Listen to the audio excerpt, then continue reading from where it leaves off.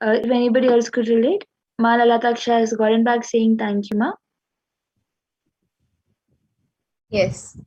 And now with that, in the interest of time, we will be coming to the conclusion of the power manifestation segment. And we will be moving on to the further segments where we will be learning who is Devi Parashakti and the divine feminine consciousness. We thank all of you who have joined us today for the power manifestation segment and experienced these powers. And please stay tuned for the further segments where we will be learning more about Devi Parashakti and the Akashic readings and what Devi Parashakti has revealed and what offerings you can make to Devi Parashakti and much more. So please stay tuned. And we will now be moving to the next segment. I request NTB volunteer to project the next set of slides.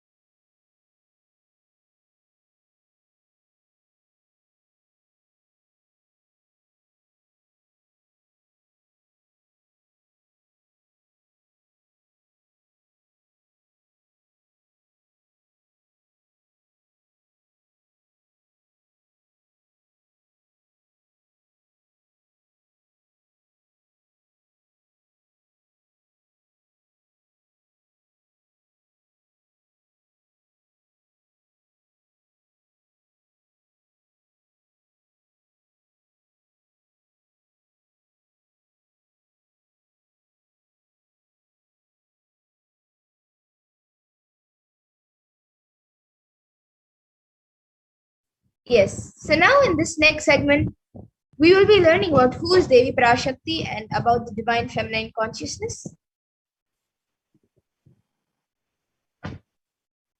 So the first was the Dhyana Shloka of Devi Parashakti is from the Lalita Sahasranama.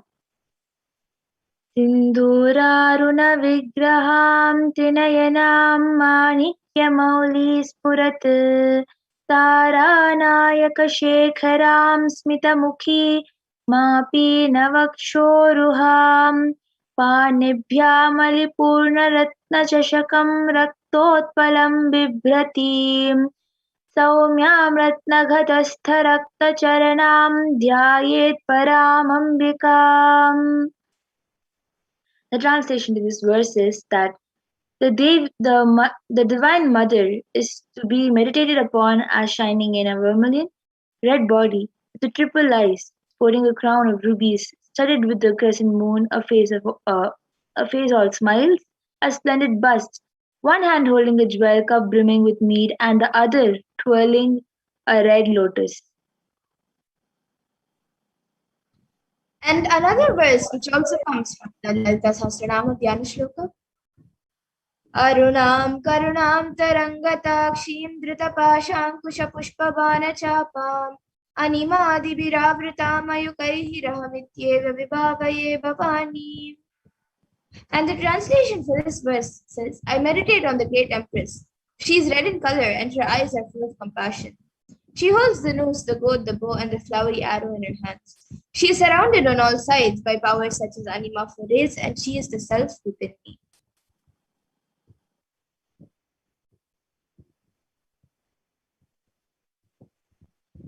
Devi, the ultimate pure feminine consciousness Parashakti, is the cosmic mother. It is her cosmic womb from which billions and billions of universes come out and go in, source where the Big Bang and black hole goes on. Parashakti is a source Shakti, source energy, source power from which all of us came, in which all of us are even now, and in which all of us are going to. And out of it, Parashakti herself is manifesting through the embodied form as the Nijavatara of the Supreme Court of Hinduism, Jagat Guru Mahasannidhanam, His Divine Holiness Bhagavan Nithyananda Paramashivam, gracing us, answering all of our questions, attending to our prayers, giving boons, healing us, revealing our past, present, and future, delivering profound spiritual truths, and ultimately giving us the experience of Paramashivoham itself.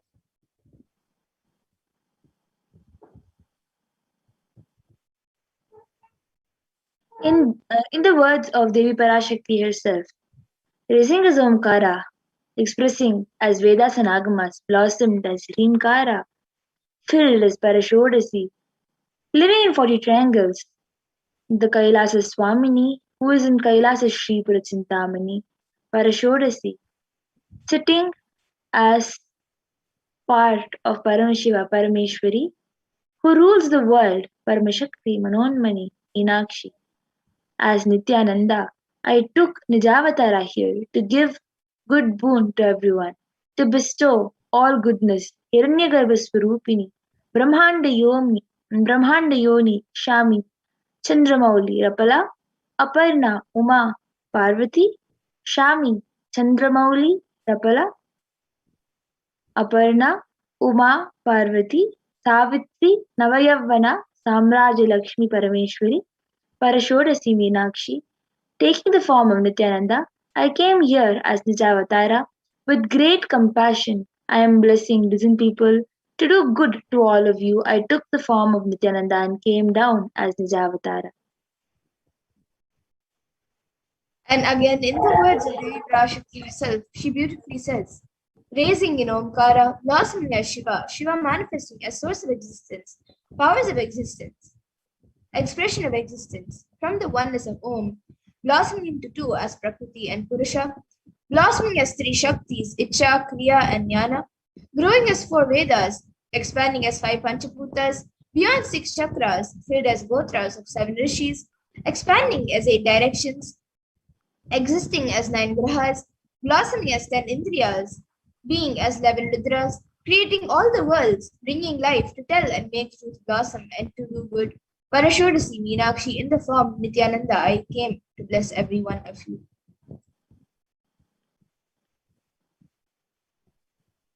So now you'll be wondering how we can receive Devi Parashakti. Literally, you're seeing Paramashiva and Parashakti at Mum. She is there in your screens. Always receive her very traditionally. Keep two betel leaves, one banana, one betel nut, and one coin in front of the screen. Watch Devi Parashakti. The coins are considered very traditional, the traditional dakshina in the Hindu tradition. It can be to the lowest value. In India it can even be just 1 paise, and in USA it can be even a cent. I'm not trying to monetize. Keep even 1 cent, it is okay. So for 100 days, if you have darshan, it will add up to $1. In India, even 1 paise is okay. And you can offer that to Devi Parashakti. And once the darshan is over, you can do namaskar and eat the banana, the betel leaf, and the betel nut, taking it as prasadam immediately. And the coins that you collect, you can send it to the Airlay temple for the further procedures. And some of you might be wondering or thinking how this betel leaf and betel nut may benefit you. So this betel leaf and betel nut may look too small, but in a few days you will realize, you will see how much it adds to your sentiment that really she is there. You will not take the Devi Darshan for granted. Rituals will break your monotonous unconscious mentality and lifestyle and remind you and raise you to the powerful cognition. It will break your unconscious behavior.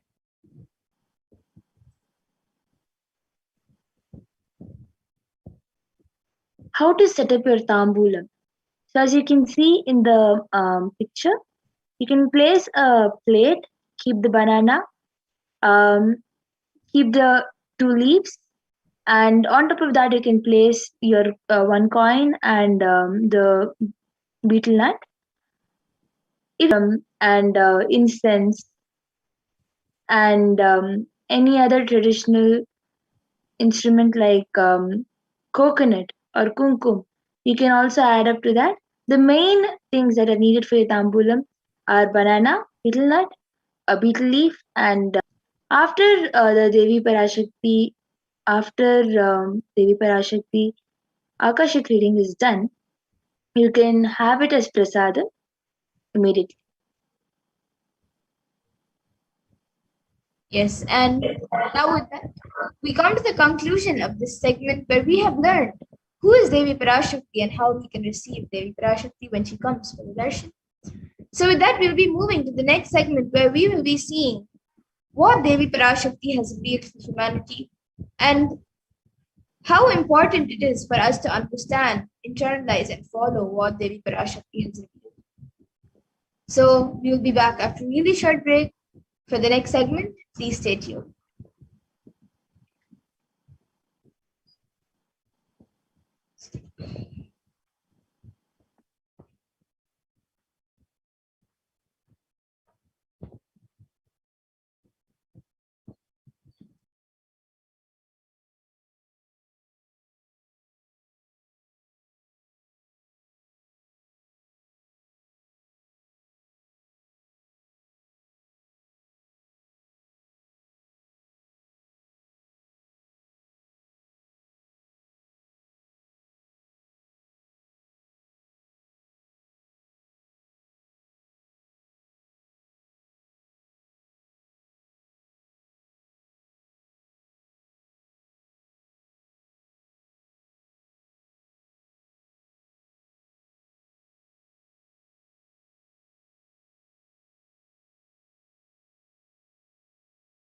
Nithyananda Paramashivoham.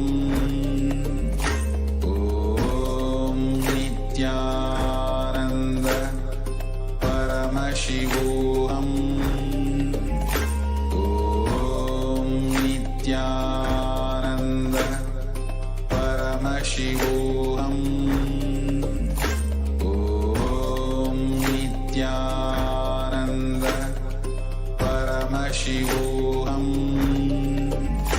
Om Nithyananda Paramashivoham. Om Nithyananda Paramashivoham. Om Nithyananda Paramashivoham. Om Nithyananda Paramashivoham. Om Nithyananda Paramashivoham. Om Nithyananda Paramashivoham. Om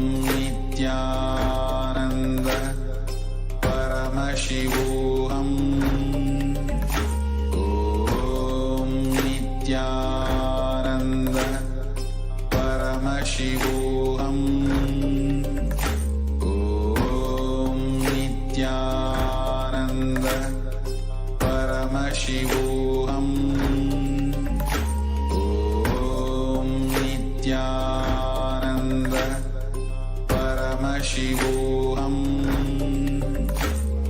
Om Nithyananda Paramashivoham. Om Nithyananda Paramashivoham. Om Nithyananda Paramashivoham.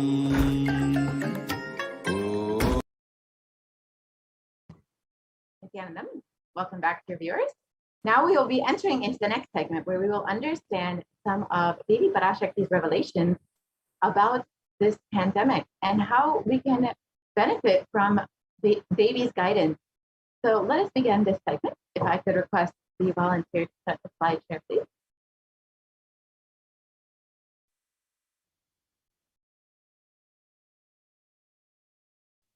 And Devi has been continuously guiding us throughout this pandemic and this pralaya. And she's been continuously blessing us to ensure that we are staying safe, that we are protecting ourselves during this pandemic. Devi has been continuously reminding us that our only priority for this year is to keep ourselves alive. And the Supreme Pontiff of Hinduism has also been telling us that our only priority should be to keep ourselves alive. So tried to request volunteer to start the slideshare on immunity, we can understand what Devi has revealed on how COVID-19 is affecting immunity.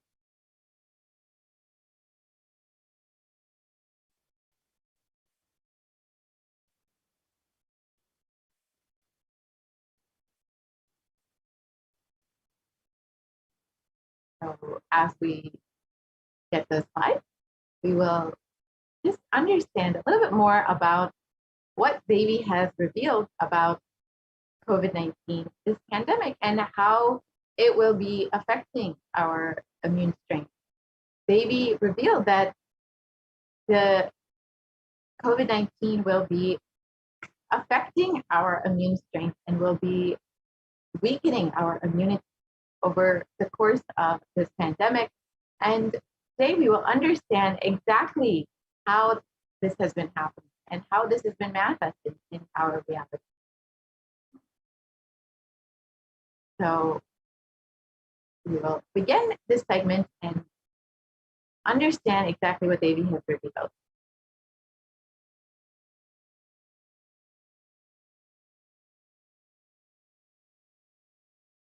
If I could request the volunteer to start the slide here, please.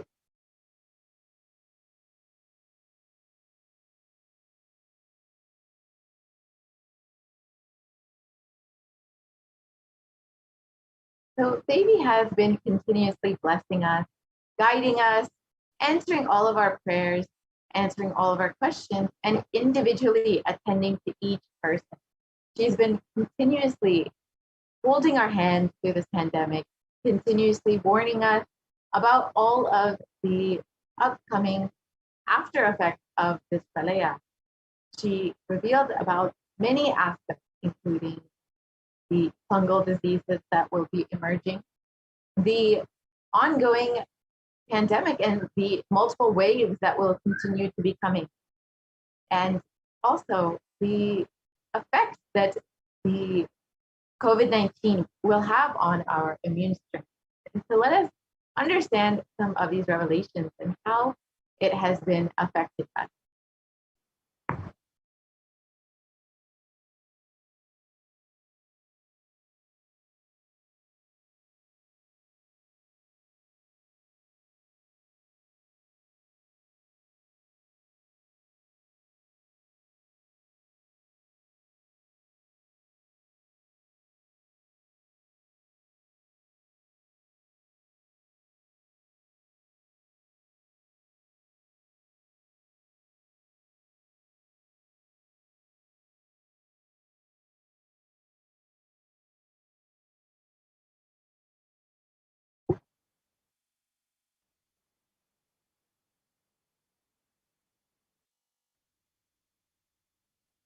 So we will.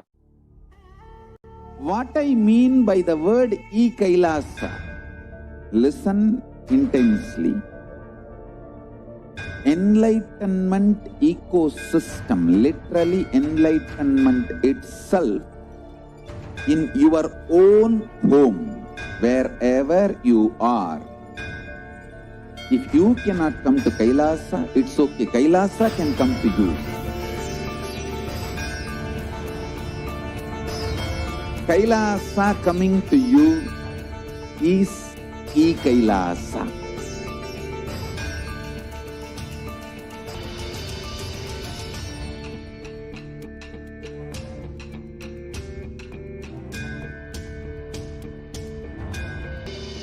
I will revive Hinduism. I am a Hindu revivalist, not by any revolution, but by evolution.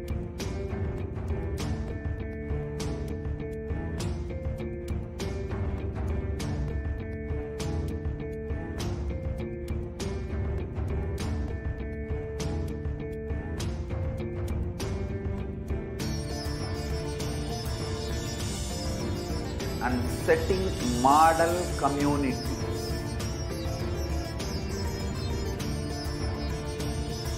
Kailasas, enlightenment ecosystems, Sarvanya Peethas all over the world.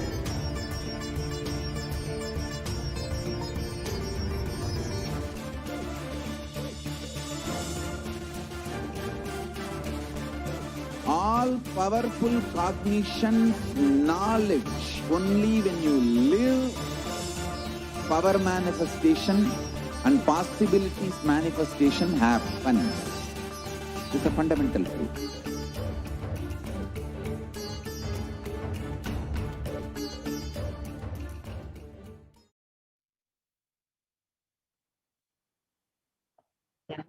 Welcome back, dear viewers. So now we will understand what Devi has revealed about COVID-19 and this pandemic and how it will be affecting our immune strength.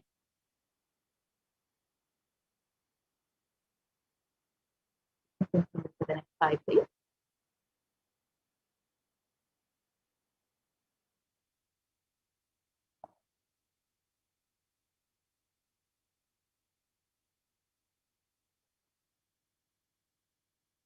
We can continue to the next slide, please.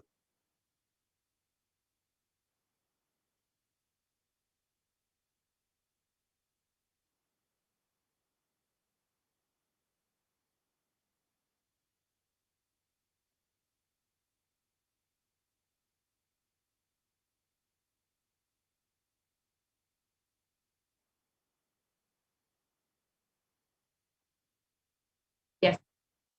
I request the volunteer to go to the next slide, please.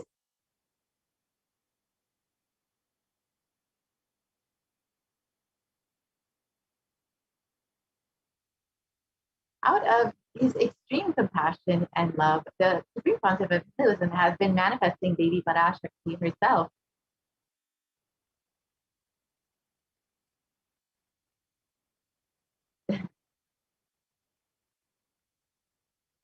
And gracing us, answering all of our questions, attending to our prayers, giving boons, healing us, revealing our past, present, and future, delivering profound spiritual truths, and ultimately giving us the experience of Paramashivoham itself.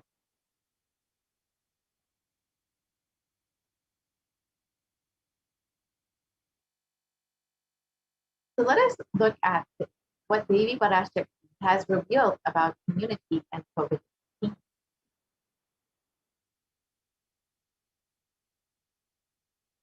So first, let's understand what is happening in the world. As many of us, as almost all of us know, the COVID-19 pandemic has been ravaging the world. And as of July 2021, there have been over 4 million deaths, and these numbers continue to rise and have already risen. And there have been over 186 million confirmed cases worldwide of COVID-19 infection, with the worst affected countries, the United States, India, and Brazil.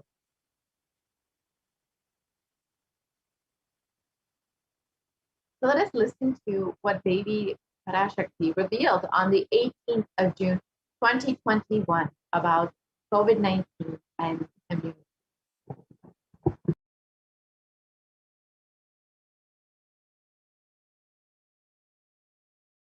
All not realizing the power of my words when I say Corona is very much out there with the support of decision makers, rulers, people who are supposed to protect all of you. Due to their irresponsibility, it is there and getting more and more strengthened. It is becoming more and more stronger in multiple forms.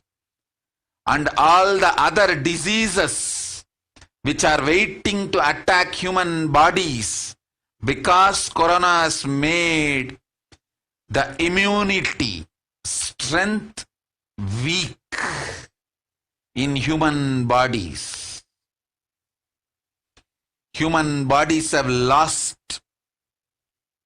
the strength of immunity power. All the multi-layer after effects and side effects of this pralaya in political situations, economical situations, social situations, mental situations, in every level.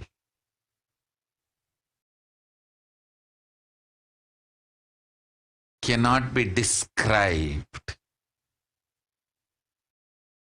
Wait. This year, focus on keeping yourself alive.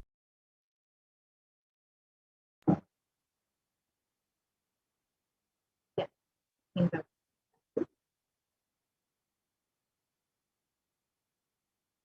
So let us reiterate what Devi revealed. Still, you are not realizing the power of my words. When I say Corona is very much out there with the support of decision makers, rulers, people who are supposed to protect all of you, due to their irresponsibility, it is there and getting more and more strengthened. It is becoming more and more stronger in multiple forms.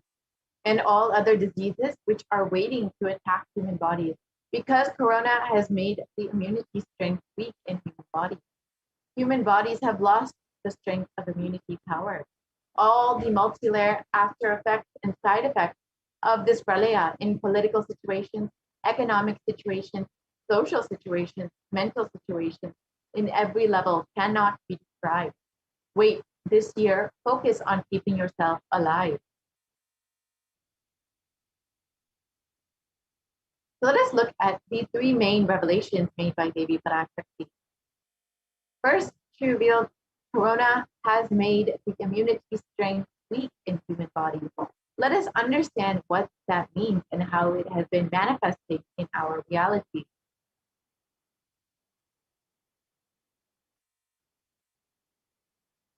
So recently in Science Daily, there was an article published suggesting that a coronavirus infection alters the biomechanical properties of red and white blood cells. In some cases, for months, a possible long explanation for long COVID. And this article was published on June 29, 2020. And this was just 11 days after Devi's revelation.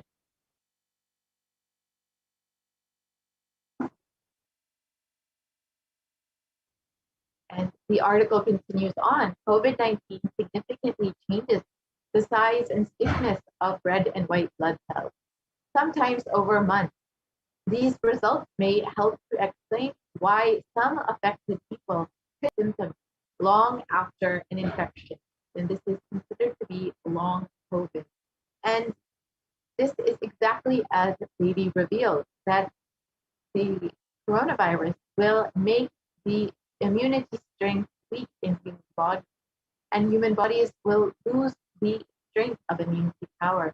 We can see how this is happening and how people are experiencing long-term after this infection, long after they have recovered from COVID-19, and how it weakens their immunity.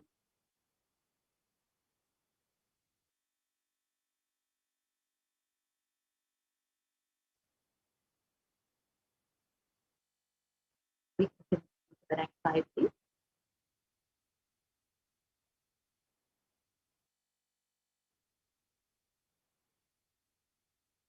And in this article from the Academy of Medical Sciences, it says that the way that the body defends against a virus is to recognize and neutralize. However, in Forbes, it explains that corona suppresses the immune system by disrupting the action of the body's immune cells. This immunosuppression allows for the 2-week incubation period, which gives corona enough time to attack the body.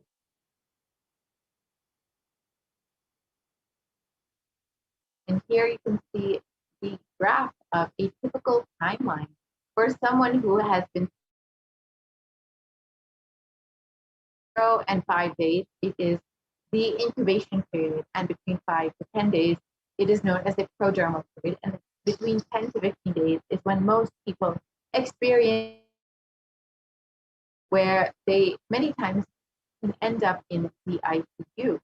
after this, many people are able to recover, but many people also continue to experience symptoms long after the infection and after their recovery. And this is what is considered to be long COVID, where people are experiencing symptoms well after months after their recovery and their initial onset of infection.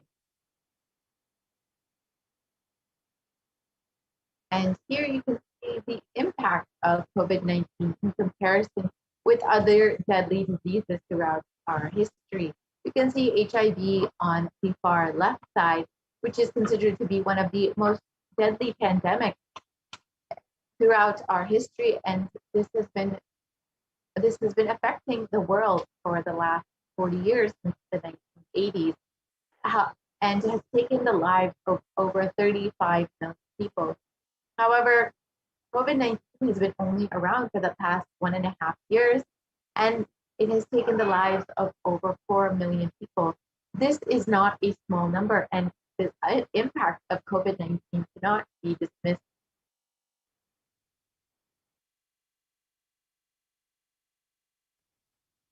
And further studies done by the University of Oxford found that the cells are profoundly impaired after recovering from COVID-19. And in the British Society for Immunology, it has also claimed that the effects of COVID are far beyond respiratory health. It also affects our cardiovascular system and our renal system.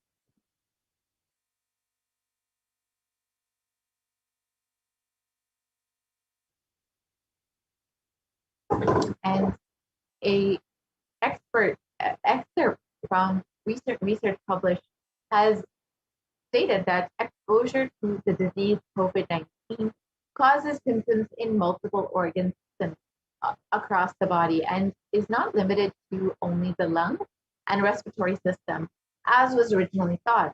In addition, chronic symptoms such as fatigue and shortness of breath can last for months after their original infection. And the name given for those suffering from COVID-like symptoms after the infection has passed is called long COVID. And long COVID can affect the lungs, the cardiovascular system, the circulatory system, and it can cause fatigue and inflammation. And this is exactly as he revealed, that COVID-19 will affect the body and will make our immune system weak. It will make us susceptible to other diseases because our immune system has been weakened. And here is an example of how the lungs can be affected in someone who has suffered from COVID-19. You can see on the left side, the healthy lungs, and on the right side, the COVID-affected lungs, which shows significantly more scarring than the healthy lungs.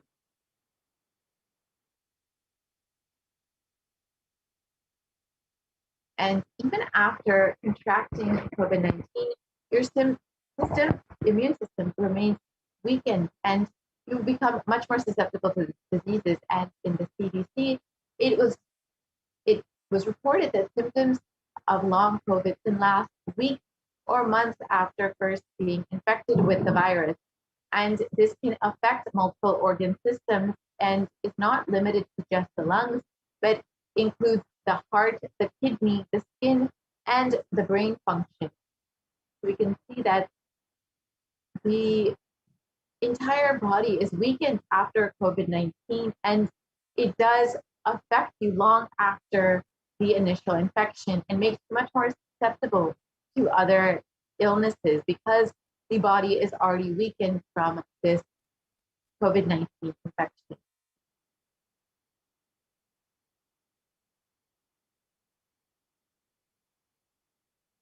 So let us look at the second revelation when Devi revealed that because Corona has made the immunity strength weak in human bodies, all other diseases are waiting to attack human bodies.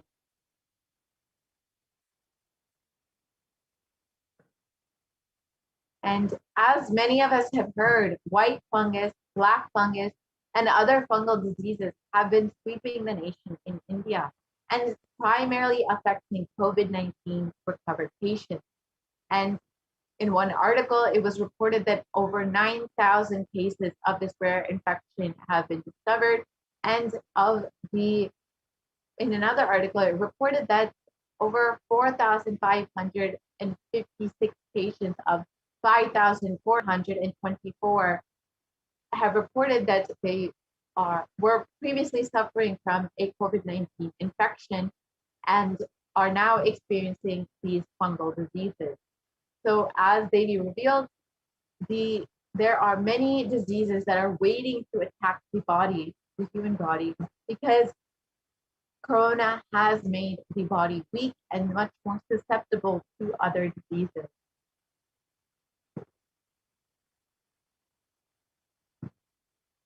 And here you can see how many patients and how they are being affected by these fungal diseases, and especially after recovering from COVID-19, it's literally eating their brain and their skin tissue.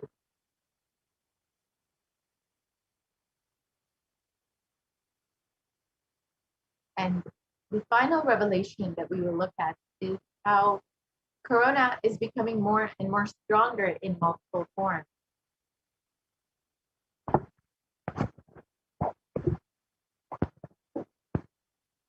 And as many of us have heard, that variants of Corona many variants have been discovered over the past several months. And there have been variants coming out of Brazil, South Africa, UK, and of course, the Delta variant out of India.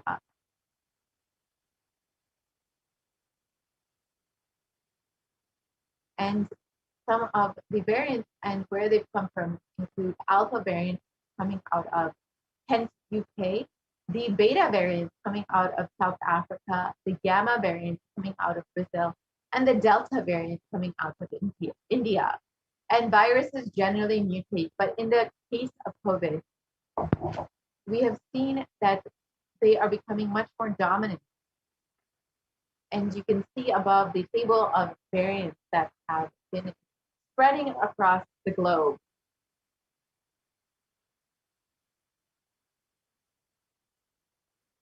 And the dangers of these variants have been further highlighted when the World Health Organization categorized the Delta variant as the most highly transmissible variant of COVID-19.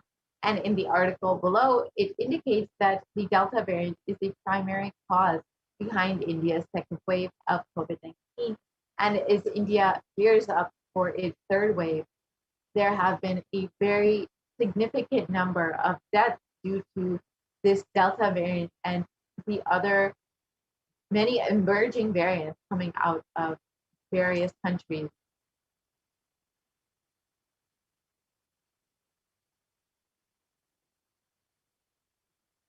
And in the infographic below, we can see the variants that have been circulating recently and how many countries they have been affecting.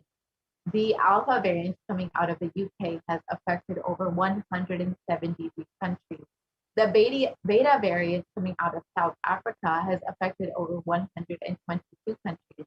The Gamma variant coming out of Brazil has affected over 74 countries.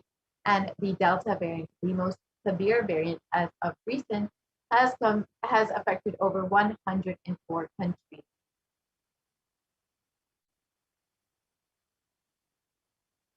And other variants of COVID have also been recently discovered, as many of us have heard from the Supreme Council of Buddhism himself. The Delta Plus variant and the Lambda variant are said to be affecting India very, very soon. So it is highly vital that we keep our guards up and ensure that we are protecting ourselves during this time. Studies have suggested that the Delta variant, the current variant that has been affecting India and caused the second wave, is 60% more transmissible than the Alpha variant, which was much more contagious than the original strain that emerged from China. And secondary attack rates have been known to be between 51 to 60% higher than that of the Alpha variant, the Delta variant. So as the Supreme Quantum of Hinduism already revealed many, many months ago, that just because you have already been infected with COVID-19 does not mean that you are protected and that you will not be affected by the other variants that are emerging. So it is highly important that we continue to protect ourselves, continue to be in quarantine, and continue to take heed of the advice and guidance given by Devi Parashakti. The death tolls worldwide, and especially in India, continue to rise as more waves of COVID-19 continue to hit India and affect the large population. And the numbers that have been reported in the media are severely underreported. And a statistical analysis done by the New York Times has shown that the numbers are far worse than what is being reported. In a best case scenario, in the numbers are said to be double what the number of deaths have been reported. And in a worst case scenario, nearly half the Indian population may be affected by COVID, may be infected with COVID-19, and nearly 4 million people in India alone have died from COVID-19, and this is in the worst case scenario. So the Indian population is around 1.4 billion people, and nearly half, so 70 million people, 1.4 billion people, and nearly half, 70 million people could be infected with COVID-19. With these numbers, it is very, very important that we keep our guards up and that we ensure that we protect ourselves during this pandemic. And if you take a poll personally of your own family members, of your own loved ones that you know in India, ask them how many people they know who have personally been infected with COVID-19 or who have died in their own inner circle from COVID-19. This is what the Supreme Quantum of Hinduism had explained for us to understand how many people have actually died from COVID-19 and how bad the numbers are, how severely underreported these numbers are. Full of your own family and friends, you will understand that nearly every single person that you know has either known someone who has been infected or who has died from COVID-19. And this is, if you consider this, the numbers that are reported right now are very, very severely underreported. Just from your own understanding and your own family members, you can understand that the scenario in India is much worse than what we know. So it is very, very important that we continue to protect ourselves. And as many more variants are coming and rising, it is very, very important that we ensure that we protect ourselves. Devi has already revealed that this pandemic will not end anytime soon.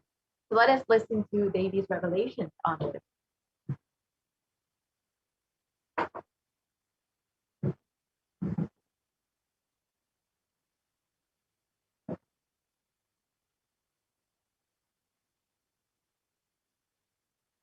Sharmila, corona ஒழிந்தது. கொரோனாவை வைத்து அரசியலும் அழிவாட்டமும் செய்ய நினைக்கும் மனிதர்களின் சதிராட்டம் முடிய இன்னும் 4 ஆண்டுகளாகும். என் பக்தர்களையும் சீடர்களையும் கைலாய வாசிகளையும் நானே காத்துக் கொள்கின்றேன், நானே காக்கின்றேன். என் பக்தர்களுக்கு ஒரு துயரும் ஒரு துக்கமும் வாராது. ஆனால் உலகின் இந்த கொரோனாவின் சதியாட்டம் முடிய 4 ஆண்டுகள் ஆகும். 2025 தான் அடங்கும். இது சதியாட்டம், மனிதர்களின் சதியாட்டம்.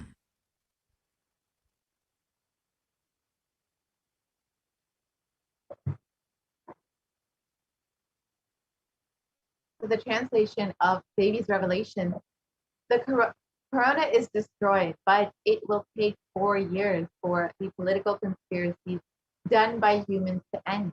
I will protect my devotees, disciples, and Kailasavasis.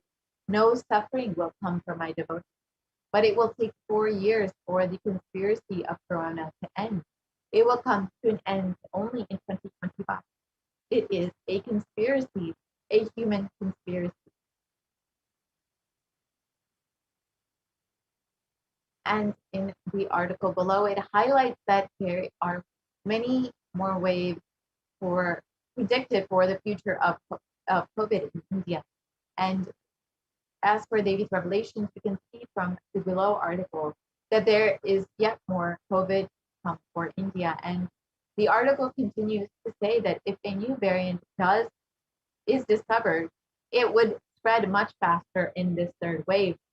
And it stated that the third wave is to peak between October and November. So we are very quickly approaching this peak of the third wave. And as the Supreme Pontiff of Hinduism has already revealed, the main priority for this year is to keep ourselves alive. There are already many new variants discovered that will be affecting the country. And it is very vital for us to ensure that we protect ourselves with all these waves of COVID-19 coming up. So what is the best way to protect ourselves? Does anybody have a solution for us?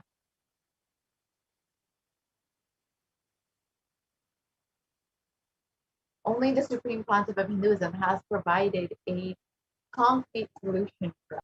Only Kailasa is a safe place for humanity. And if you are living in India, the Supreme Pontiff of Hinduism has opened up all of the Kailasas, all the enlightenment ecosystems within India for the sake of COVID care with multi-layer quarantine in order to protect yourself during this pandemic.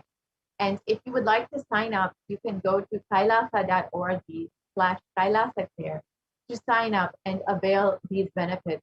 The Supreme Pontiff of Hinduism has not only opened up this multi-layer quarantine, he is providing the most nutritious sattvic food for free and providing all kinds of Ayurvedic supplements in order to boost your immunity during this time, and has been providing all of the facilities to work from home, including free internet and printing. So if you are interested in availing these benefits and are interested in providing yourself this beautiful ecosystem to protect yourself during this pandemic with not just all of the amenities that you physically need, but the spiritual enlightenment ecosystem that will make you flower during this pandemic. And the Supreme Pontiff of Hinduism has literally provided the best ecosystem, the best environment for your protection and for your enlightenment. So if you would like to sign up, you can go visit kailasa.org/kailasacare. And with this, we will be concluding this segment.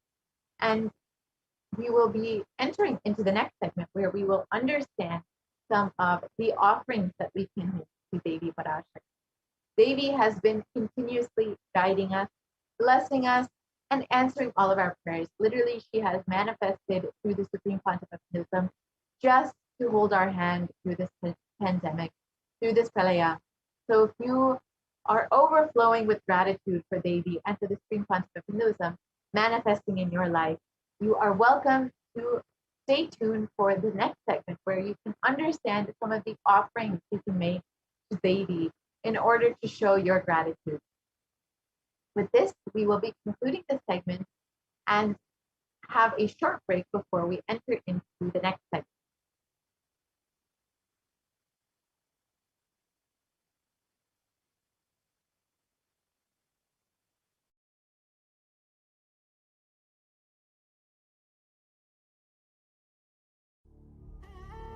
What I mean by the word e-Kailasa, listen intensely. enlightenment ecosystem, literally enlightenment itself, in your own home, wherever you are. If you cannot come to Kailasa, it's okay. Kailasa can come to you. Kailasa coming to you is e-Kailasa.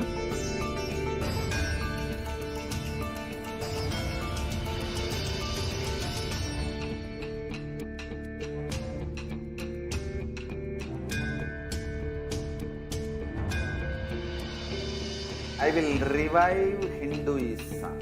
I am a Hindu revivalist, not by any revolution, but by evolution.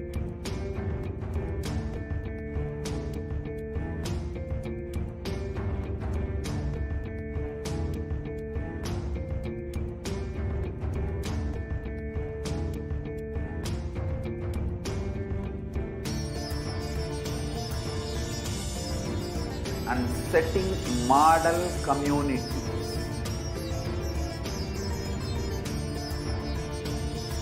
Kailasas, enlightenment ecosystems, Sarvanya Peethas all over the world.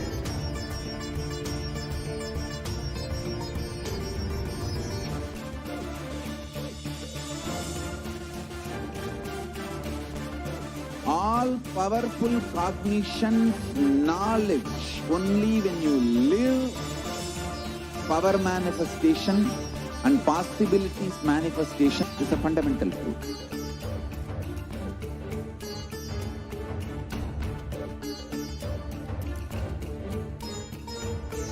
Hinduism cannot live exclusively as one sampradaya. No.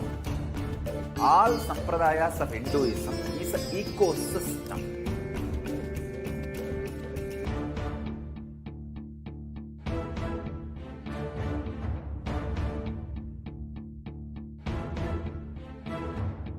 So don't keep quiet thinking that if one sampradaya is attacked, only that sampradaya is going to be affected. All of us are ecosystems.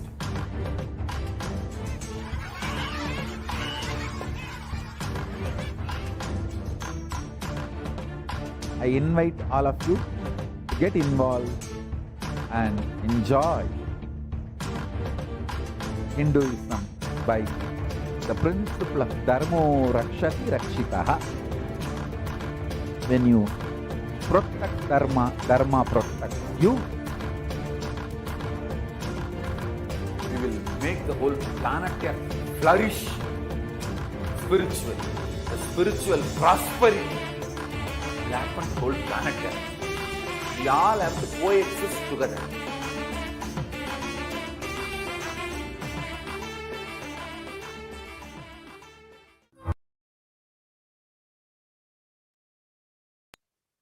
Nithyanandam, welcome back to all of the viewers who are joining with us right now for the Devi Parashakti Akashic reading program.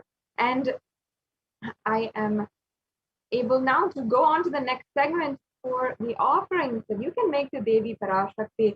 And as you can see, we have announced the live Parashakti Akashic reading today, and you will be able to literally ask your questions, have the divine darshan, receive the boons and the profound revelations of the past, present, and future from Devi Parashakti in just a few hours. So make sure that you're staying tuned to receive the updates and to get prepared for the live Devi Parashakti Bhava Samadhi and the live Parashakti Akashic reading. Now, we are going to be going into the next segment of today's program, the various different offerings that you can make for Devi Parashakti.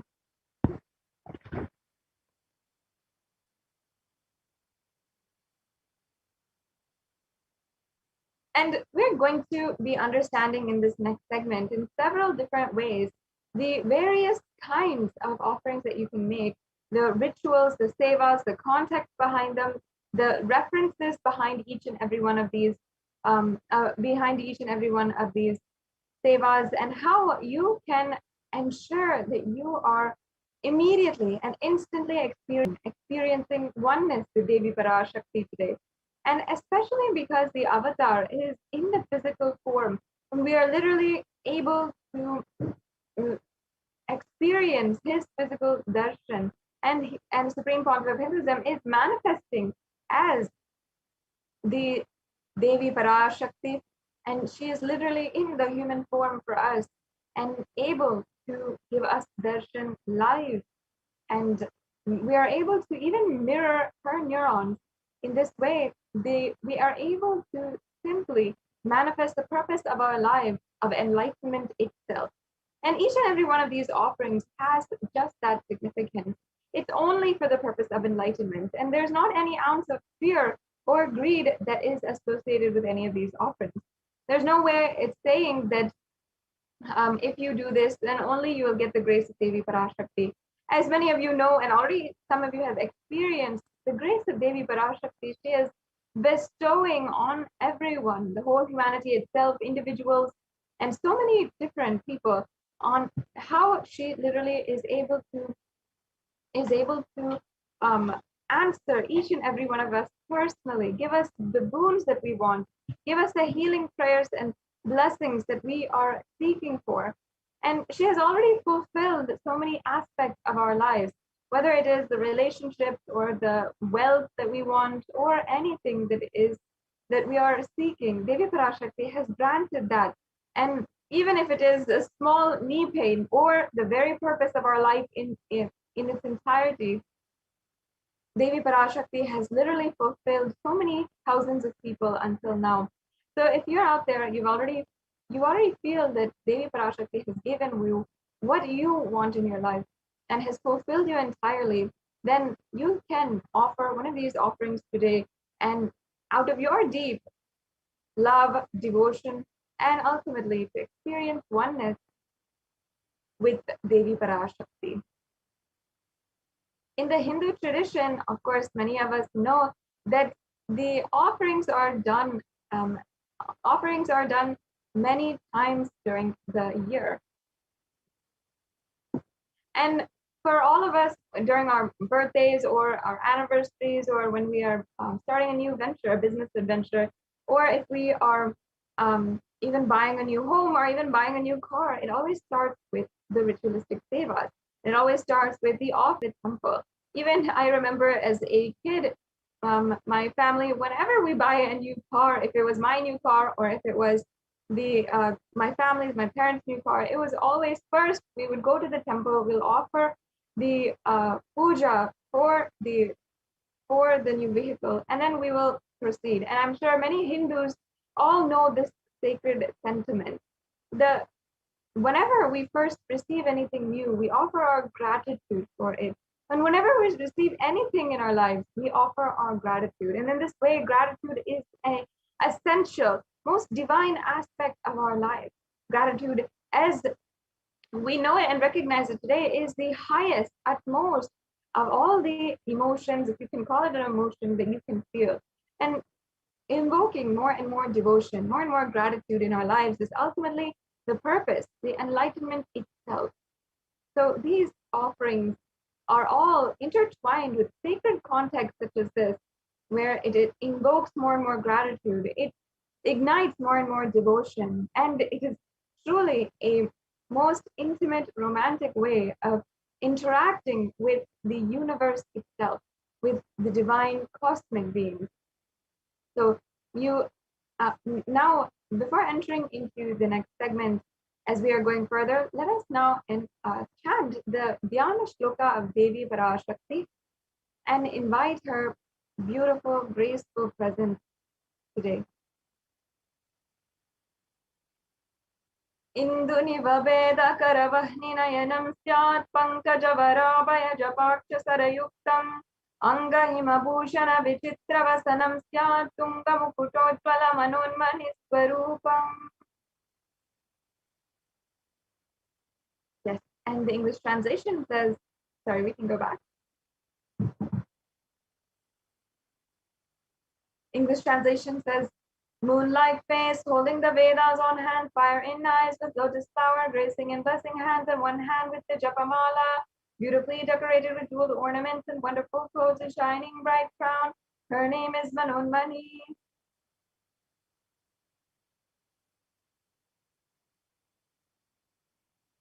And now I'll be chanting the next Dhyana Shloka. ध्याये देवीं त्रिनेत्रां शशिनिभवदनां वेदहस्तां ददानां सव्ये पद्मं वरदमपरे चाभयं चाक्षमालां दिव्यैराभरणैर्विभूषिततनुं ब्रह्मादिभिः पूजितां देवीमेव मनोन्मनीं प्रतिदिनं कामत्रदत्रीं शुभाम्. And once again, the English translation says, I meditate on Devi with three eyes glowing like the moon and holding the Vedas, lotus embracing with blessing and gracing hands. She is worshipped by Brahma and other many gods and actions every day.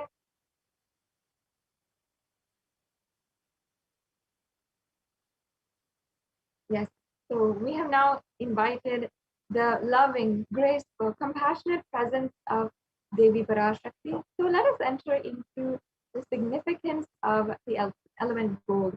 And in this segment, we are literally peeling layer by layer of the context behind these offerings, because ultimately it's the powerful cognition that must be delivered to you at the end of the day.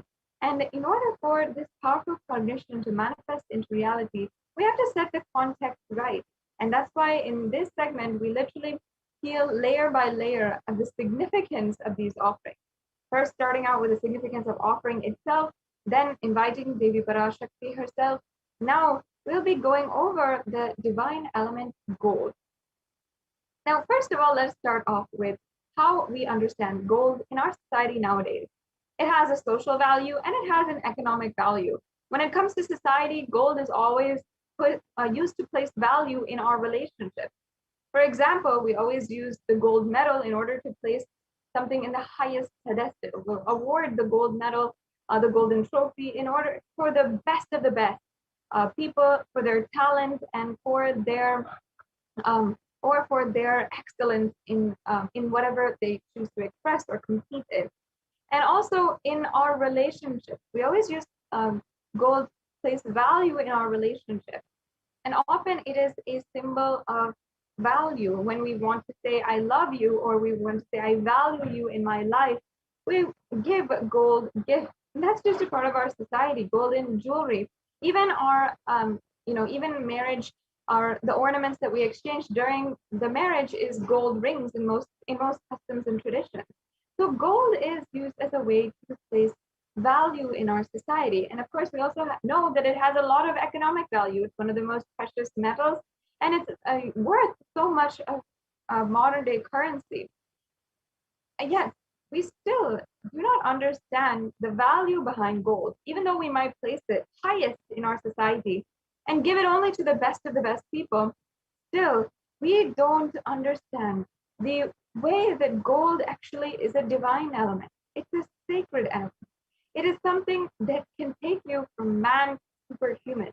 It's something that can literally make you into divine, because it has the power, the unique quality to simply purify anything that it touches. It's an element of significance and great spiritual power of healing and enlightening. And the vibration of gold has the power to infuse sattva energy, the pure energy and positive thought currents, anyone who wears it, or anyone who sees, or even anyone who operates in its vicinity. And knowing this, in the Hindu civilization, we have literally been using gold everywhere. And in fact, in the Atharva Veda, there's a verse where it speaks about the virtue and power of gold. And the English translation says, triply born by birth is this gold. From atoms of Agni is one. It becomes dearest to Agni. One fell away from the Soma when it was heard. One they call the seed of virtuous and powerful Apaha. Let that triple gold be for your long life. So here, the gold is referred as the virtuous and powerful. And not only that, it is associated with a long life, with immortality. For many of you, this might strike a chord. Gold being associated with immortality is also a part of our popular culture nowadays. If you are following any popular culture, you read folklore, you read the most popular books, the fantasy books and the science fiction books, you also see that gold in there is also associated with great power and supernatural powers with longevity, with immortality, and throughout history has always been associated with sex. But it's only in the Hindu civilization we have found the science, we delivered the science, and we knew the science as a way to literally awaken super consciousness inside of every one of us. And for that very reason, gold was used in every single aspect of society. In Hindu scriptures, it is abundant and also told that it's the most auspicious and purest metal which can purify the very being. And everything was built in gold and even exchanged in gold. And even when one had a life-threatening disease, they would offer the gold as a ritual fee. And gold was in abundance for weighing equivalent amounts of commodities, including cows. And even the horses, cows, the elephants, and all of the different animals that lived in coexistence in society were always dressed in gold as well. Yes, we can go on. And in the Hindu civilization, literally thrived on the banks of rivers of gold. It was called the Hiranyamaya in this river in the Rig Veda, and the river Saraswati was called the Hiranyavartani in the Atharva Veda. Gold is a supreme element, as we had discussed, for even offering gifts. And because Devi Parashakti is the divine, most intimate deity being whom we interact with, we always offer with the best of the best, which is available through nature to us, which is gold. So that's why even in temples, the Garbha Mandir, the Sanctum Sanctorum will be built in gold and paved in gold. And for example, in the Chidambaram temple, the main Garbha Mandir, the top and the entire structure is made out of pure gold. If you go and Google, you'll see the Garbha Mandir. And even the jewelry, the golden jewelry, which Meenakshi, Devi Meenakshi herself had worn when she was alive in the body, literally, is still today used to decorate Devi Meenakshi's deity in the Madurai Meenakshi Amman temple. So you will see that many of these offerings are in gold for that very reason. And literally, they'll be offered to Devi Parashakti, and for thousands of years radiate that enlightenment energy. Now, the E-Hundi offering is the first offering that we are going to be sharing with all the viewers today. And in the Lalita Sahasranamam, there's a beautiful verse where Devi Parashakti is referred as Bhakti Priya. We can go back to the last slide. And I'll just chant that verse before going on. Bhakti Priya, Bhakti Gamya, Bhakti Vashya Vayapahatya Sharvani Sharmadayini. And the line goes, Devi is fond of true devotion and is realized through true devotion. She can be won over through true devotion, and she removes all fears. Here it says that if there is any fear in the minds of a devotee, Devi Parashakti is sure to remove that fear. And just with surrendering our love and pure gratitude to Devi Parashakti, she removes everything which you ask for as an offering, which you request her to remove. And she also gives you more than that, showers more than that on you. And if there is anything that you like, of course, you can always make the conscious resolution and offer that towards Devi Parashakti as well. And we'll be going over the conscious resolution of the offering next. And now you can offer this E-Hundi offering either through the registered registration forms or through the payment gateway, or you can offer through the very unique way that you can offer is the YouTube Super Chat. So as you're watching right now, if many of you are logged in through YouTube, I request you can go and right now just join as a member of the YouTube channel. There's several different benefits of being a member of our channel, of Kailasa's channel, as well as the official channel of the Supreme Pontiff of Hinduism. And you'll be able to get access to more than 7,000 videos, which is actually 20,000 hours of content, which the Supreme Pontiff of Hinduism has spoken, given dikshas, discourses, and so much more. And so much more just to simply offer your gratitude as well right now for through this e-hundi offering. So you can make a donation either through this super chat or through the payment gateway, which the link is also available on these slides as well as in the scroll below. Yes. Now let us understand the next offering, which is a conscious resolution, the Sankalpa. The Sankalpa is a very elaborate Sanskrit mantra, which is offered before any ritual. We can go on to the next slide. And the Sankalpa can be an offering in itself. And in the Devi Mahatmyam, chapter 12, verse 34, it refers to Devi Parashakti. It says that the goddess enchants this universe and she herself gives birth to this universe. The goddess, being prayed without interest in anything, gives a knowledge that leads to salvation and gives wealth in the materialistic sense. The Devi Mahatmyam is literally the glory of the goddess, and it sings the praises of all and the glory of Devi Parashakti. And literally, we also see her compassion, how much she has fought off the negativity that has plagued the world in Hindu history. And no matter how much you might feel, Devi Parashakti is absolutely real. And even every one of the Puranic references have happened on planet Earth. And there are so many historical references as well. The Devi Mahatmyam is one of those records for the ways that Devi Parashakti has manifested and has answered the prayers of even the Devas and all of the greatest beings of the whole universe. When all the Devas could not do anything in order to grant their wishes or in order to slay the demons that were plaguing the whole world, they prayed to Devi Parashakti, and she herself manifested and slayed the demons and destroyed all the negative forces of the world. In this way, you can simply pray to Devi Parashakti with this Sankalpa offering and just offer your conscious resolution. If you feel you want to manifest your reality in some way, you want to have a purpose for which you are working towards, and you want to align all of your energies that you have day to day, and continuously you're replenishing from every single day, you can make this conscious resolution. And you can offer this Sankalpa to be offered on your behalf in order to have receive the fruition of all of your desires. And as you can see, the next offering we have is the Sahasranama Swarnakasu.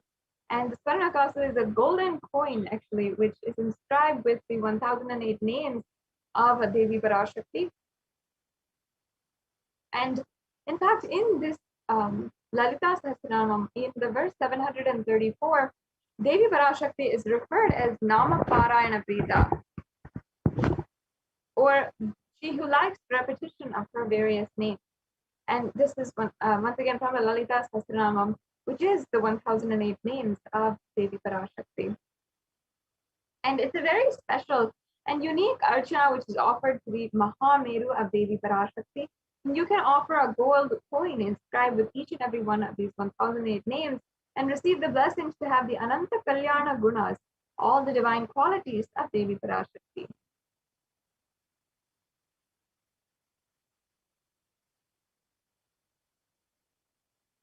Yes. Now, let us start with the Mukta Anguti. This is another beautiful offering, which is referred in the Meenakshi Pancharatnam, where Devi Meenakshi is described as the one who is crowned with a garland of pearls, whose crown has a garland of pearls. So now let me chant that verse from the Meenakshi Pancharatnam.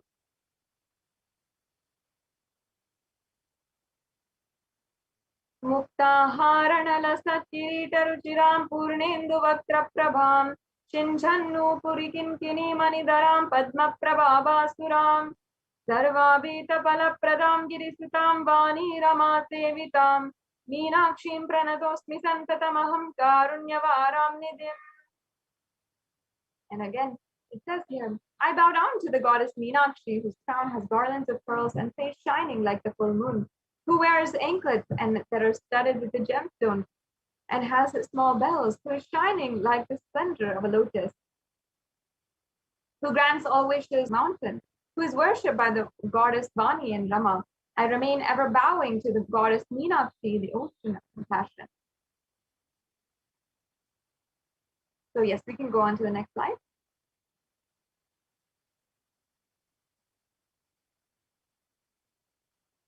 And Devi Meenakshi is referred as the one who is crown is adorned with pearls. And actually the pearl is representative of the compassion. It's a symbol of compassion. And Devi Meenakshi is very being itself, very advent onto planet Earth. Her entire life was out of deep compassion to the whole world. In fact, Devi Parashakti had manifested Kailasa on planet Earth just for the whole humanity to literally manifest a breakthrough. And if you see in the human history, there was a huge pralaya in the human history, just like we are going through right now. And during that time, after that pralaya, when human civilization was starting once again, and the few beings that were saved by Manu's ship had come and had landed in India once again, and the civilization was again forming. It's at this time that Meenakshi happened on planet Earth and created a breakthrough of a kingdom which was led by the sovereign rule of one queen, Devi Meenakshi, and so much of breakthrough happened in the whole civilization. Lifestyle itself changed for the whole world. And that is the compassion of Devi Meenakshi, where her entire advent onto planet Earth was a blessing for each and every human being, for every living being itself, as there were so many different living beings that lived in coexistence, and the entire civilization was simply a beautiful breakthrough for human civilization. And even there's so much of archaeological evidence that traces back the civilization near Madurai as one of the earliest human civilizations known to mankind, and a very, very advanced civilization as well for that day and age. So there's so much which has so much of significance behind the advent of Devi Meenakshi and how much she created a breakthrough for human beings in the time that she was alive, showing that her very advent is out of deep compassion. And Devi Meenakshi, once again, incarnated through the form of himself and literally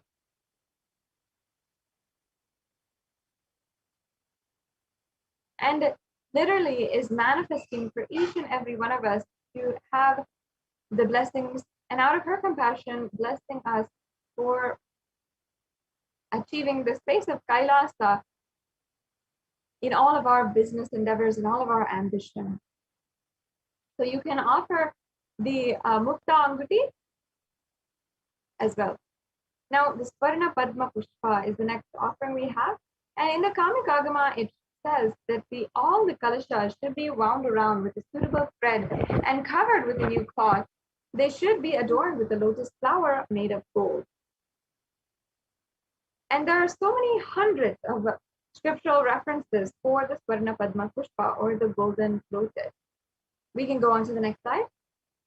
And the golden lotus has divine qualities as well that is associated to it, being gold and being elegant and radiant, resilient, no matter what kind of situation it might be in. And that is the beauty of the lotus. So you can offer this golden lotus in any size that you wish and be blessed to have state, space, powers, and being of Devi in inner space amidst any and every situation in your life.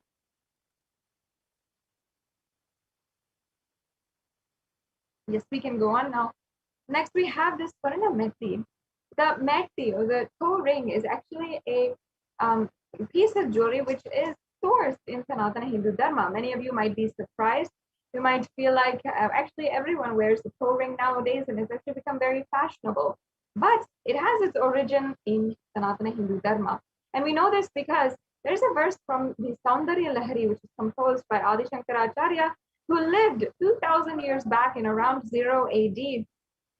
And he had literally described the very toenails and the beauty, elegance of, and the power of the toenails of Devi Parashakti, where he says, Nakhadiditi samjana namajjana tamoguna padadvaya prabhajala parakrita saroruham. You whose brightness from toenails destroys the darkness of ignorance from the minds of your devoted your feet. You whose brightness from your 2 feet overpowers that of the lotus flower. As you can see here, Adi Shankaracharya beautifully describes the very toenails of Devi Parashakti is powerful enough to destroy the darkness of ignorance. And for you to experience the ultimate experience, the enlightenment experience, remove all the darkness in your life, you do not need even the full form, the full Vishwarupa darshan of Devi Parashakti. You do not need even the form of her hands. You do not need even the form of her face or her smile. Just even the last inch of her body is enough to simply remove anything and everything that you are facing in your life, any kind of adversity, and just bestow you with the ultimate experience. And that is the grace of Devi Parashakti, and the most beautiful way that we can describe Devi Parashakti, which of course has no comparison when it comes to the composition of the great incarnation Adi Shankaracharya himself. So this verse literally shows so much significance. And in fact, this verse where it describes the toenails is actually the root of the custom where in the Hindu marriage, we always offer the toe ring for the bride, and for the woman who is being given away in the marriage ceremony. And in that sense, Devi Parashakti is literally invoked, worshipped in the woman or the bride, and her toenails are adorned just for being a representative of the power of Devi Parashakti and adorning her sacred feet. So this toe ring can be offered to Devi Parashakti by you today, and you can offer this beautiful toe ring and receive the blessings for the gratitude, overflowing gratitude and space of complete completion to be achieved by you as well. Yes, now let's go on. We have the offering of the Swarna Mantika.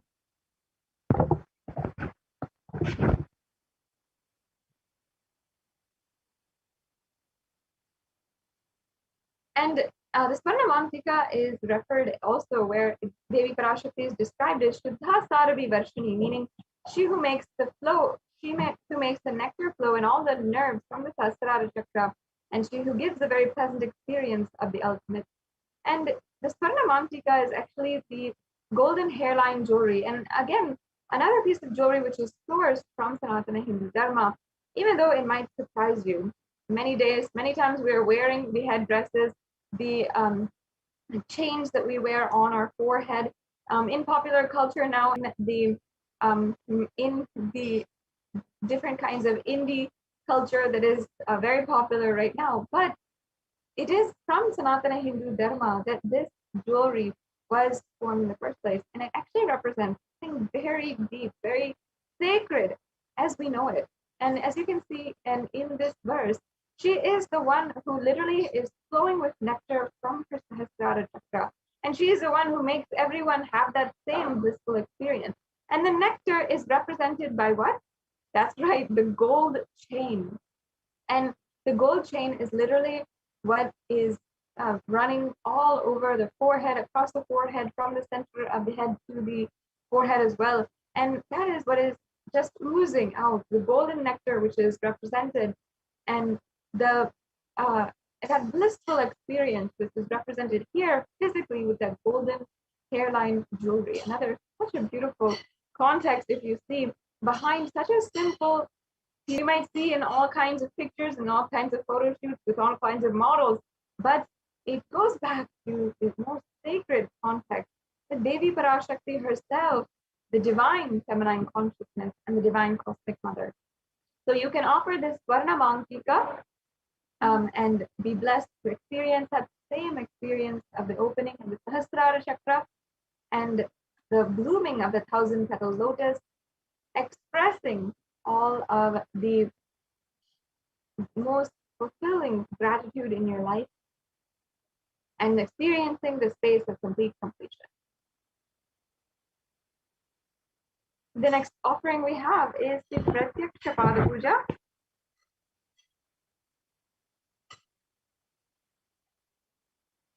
Now, whether it is Adi Shankaracharya again who composed the Guru Padaka Stotram, or whether it is his literally line by line, verse by verse of that Guru Padaka Stotram, sings the glory of just the feet of the Guru. And that is the beauty of the Guru, is how amazing they are, how graceful they are, really shows just because we can worship any part of them, their smile, their eyes, their abhaya, meaning their blessing hand, but it is their feet, literally, which we surrender to, because at their feet we can simply surrender, and their the compassion literally is even making themselves available such that we can surrender at their feet.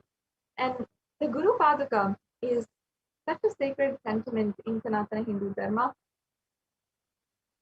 And as I was saying, in the Guru Padaka Stotram, composed by Adi Shankaracharya, he literally says that the Guru is like the boat which helps you float and sail through the Ananta Samsara Sagara, or the seemingly endless ocean of samsara, ocean of suffering. And if you feel that even right now you might be going through that extremely deep pain, and I know many of you are, where it's the ocean, the seemingly endless ocean of samsara, where in all directions you see only this samsara which is going on and on and on, and you might never see the end of it. It is the Guru Padaka, which is the boat which is beneath you, that is helping you sail through this time, that is helping you, lifting you out, making sure you're not drowning, and literally bringing you to the land. That is the beautiful significance behind the Guru Padaka. That's just one line from the Guru Padaka Stotram.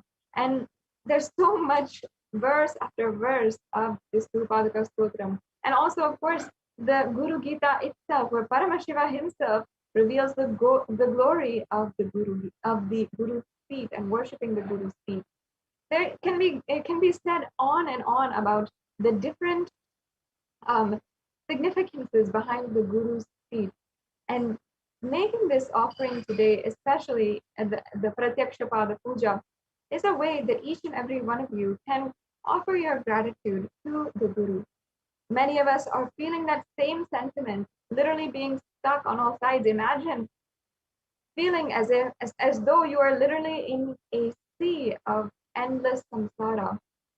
And it's a Guru Padaka, which is literally the boat beneath us, that is helping us sail and giving us guidance without even our effort on any side. So you can offer this Pratyaksha Pada Puja out of your gratitude to the Supreme Pontiff of Hinduism for manifesting as Guru in our lives. And there's such a beautiful significance behind it. I cannot stress this enough, and I can go on talking on and on about it. In every different festival, we also have the Pratyaksha Pada Puja, which is ongoing. And the Pratyaksha Pada Puja will be happening for Ganesha Chaturthi, for Krishna Janmashtami, and as well in Navaratri, as well on Vijayadashmi. So there's so many different times that the Guru Padaka Pratyaksha Pada Puja is offered. So make sure that you are even signing up in the registration form, which I'll just be sharing with you in just a few minutes, in order to get the notifications, get the email notifications, and be alerted when these offerings are opening up to you and the announcements are made. Now also, there is the Vastra Seva as well. The Vastra Seva is the offering of a sacred cloth in order to bestow on you the protection of the Guru. Now, we have here a summary table of all of the different offerings that is available for you today. The E-Hundi offering, which can be made for any amount of money, the Sankalpa chanting, the Devi Sahasranama Kastu, the Mukta Anguti, the Swarna Padma Pushpa, the Swarna Metti, the Swarna Mantika, and the Pratyaksha Pada Puja, as well as the Vespa Seva. So all of these offerings are available for you today. And as you can see, there are different levels. You don't have to feel insufficient in any way. You can simply offer what you want in any form that you want to Devi Parashakti and to the Guru. So once again, a lot of different exciting offerings that you can do, and it's such a beautiful way that you can manifest your reality as you want it.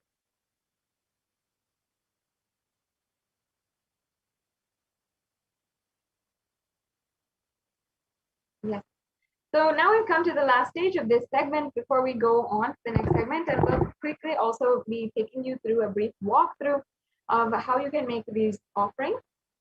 So the first stage is if you are interested in making any of these offerings, if you want to make any of these offerings and you are simply interested, you want to, and one of these offerings is igniting your seeking, or you feel like, you have to offer the Pratyaksha Pada Puja today, or any one of these offerings which has so much of sacred context. I myself would offer any of these offerings if I could, and literally give my life to making these offerings to Devi Parashakti because of the sacred context that they hold. What beautiful sacred sentiments that each and every offering holds is exactly how we hold ourselves, and that is exactly how we manifest the oneness with Devi Parashakti. Now, you can register in tiny.cc/Bhava Samadhi if you are interested in making any one of these offerings. And we also have the payment link here, which is the second stage. If you're ready to make a payment, you can go to tiny.cc/Devi-offerings and make the offering right now itself. And after the payment, we request all the viewers, all the participants in the Yajaman to fill out the form at tiny.cc/Sankalpa2021. This form is very mandatory for you to, very mandatory, especially to ensure that your names are chanted during the puja as well. So yes, we can now show these links. Yes, we're going to briefly run you through how you can make a payment. As you can see, it's going to be very easy. And I also invite all the viewers, if you want to, you can comment your experiences with Devi Parashakti. You can comment down below about how you have experienced the grace of Devi Parashakti. If you are a Kailashian, it's always so good to interact with each and every one of you. And you can comment down below as well.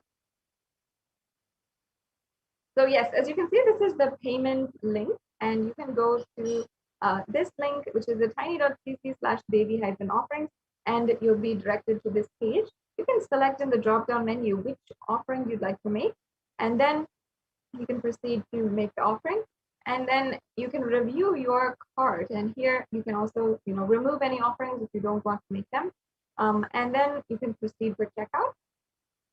And once you've proceeded to checkout, then you can fill out your billing details, your payment details. You'll see what kinds of card is accepted and everything as well. Yes. And that's it. All you have to do is just 3 steps away from just making a payment and making an offering today. Yes, it's extremely easy, and you can simply do it immediately and as soon as you are ready to do so.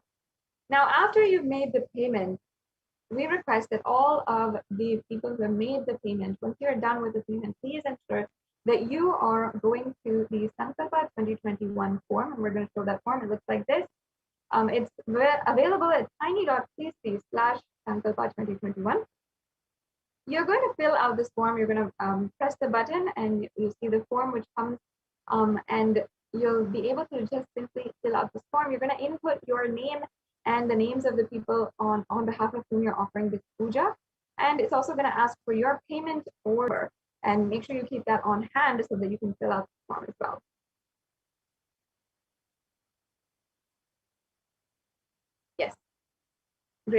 So the next stage also, if you are interested in making any of these offerings, if you feel that perhaps now is not the time and you want to offer at a later time, perhaps for your birthday, for your marriage anniversary, for another person's birthday, or for a family member, or for starting a new venture in your life, whatever it might be. I know all Hindus want to make an offering, but now might not be the right time. You can always plan to make one of these offerings, and you can go to this form at tiny.cc/Bhava Samadhi, and you can fill out this form, and you will be notified as soon as these more and more offerings are opened up.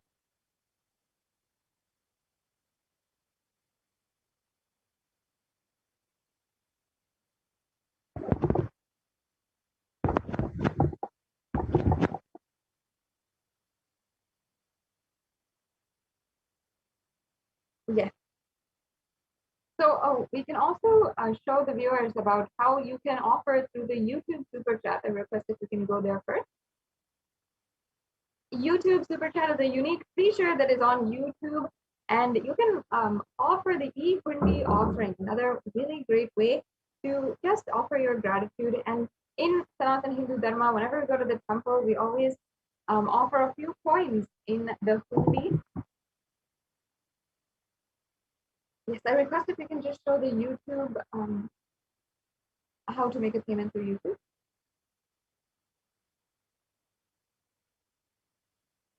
And yes, and we can basically, first of all, make sure that you're joined as a member. And you can join, as you can see in the, by clicking on the button below, make sure you're joining at the Kailasa's HDH Nithyananda YouTube channel. And then once you're joined as a member, you'll see a icon for how you can make a donation. And we can show the viewers also about how you can exactly make the donation through the super chat and the super sticker. And you can as well ensure that you are making a donation through this super chat. And there's a way that you can adjust. You can pay through credit card, through a debit card, or through PayPal. If you'd like to make a payment through PayPal, this option is available for you right now through the YouTube super chat as well. Yes, there we go. So as you can see here, you can make an offering through the super chat. And you can adjust the offering, adjust how much you want to pay, and you can just simply go through the steps.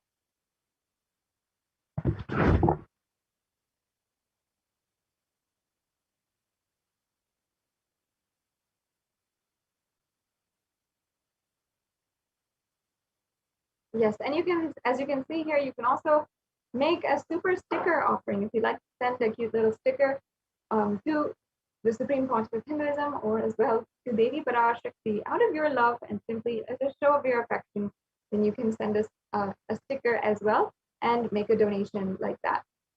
So this brings us to a conclusion of this segment in today's program with the various different offerings that you can make to Devi Parashakti. I hope each and every one of you was able to imbibe some of these offerings of powerful cognition and be able to deeply see your how you can make these offerings.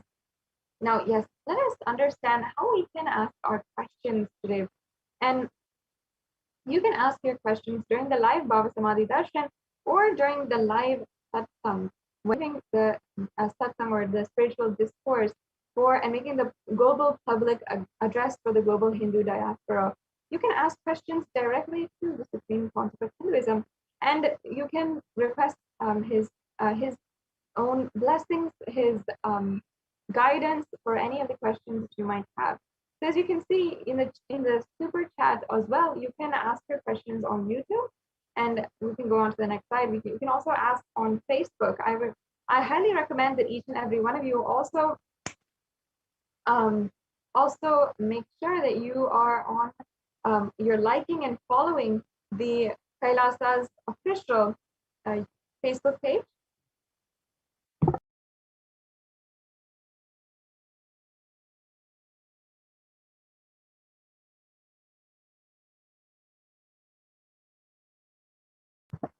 So you can make sure that you're liking and following on Kailasa's HDH JGM Nithyananda Paramashivam Facebook page. This is the official Facebook page of the Supreme Pontiff of Hinduism, you can get all of the notifications for the live events. As soon as an announcement is made, you'll get a notification right to your phone, your tablet, or devices that make it handy for you and ensure that you're getting ready and you don't miss a live darshan. That's one of the most exciting parts. And it's, of course, the best reason to ensure that you are staying tuned and you're staying connected to Kailasa. And as well, if you want to, you can ask your questions in the comment section beneath the live video. Yes, let's go on. We also have Kailasa has a official Twitter page at Sri Nithyananda. You can go at the rate 6 Sri Nithyananda for the official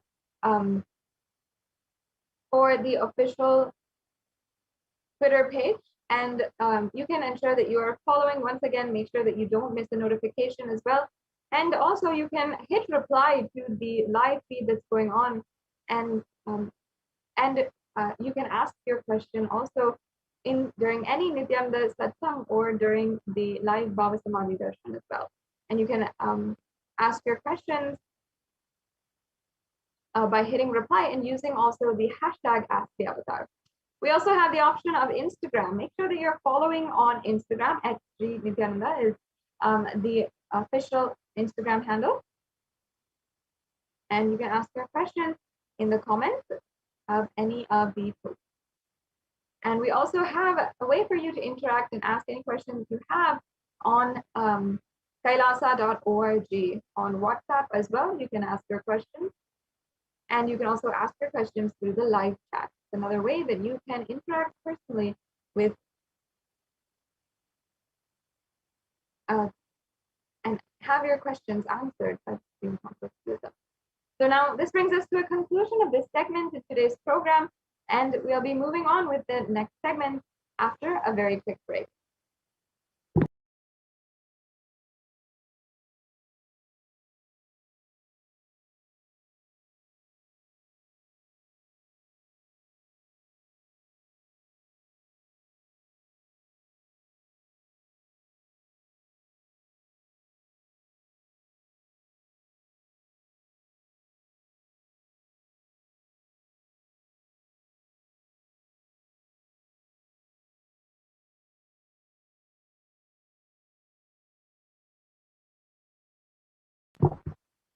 Sorry for the technical glitch. Thank you for staying tuned. As each and every one of you might have just seen, I invite each and every one of you once again to like and follow, subscribe in each and every one of the official handles of the Supreme Pontiff of Hinduism and Kailasa, and you can ensure that you never miss a notification for the Supreme, for any of the live darshans, the live dikshas, satsangs, discourses, and even some of the times when the Supreme Pontiff of Hinduism graces and guides us to manifest Shaktis and runs the Adi Kailasa courtyard sessions. And it's such a beautiful way that you can connect and you can have the very deep spiritual initiation processes. And each and every one of this is a way that you can manifest yourself, Shaktis, extraordinary capabilities, manifest your ultimate possibilities in these extremely fulfilling, deep, relaxing, and very powerful, energetic moments that cannot be taken for granted. And now we'll be moving on to the next segment in today's program, where the representatives from the Adi Kailasa Sarvagna Peetham will be sharing with us the various updates from the Kailasa COVID Care Center in India, especially in Bengaluru, and also in several other locations in India, and the practical solutions the Supreme Pontiff of Hinduism has given for the ongoing pandemic that is literally plaguing the entire society, the community, and the whole world at large. And the strategy and the policy that the Supreme Pontiff of Hinduism has put forth for the last 2 years for Kailashians across the world has saved millions of lives and has also been recognized by the United Nations. Literally, the United Nations, the international peacekeeping organization that has literally seen and accepted the report on Hindu multilateralism and COVID-19 response of the Supreme Court of Hinduism, and has also published it on the Human Rights Commission website.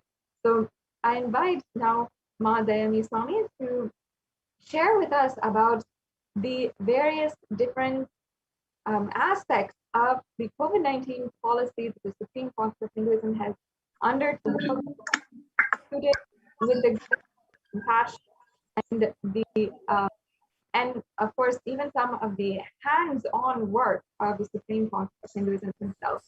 So thank you so much, Ma Dayami Swami, for joining us. Thank you, Ma Sada Shupriya Nithyanandam.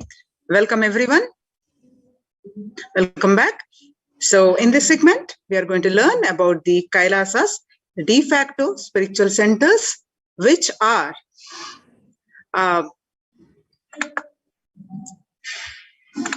spiritual embassies, which are working continuously, tirelessly to protect the COVID care as a protection centers. And not only that, for each and everyone, their well-being in all aspects of their life. So, and these Kailasas de facto spiritual embassies are actually recognized.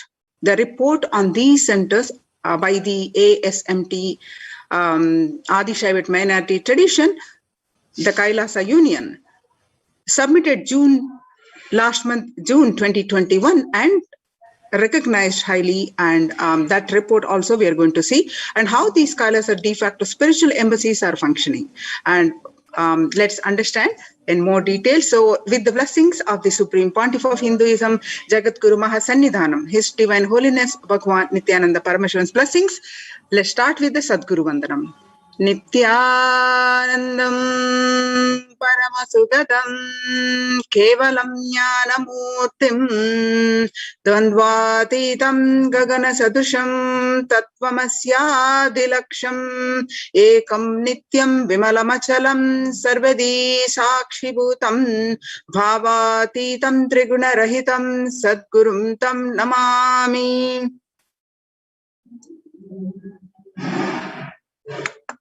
Yes. So let us see some of the statistics, what across the world, what are the reports.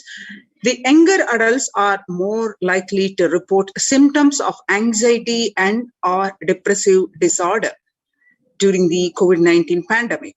The ages, especially ages 18 to 24, the young adults reported 56.2, ages 25 to 49, about 48.9%, and ages 50 to 64, about 39.1%, and ages 65 plus, about 29.3%. Average share of adults are reporting symptoms of anxiety disorder and or depressive disorder, what it was in 2019 in the period of 6 months from January to June. About a 6 months period, 11% reported. And in just 1 month in January 2029, it raised to 41.1%. It's in Household Pulse survey. According to this survey, there's a huge hike in just 1 month of this year beginning. The share of adults reporting symptoms of anxiety and or depressive disorders during the COVID-19 pandemic by age, again, young adults average 18 to 24 is 56.2, and whereas the 65 plus it decreased to 29%. So how are you feeling? What employees say they feel more than half the time at work? They feel tired. 34% say they feel tired. 34% say they feel stressed. And 27% say they feel burnt out. And 22% say they feel discouraged. And 19% say they feel distracted. And 17% say they feel depressed. So nearly 8 in 10, that is about 78%, say the coronavirus pandemic is a significant source of life stress in their life. And nearly 7 in 10, about 67%, say they have experienced increased stress over the course of the pandemic. 1 in 4 essential workers, about 25%, diagnosed with mental health disorder since start of this pandemic. The COVID-19 could exacerbate doctors' existing mental health burden. More than 60,000 US healthcare workers have contracted COVID-19 and 300 have died. About 300 to 400 physicians die by suicide every year. Of the health workers who treated patients during China's COVID-19 outbreak, 50% showed signs of depression. 45% showed signs of anxiety.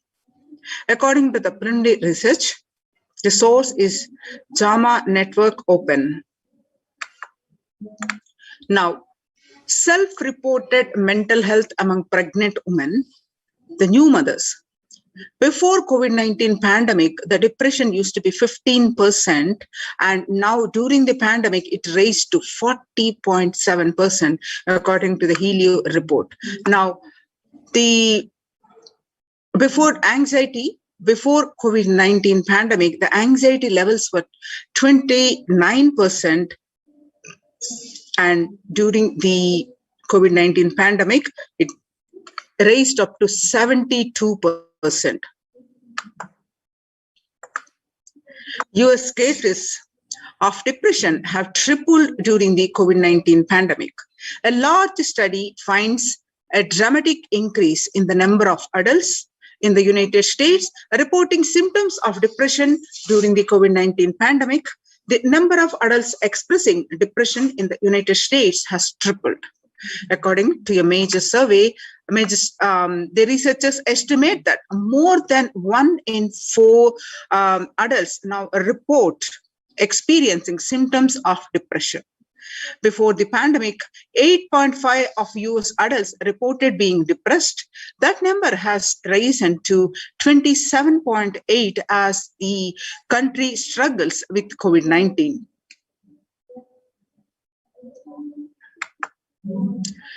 The young workers hit the hardest. They say burnt out. US employees are currently experiencing worker burnt out. That is, ages about 22 to 25 age group, about 89% say they are burnt out, and about ages 26 to 37, 83% say also they burnt out at the workplace. And about age 38 to 54, about 73% say they burnt out, and 55 to 74 say they burnt out. So what are the contributions now from Kailasa's Department of Human Services? So Kailasa's enlightened civilization presents with the blessings of the Supreme Pontiff of Hinduism. Let's understand more about this. Kailasa's Department of Religion and Worship and Department of Human Services of Kailasa's temple ecosystems consider right of happiness to be the highest fundamental right of all humans, in fact, all beings. The ultimate goal for Hinduism and Kailasa, led by the Supreme Pontiff of Hinduism, Jagadguru Mahasannidhanam, His Divine Holiness Bhagavan Nithyananda Paramashivan's blessings, is the material and spiritual well-being and prosperity of humanity. Kailasa is a place where everything related to superconsciousness is revived. All the sampradayas, that is the multiple arms, sects of Hinduism, all the sampradayas, each exploring the science of awakening the individual's peak possibility.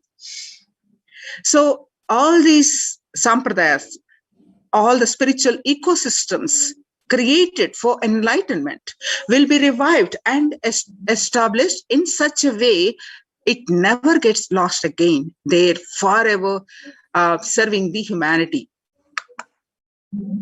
Now, how the Supreme Pontiff of Hinduism tirelessly worked more than 27 years and established these Kailasas ecosystems, especially temple-based ecosystems. Let us see some of the glimpses of this. This picture that you are seeing are taken in the way back in 2006, 21st October 2006 at Adi Kailasha, Bangalore, following a meditation under the sacred banyan tree in Adi Kailasa. The peacekeepers of Kailasa, along with children of the Nithyananda Gurukul, celebrate the auspicious occasion of Deepavali. The pictures that you are seeing are way back in 2018, 22nd December 2018, at again Adi Kailasha, Bidadi, Bangalore. Peacekeepers of Kailasa and participants of the Paramashivoham meditation workshop take part in celebrations of a traditional flag hoisting ceremony. Now you're seeing the pictures are from the way back in 14th December 2006 in Chennai, South India, where you find the Supreme Pontiff of Hinduism himself conducting the Nithyananda Spurana Convention, which is also called Life Bliss Program Level 2, a meditation workshop.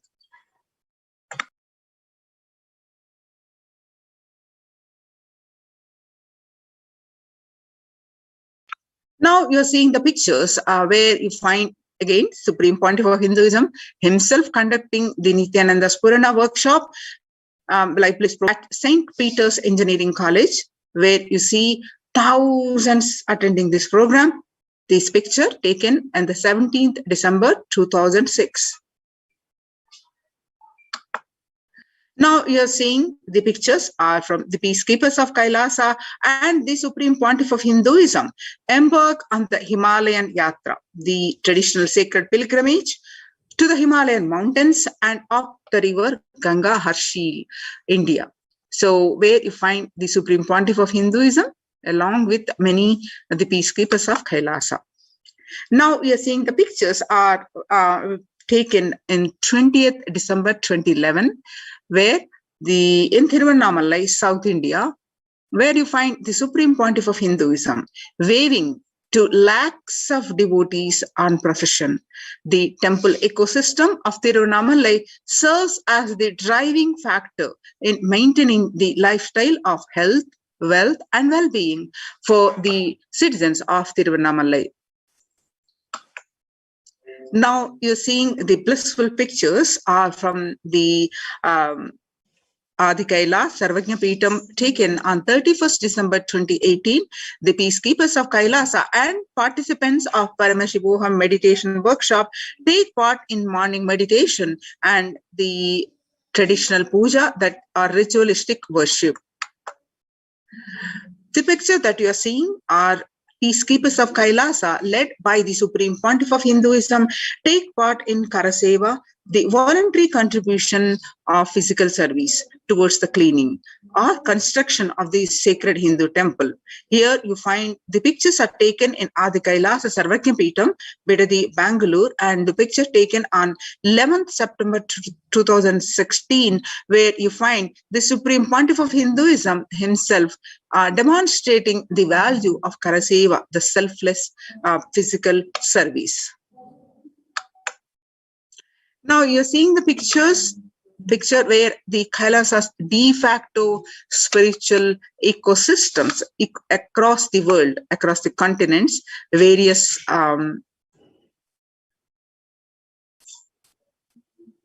in various countries and various continents, the Kailasa's spiritual ecosystems are spread.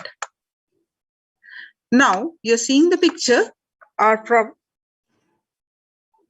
way back in 1994, the leftmost picture. It's Kailasa in Tiruvannamalai, where you find Mataji Vivekananda Puri, the Swamiji's guru, is handing over traditionally passed on to the hands of the Supreme Pontiff of Hinduism, the Kailasa in Tiruvannamalai, where you find the rightmost picture where at the same Adhinam, Kailasa in Tiruvannamalai, the picture taken on 2017, receiving visitors and delegates for the Kalpataru meditation workshop and Shivadiksha. Shivadiksha is one of the primary initiations of Hinduism. Now, you are seeing the pictures are from Kailasa in Tiruvannamalai. Picture taken on 11th March 2017. Thousands arrived to celebrate the enlightenment ecosystem and to traditionally meet the Supreme Pontiff of Hinduism, Jagadguru Mahasannidhanam, His Divine Holiness Bhagwan Nithyananda Paramashivam. Now you're seeing the pictures, Western Hemisphere, Kailasa in Los Angeles, California, USA. This is the Western headquarters. This temple complex, which has 25,000 square foot and housing over 80 plus deities, and it is one of the largest Hindu temple ecosystems of the West. Now you're seeing the pictures are from Kailasa in Columbus. The first temple of Hinduism outside of India. The temple physically came to life in just 9 months. The chief presiding deities of the temple are Sri Nithyanandeshwara Paramashiva and Nithyanandeshwari Paramashakti. The deities are 7 feet tall, made of granite, weighing 6 tons, and their divine faces have been directly hand-carved by the Supreme Pontiff of Hinduism. Now you're seeing the pictures are from the Seattle, Kailasa in Seattle, Washington, where the housing the blissful dancing form of Ganesha and the largest living Nataraja deity outside of India. Kailasa in Seattle is also known as Chidambaram of the West. The Chidambaram temple, the ancient Hindu temple where Paramashiva resides as Nataraja, the cosmic dancer and expression of Akasha and space. The Nataraja, the big toe of Nataraja, also has been revealed to be the center of Earth's magnetic equator. Now you're seeing the pictures are from Kailasa in San Jose. Inaugurated in 2009, Kailasa in San Jose radiates the energy of the Madurai Meenakshi Amman temple. The chief presiding deities of the temple are Devi Meenakshi, Paramashiva Linga, and Nithyanandeshwara Paramashiva and Nithyanandeshwari Paramashakti, which have been created, installed, and energized by the Supreme Pontiff of Hinduism. The Madurai Meenakshi Amman temple, the home of Devi Meenakshi, the divine cosmic mother and the consort of Lord Sundareshwara and the most blissful form of Lord Shiva. Now you're seeing the pictures are from Kailasa in St. Louis, Missouri, along with Shivalinga, the Nithyananda Ganesha. Kailasa in St. Louis carries the energy of Tirumala Tirupati of South India and houses one of the tallest Venkateshwara deities in North America, along with his consorts Sri Devi and Bhudevi. The beautiful landscape nestled among the woods and rolling the hills of Missouri stretches for 20 acres. Tirumala Tirupati is one of the most beloved of Lord Vishnu, whose temple is the most Vishnu visited of any religion in the world. Now you're seeing the pictures are from Kailasa in Phoenix, Arizona, home to over 21 deities, which with a temple structure of 2,500 square feet. Kailasa in Phoenix has been directly established by the Supreme Pontiff of Hinduism, serving as an energy field of worship, meditation, and celebration for over 7 years. Now you're seeing the pictures are from Kailasa in Houston, Texas. Formerly inaugurated in 2017, the Supreme Pontiff of Hinduism has declared Kailasa in Houston as the Parihara Sthala for all the Navagraha doshas. The Navagraha doshas, the Navagrahas are the responsible, hold you responsible for the actions, the good, but whatever you do, the Navagrahas are responsible, they held you responsible for the result of those actions. But in the course of time, if you realized what you did and do the Prayaschitta, that is also called Parihara, then then this is the place, the Kailas and Houston is the place which all the ill effects of the 9 celestial bodies are removed. Now you're seeing the picture from Kailasa in Toronto, Canada. Inaugurated in July 2011, Kailasa in Toronto is the only Hindu temple in the West with all 63 Naimanas. Naimanas are the most endearing and the notable saints of Hinduism, and 18 Siddhas. Siddhas literally meaning the accomplished or perfected ones, residing as deities. The temple deities here are seated exactly as they existentially preside in Kailasa around Paramashiva, the primordial deity of Hinduism. Now, some more pictures are from the Kailasa in Toronto, Canada. Active and alive from 2011 onwards, Kailasa in Toronto has been blessed to radiate the super consciousness energy of Kailasa. This temple ecosystem goes on providing various temple services to the community, such as Annadan and traditional Hindu ceremonies.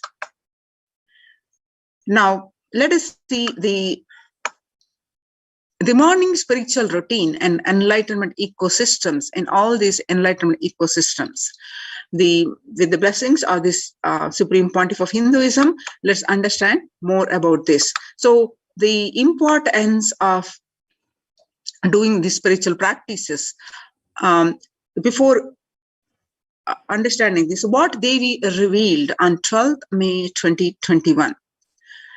The Devi Parashakti revealed that I came as Nija Avatar.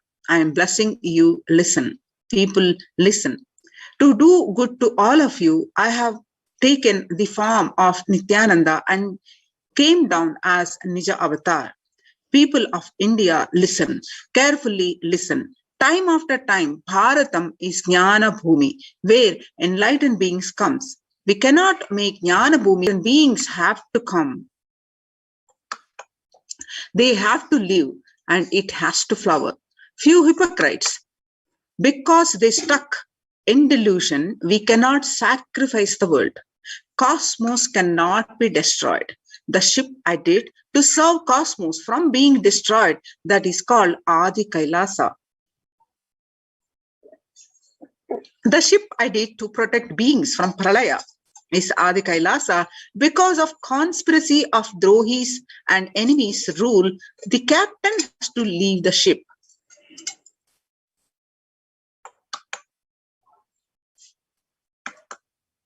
Before 12 years, knowing the great deluge that is going to happen, all Aukshadas by this Guru Purnima, that Jnana Rasavadam, Navapashana is going to flower, allow people to come and take dip in Navapashana flower.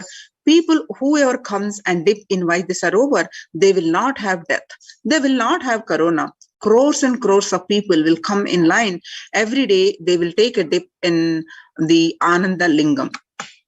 On 13th May 2021, Devi continued to reveal that listen well to my words. For India, I made ship as protection. The Nithyananda Navapashana Lingam in Vaidyasarovar.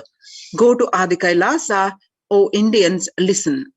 All those regretting losing Nithyananda without confusion and without taking just as a lip service, go to Adi Kailasa.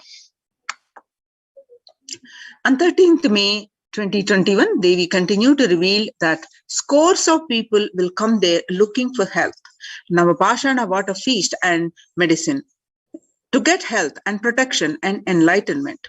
To protect India from the great destruction, I, Parashakti, made this huge ship. Even if captain is not there, ship is there. So when the first world countries closed their borders during a massive global emergency, Kailasa has opened its doors to all without exception.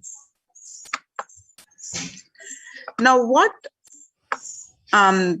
we do in the Kailasa's de facto spiritual ecosystems, the first thing that we get up is the the morning spiritual routine. It spans about 4 to 5 hours.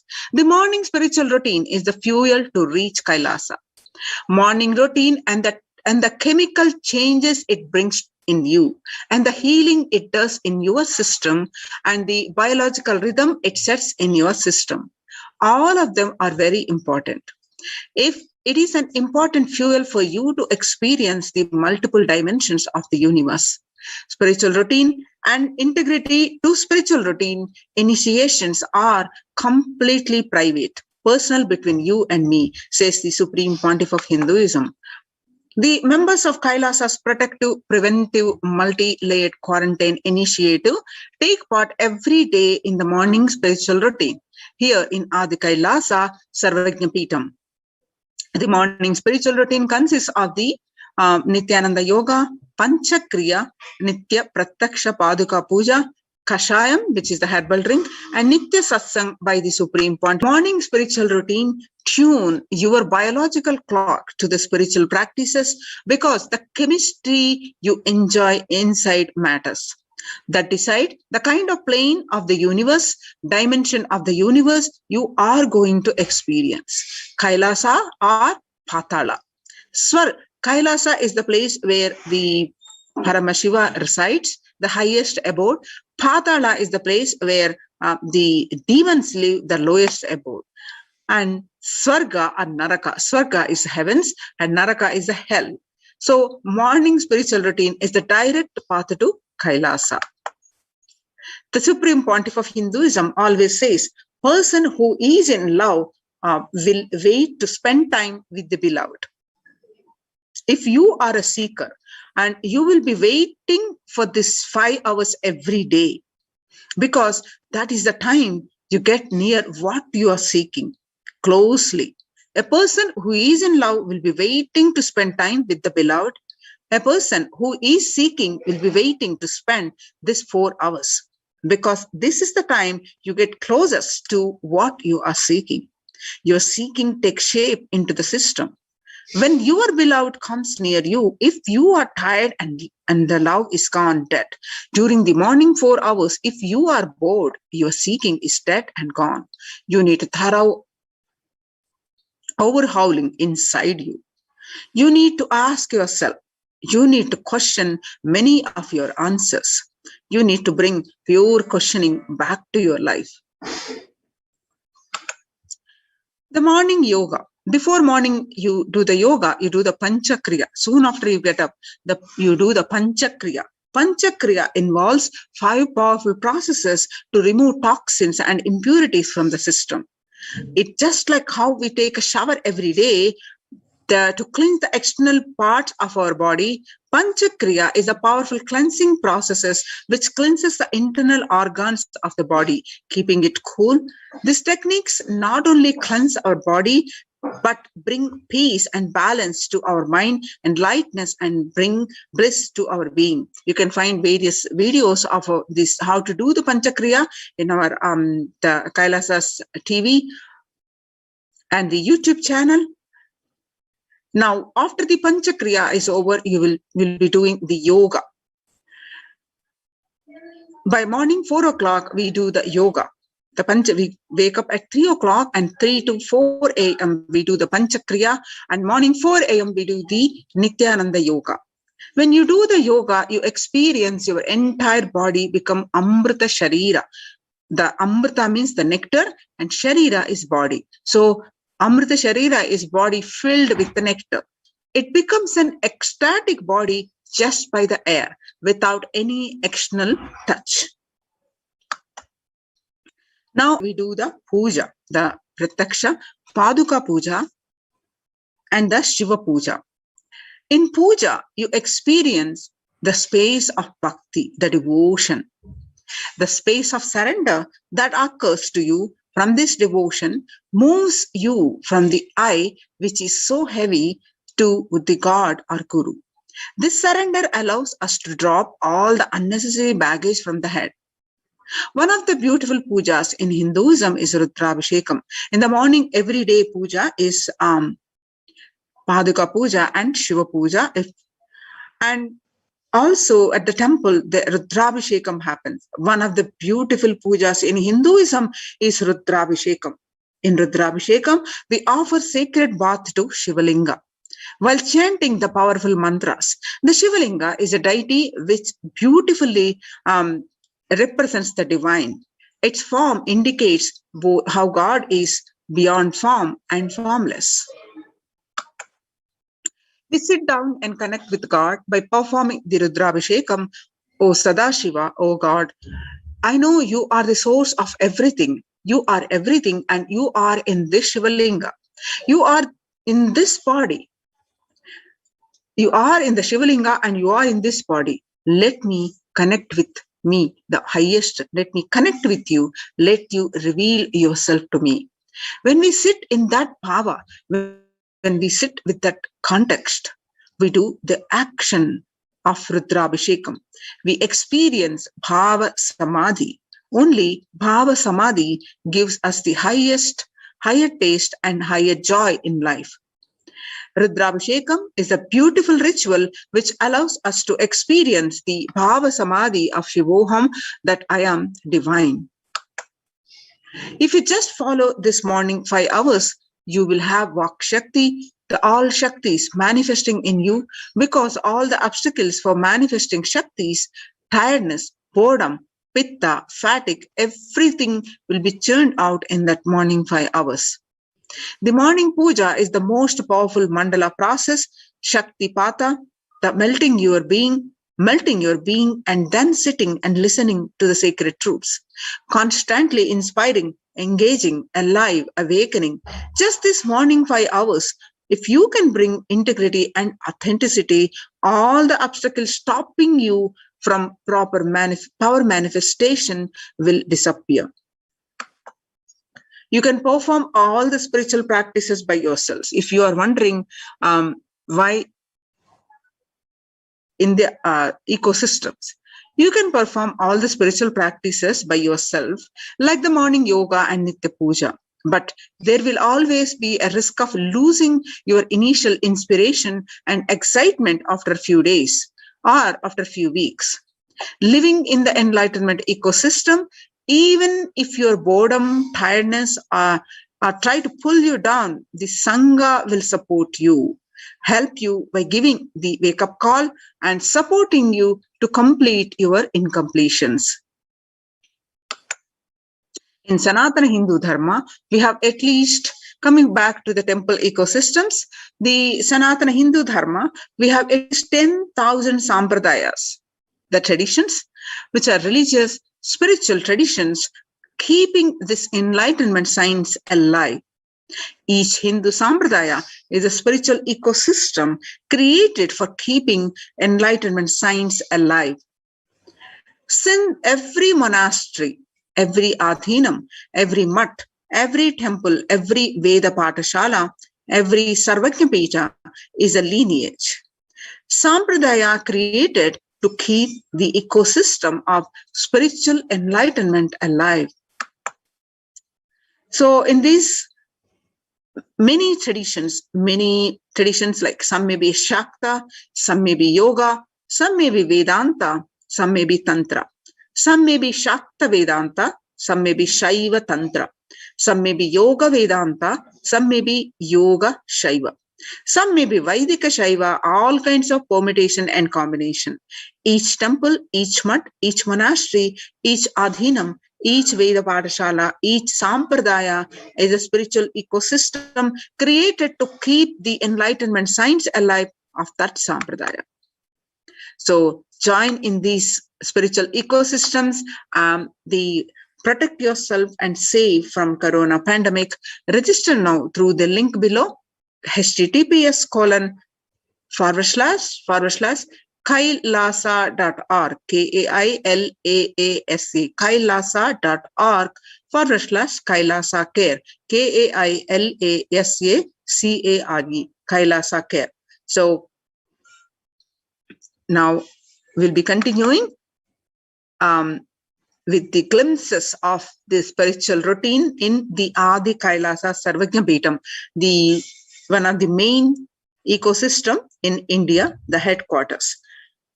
you're seeing the glimpses of the participants of this the ecosystems, the Kailasa's protective, preventive ecosystems, the participants doing the morning spiritual routine. You can see the glimpses. The morning spiritual routine makes up the first 5 hours of every day and is one of the most fundamental and vital practice for a seeker. Anyone on the path to achieve enlightenment or to achieve the ultimate super consciousness space of Paramashivoham. So this morning spiritual routine, as you know, is the Panchakriya, Nithyananda Yoga, Guru Puja and Shiva Puja, and the listening to the satsang of the Supreme Pontiff of Hinduism. You can see more of the glimpses, participants performing the puja.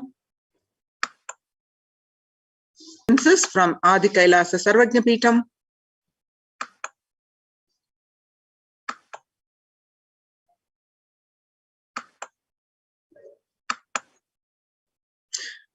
And you can see more glimpses here.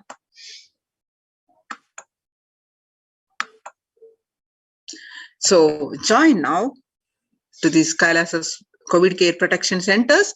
Register now through the link below, https://kailasa.org/Kailasa care. Now we'll be continuing after a very short break.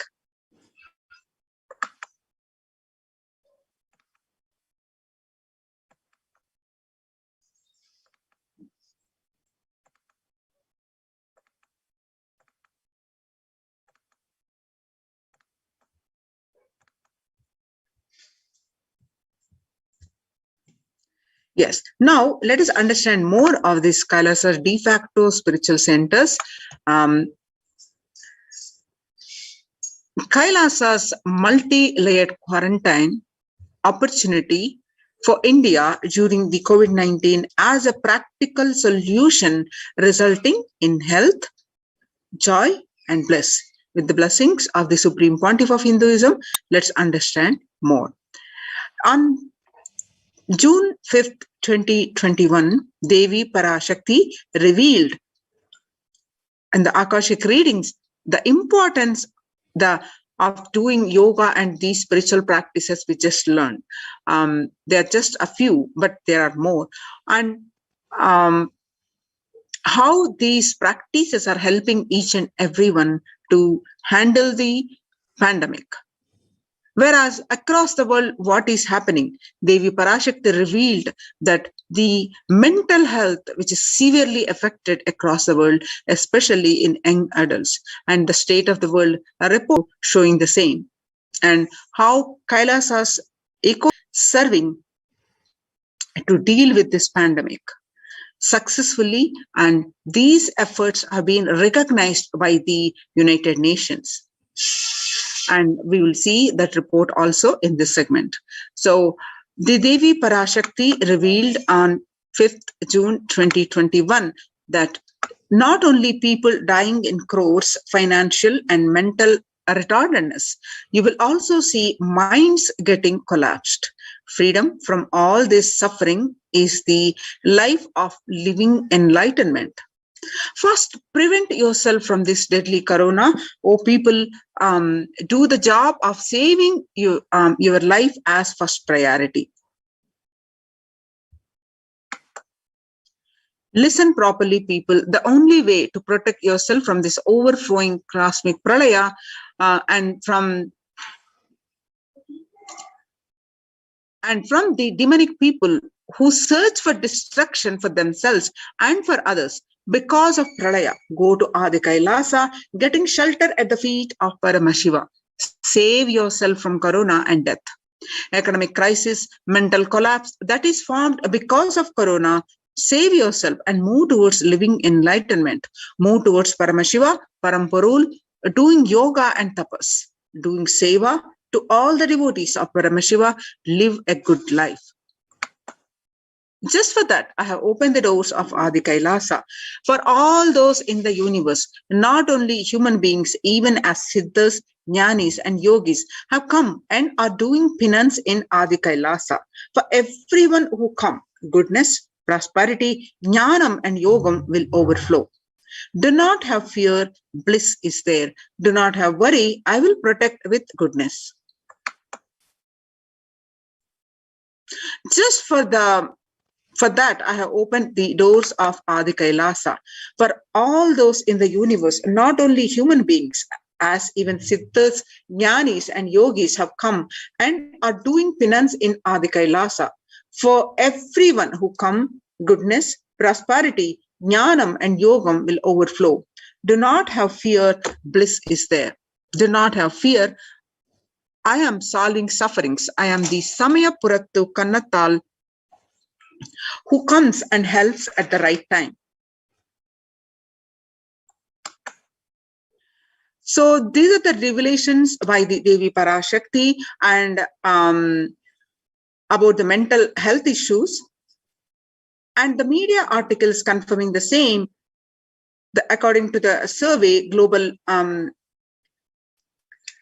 psychiatric symptoms like depression, anxiety exhibited in by the COVID-19 patients. A study. According to this new study, neurological symptoms like depression and anxiety are also showing to be common in those who have contracted COVID-19, even more in mild cases. According to the BMC Psychology, published online in June 8, 2021, the impact of COVID-19 on the mental health of US college students. The results indicate that students closer to graduating faced increases in anxiety, about 60.8%, feeling of loneliness, about 54.1%, and depression, about 59.8%. Many reported worries for health of loved ones. Most impacted their mental health status, about 20%, and the need to take care of family most affected current and future plans, about 31.8%. Almost one half of students took to exercising and other remedies. The rates of anxiety and depression amongst the college students continue to soar. The researchers at the Dartmouth College, who have tracked the moods and the behaviors, are about 200 college students. 4 years for 4 years, say the stress levels are at their highest. The research by the Lauren Lumpkin, which was published on June 10, 2021. The Dartmouth College researchers began tracking about 217 students when they entered the school as freshmen in 2017 in the hopes of understanding how they behave. They have seen students' stress levels rise and fall, usually in tandem with the midterm and final exams.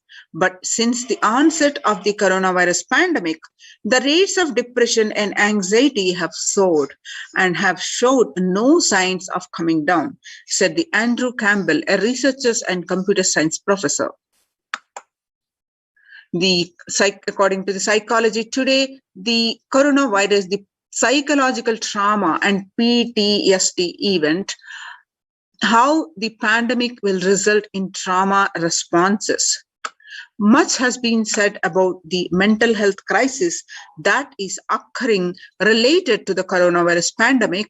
Much of this information has focused on all-consuming anxiety, panic, and fear that many are experiencing. While this is important and needs to be at the forefront of discussions, something that has not been discussed is the psychologically traumatic nature of what our nation and our world is experiencing. The increased prevalence of post-traumatic stress disorder, PTSD, is expected to emerge as a primary factor driving the growth of the global post-traumatic stress disorder, PTSD, therapeutics market. over the period of assessment, what it was in 2019 and what it is going to be in 2027. The estimation is that it's an increase in 11.91%. The coronavirus pandemic's impact on global mental health is already extremely concerning. The CNN, there is a high prevalence.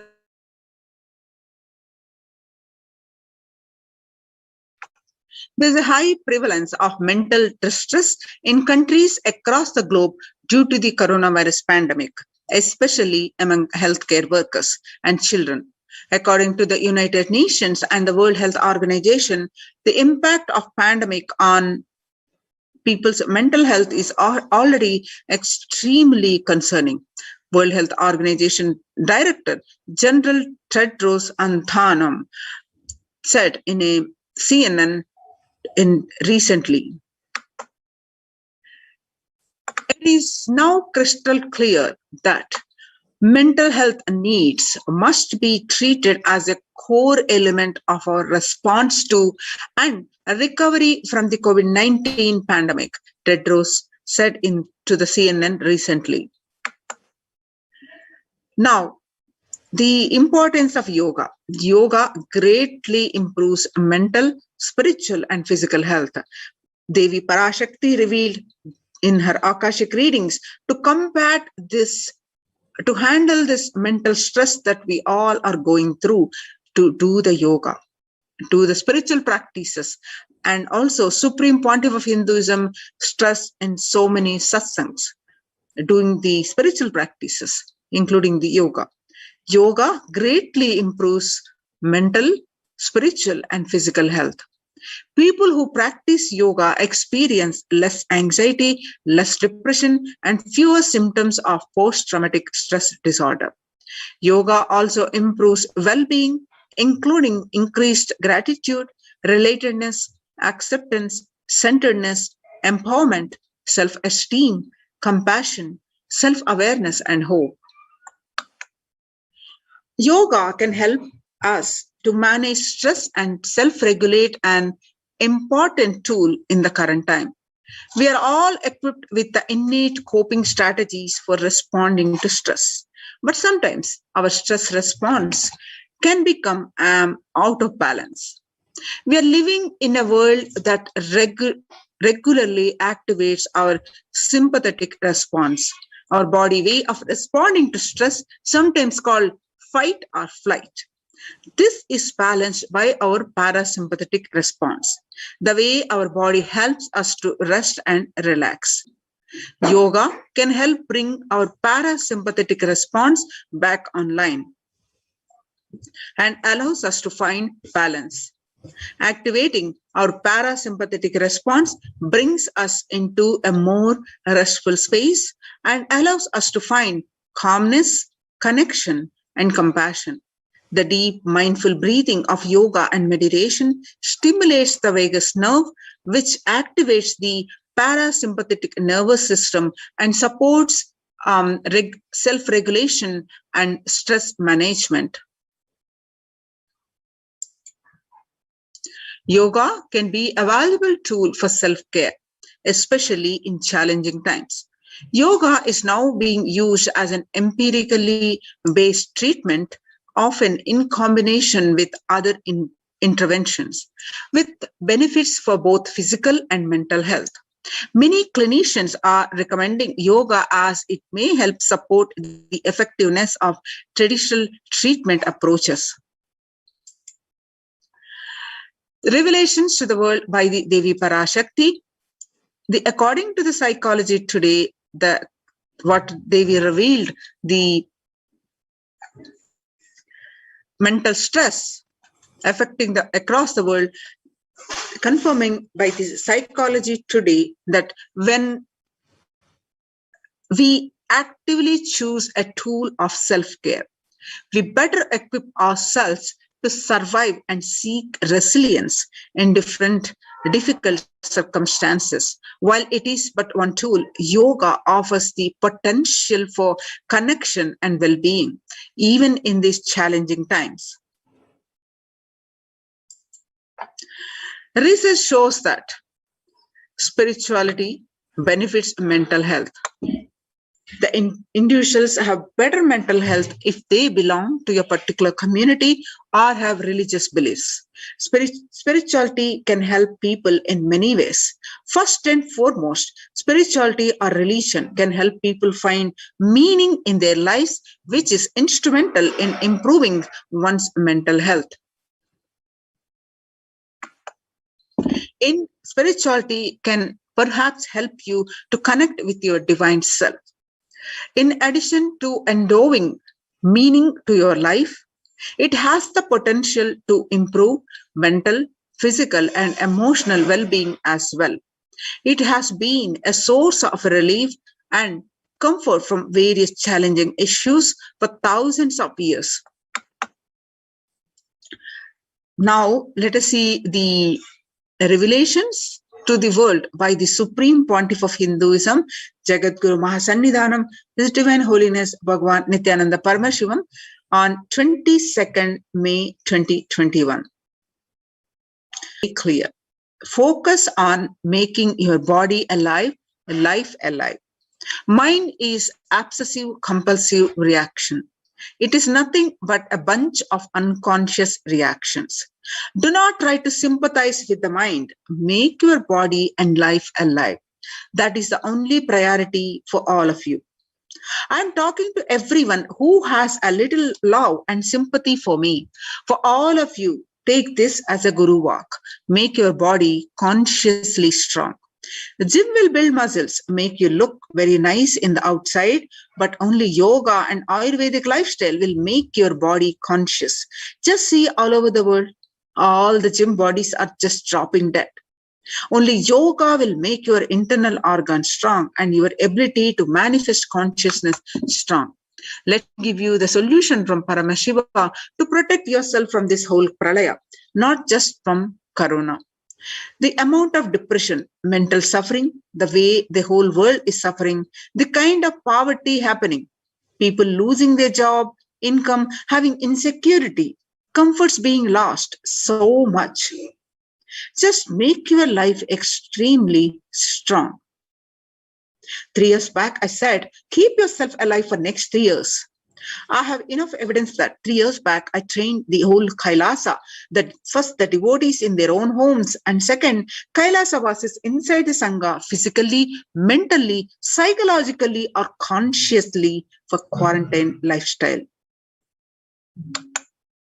For being active without getting mentally broken by being in one place. Doing intense yoga, making the body and internal organs strong. Taking the bay leaf, neem juice, tulsi, haritaki, triphala churna, Ayurvedic lifestyle, a lifestyle of less food and more energy, more activism. I only told it is for an important reason. Please wake up. Quarantine yourself. Build your body. Don't bother about your business or any other profit and anything else. This year, if you are alive, that is the greatest profit. Now, all this, what we are discussing now, are getting implemented in Kailasa's de facto spiritual embassies, especially in the temple-based ecosystems. And they're successfully,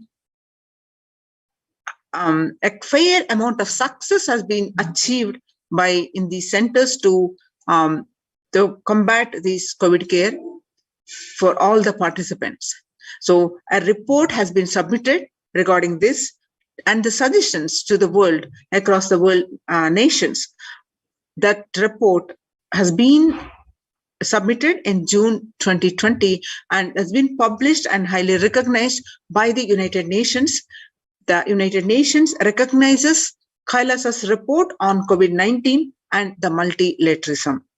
You can see the screenshots from the Supreme Pontiff of Hinduism Facebook page, and you can also go ahead and the Supreme Pontiff of Hinduism's Facebook page and click on yourself and read this article by yourself along with the more supporting documentation.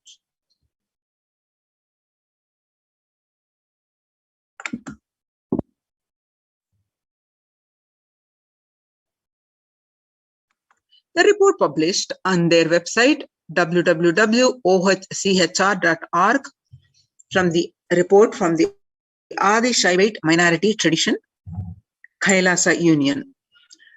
Globalization of disease has led the world to be only as resilient as the least resilient country and person, especially for highly contagious COVID-19, which has spread with a scale and severity not seen since Spanish flu. The variants of the virus, such as B.1, 0.617, and 0.2, Delta, Delta plus, Epsilon, Gamma continue to threaten even those vaccinated. Secondary diseases such as the black fungus are targeting COVID patients and killing almost 1 in 2 persons in such cases. Human life is more precious and important than all economic principles or systems in totality, because all these concepts are legitimate only because of their utility value, which is to fundamentally make human life better. At least until this ongoing crisis ends, all economic policies related to money, banking, fixing prices of commodities, etc., need to be revised to make sure no human being suffers from hunger or the absence of the required medical care. For this purpose, Kailasa has presented a detailed report on effective solution for COVID-19 through multilateralism that was published by the United Nations. In their website, www.ohchr.org. The earlier reports recognized by the United Nations a report on the rights of indigenous women and girls, and the second report on the femicide, and this is the third report. A report on COVID-19 and multilateralism, a report by the Adi Shaivite minority tradition, Hindu community, Kailas Union.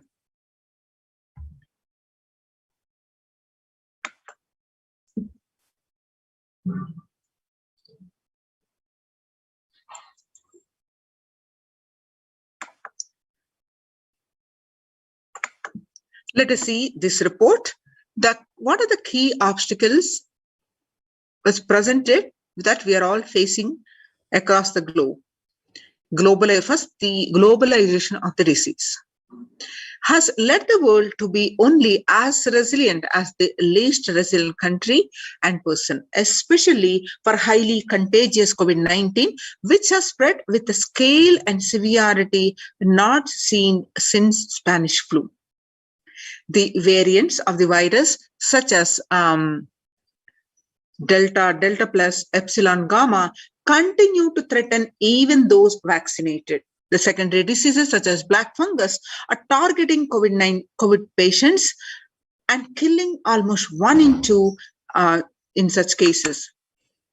Second, distorted policy decisions and conflicting principles can lead to polarizations amongst the nations and within, leading to various extremes such as the hoarding of vaccines in some places, the wastage of vaccines in others, and an unaddressed shortage of vaccines globally.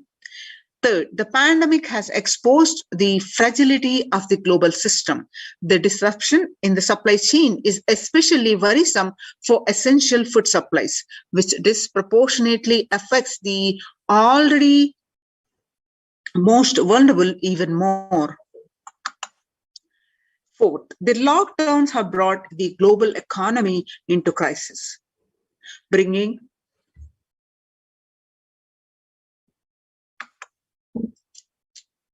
recessions and worsening unemployment rates. Frequent lockdowns and the ongoing threat of famine, especially in countries where employment is predominantly informal, are exacerbating worries that the starvation may cause more suffering than the virus itself. Far more than the SDG 2, the zero hunger, the number is now predicted to come close to 1 billion. You can see the various supporting documentation here are projected on the screen.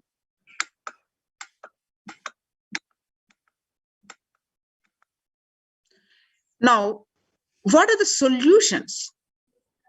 The first solution presented in this article is revised economic policies. Human life is more precious and important than all economic principles or systems in totality, because all these concepts are legitimate only because of their utility value, which is to fundamentally make human life better. At least until this ongoing crisis ends, all economic policies related to money, banking, fixing prices of commodities, etc., need to be revised to make sure no human being suffers from hunger or the absence of required medical care. As per Hindu principles, the world, including the economy, evolves through 5 phases: creation or growth, sustenance or stagnation, recession or revitalization, reinvention, and breakthrough. As per Hinduism, conventional economic growth is observed when best practices are applied diligently. However, during times of crisis, led us to the 4th and 5th phases, wherein the need to reinvent and deliver a breakthrough becomes a survival need and of any means and measures of conventional economic growth. According to the Keynesians, the increased public expenditure during the Great Depression of 1929 improved the economy. However, the government never completely gave up trying to balance the budget, which resulted in its never spending enough to bring the economy out of recession until the Second World War. Similarly, the current crisis requires governments to temporarily discard trying to balance economic interests that compromise quarantine safety and put human life at risk, and rather reinvent their economic strategies and multilateral coordination for benefiting and during the subsequent breakthrough period after the end of the crisis. Next solution presented is Hindu multilateralism. There is an immense inequality in the capacities of governments, organizations, and people on 2 grounds. First is health response, and second is economic recovery. Surviving the highly contagious COVID-19, where the world is only as resilient as the least resilient country and person, requires governments, organizations, and people to collectively address the crisis. From 3200 BCE, 56 nations in Asia had multilateral treaties based on Hindu principles, Vasudhaiva Kutumbakam. This is the scriptural reference from Maha Upanishad, chapter 6, verse 71 and 273. The entire world is my family. You can see the scriptural, the various documentation here. The third solution is provide sustainable community livings with multi-layered quarantine. Home or self-quarantine is not a viable solution for a vast majority of people for either health safety or economic reasons. In Assam, home quarantine has been a primary reason for a large number of deaths. In some places, governments have moved people out of home quarantine to COVID care centers. Other issues linked with quarantine, especially in small houses, are mental health problems, such as an increase in suicidal ideation, especially amongst the younger population.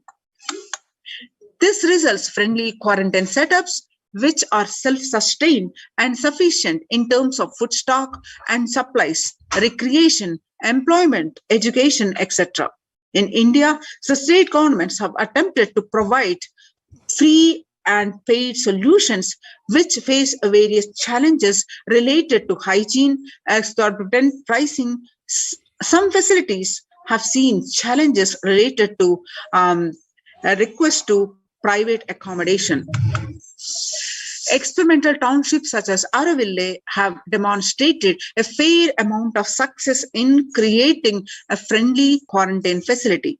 However, such as the solutions such as Araville are not open to public kids. The leader of the ASMT Hindu community, the Supreme Pontiff of Hinduism, Jagadguru Mahasannidhanam, His Divine Holiness Bhagwan Nithyananda Paramashivam, had been creating townships like Aroville across more than 100 cities in several countries.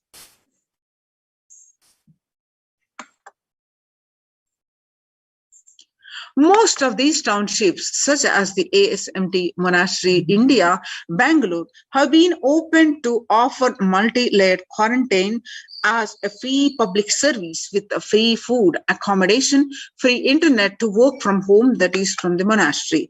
The ASMT community has seen a fair amount of success in these townships with zero reported cases of COVID infection in the past 2 years and has already saved many lives. The Supreme Pontiff of Hinduism, Nithyananda Paramashivam, has urged citizens worldwide, especially from regions severely affected by the pandemic, to protect themselves as the topmost priority and avail these free quarantine facilities that the community has created, especially as home quarantine has failed for many and is known to be a primary reason for a large number of deaths in many scenarios. The Supreme Pontiff of Hinduism, Nithyananda Paramashivam, has emphasized the need and urged the government worldwide to provide food, safety, and medical care, shelter, and all survival needs to all human beings under their care with absolute multi-layer quarantine until coronavirus is eliminated from planet Earth, including all different strains of the virus.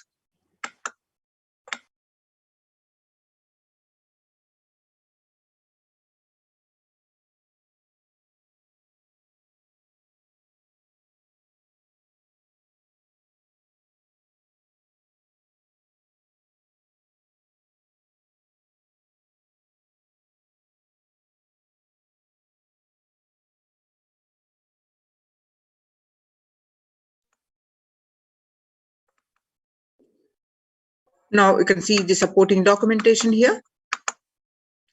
Next is the educate citizens on individual pandemic management.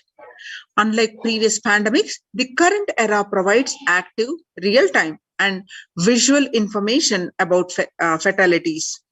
Underreporting of this data may give false hope and make people reckless. Exaggerations in reporting can also make people reckless as they may feel eventual death due to a coronavirus is inevitable. Proper education is extremely crucial as it will dramatically reduce the number of deaths and reduce the challenge on healthcare systems. Alcohol-related deaths have hit a record high during this pandemic, and long post-lockdown liquor lines are some extremely worrisome issues regarding which people need to be educated. As a top priority, people need to be given confidence in their life and security about their future for them to stop behaving recklessly or fall into depression and commit suicide. Leveraging the best different economic systems. This is the next solution presented in this article. Leveraging the best different economic systems based on charity, barter, and money. Ancient Hindu economic treatise by Paramashivoham describe the three kinds of economic systems and their principles. First, for things that do not perish by sharing, such as education and knowledge, Paramashiva recommends that no fee be charged. Second, for survival needs, such as food and healthcare, barter and charity are recommended. Third, for other infrastructure development works, services and commodities, gold and conventional currency-based transactions are allowed. These systems are still in practice in modern day, but grossly overlooked and not sufficiently studied with their close relation to mainstream economics. The World Health Organization and the GISEID provided early access to data regarding the virus.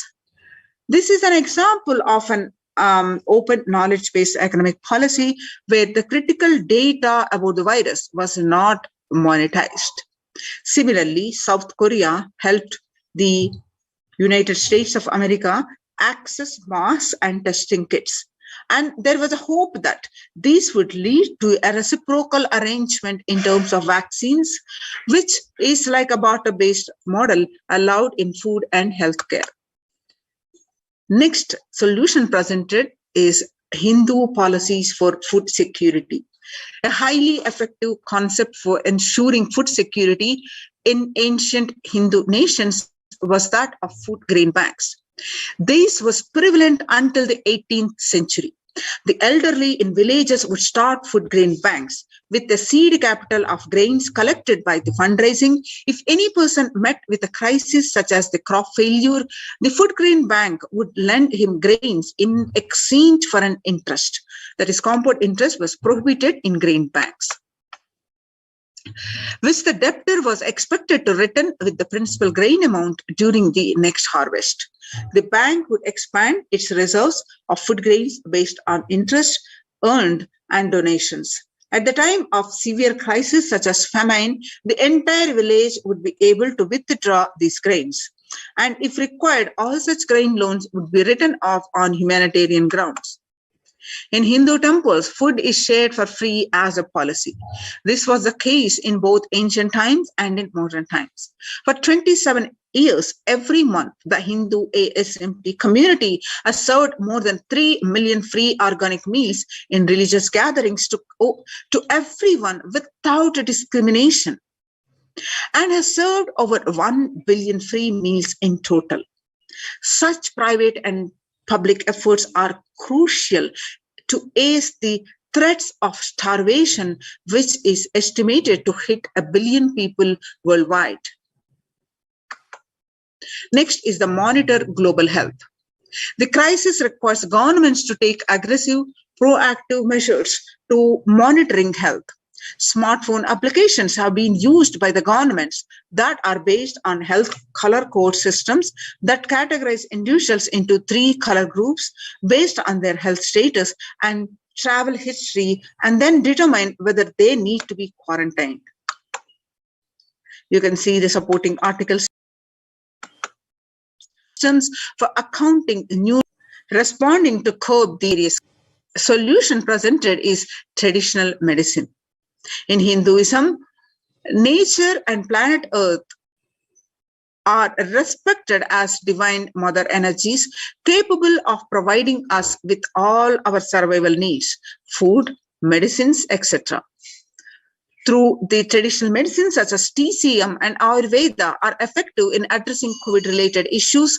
And a few years ago, a Nobel Prize was awarded for scientific work based on traditional medicine. The mainstream Western medicine has chosen to characterize Ayurveda as pseudoscience and TCM as unscientific. Such demeaning traditional medicine systems have led nations to consider taking defensive unilateral decisions to protect their interests. Outright rejection of traditional medicine is not wise, and such policies should be revisited, especially as these medicine systems are time-tested and have kept people healthy for several generations. Kailas Union recommends governments worldwide provide solutions like Kailasa's Hindu medicinal care, which includes completely free of charge services such as Ayurveda, Yoga, Siddha, and Western medicines, and multi-layered quarantines for complementing their ongoing public health efforts. You can see the supporting documentation here.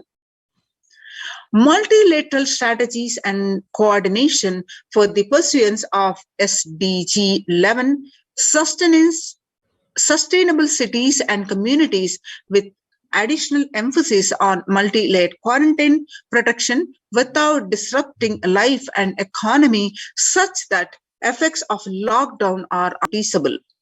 Waiver of patents on extremely essential vaccines and common global funding of vaccines.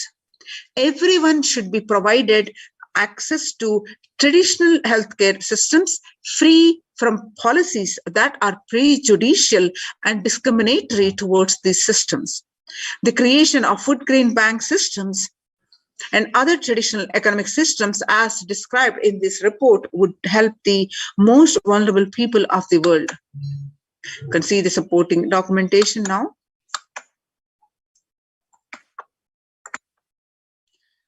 So, the sovereign order of Kailasa worldwide inspired and guided the pontiff of Hinduism to save lives. A one-of-a-kind humanitarian charitable service massively mobilized to provide protection and preventive COVID care in this testing time of global meltdown.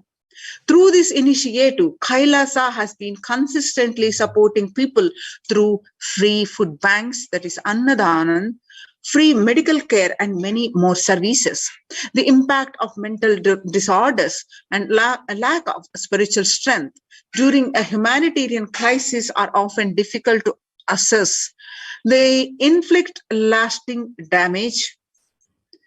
To assuage this, Kailasa is offering spiritual programs and temple events and spiritual healing online.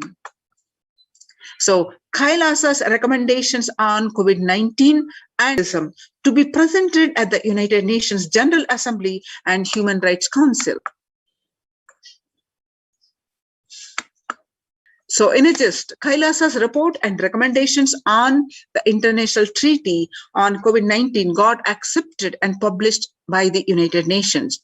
Surviving the highly contagious COVID-19 is only as resilient as the least resilient country and person requires the true multilateralism, the government, organizations, and people to collectively address the crisis.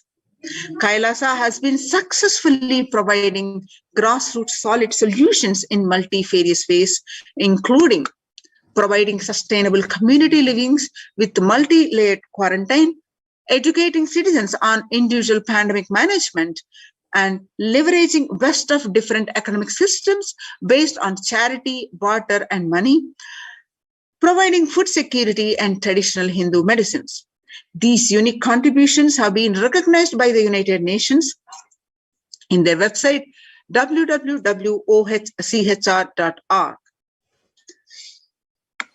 So join now in this Kailasa's COVID Care Protection Centers. Register now through the link below, https://kailasa.org/Kailasa Care. Once again, https://kailasa.org, KAILASA.org/Kailasa Care, KAILASACARE, Kailasa Care. Now we'll continue this segment, the next segment after the very short break.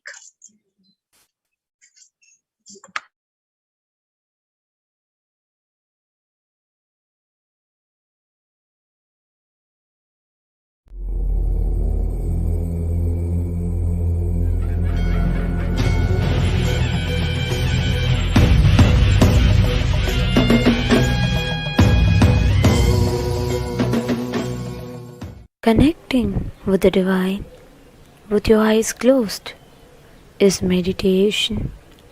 Connecting with the divine with your eyes open is darshan. Come, let us all now move from meditation to darshan. Slowly, very slowly, please open your eyes.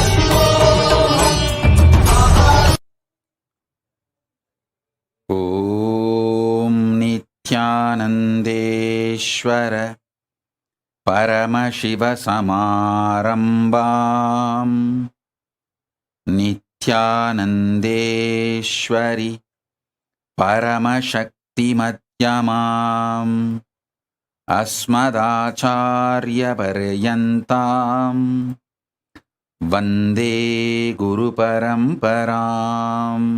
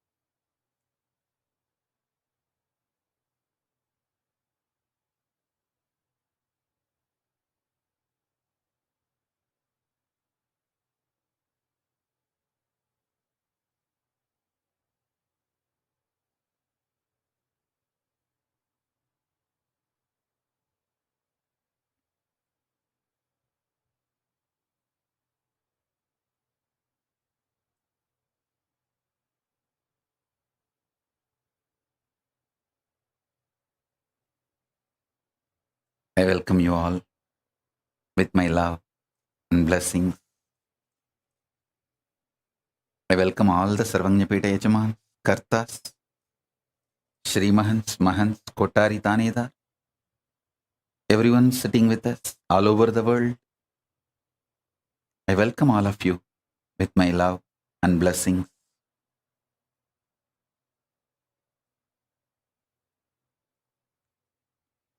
Paramashiva's message directly from Kailasa. Listen.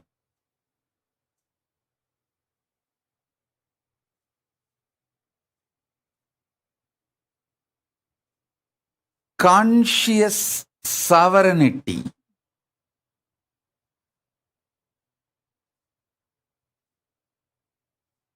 is manifested by you being and radiating your conscious sovereignty continuously.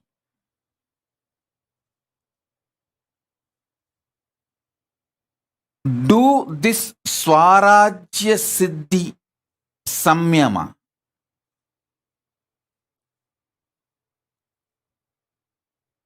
This is the Samyama to achieve conscious sovereignty.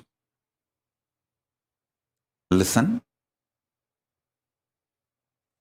This Swarajya Siddhi Samyama means Samyama for the conscious sovereignty I directly received from Raghupati Yogi and Isakki Swamigal. Isakki Swamigal, till the end of his life, he practiced this Samyama. Raghupati Yogi taught me from the yogic angle. Isakki Swami gave me as a Shaktipada itself. Now, this is the message from Paramashiva. Listen very deeply. I'm going to initiate all of you. Do the Shaktipada and Shaktinipada of this Samyama today. So if you want to call all your friends, family, you can call them for initiation. If you want to get your pets, get them for initiation. Actually, this is the important direct instruction from Paramashiva. That's the reason I came for the satsang today.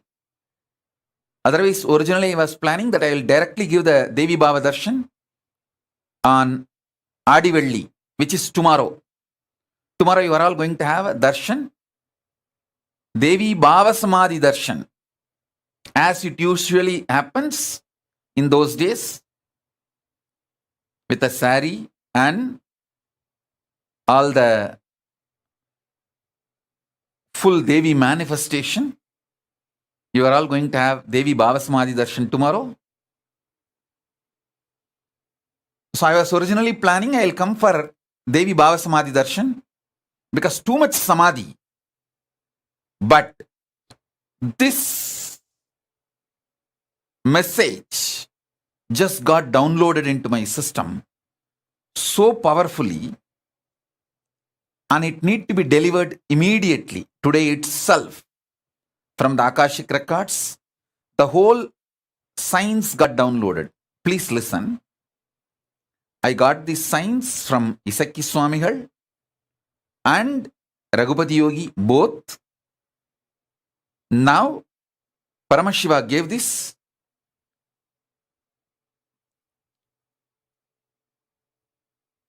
Elaborately, directly from the Akashic records. Swarajya Siddhi Samyama. It's a very powerful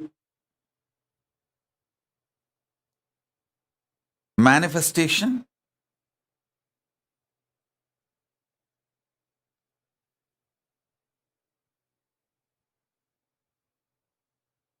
Directly from Paramashiva.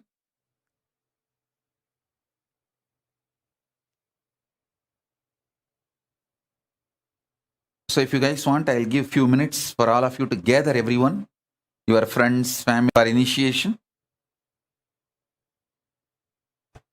Then I'll start the initiation. Shrikant, tell Prasanna Ramchandran to join. Tripura, tell Vedaswarupa to join. And tell Bhagavan Reddy also to join.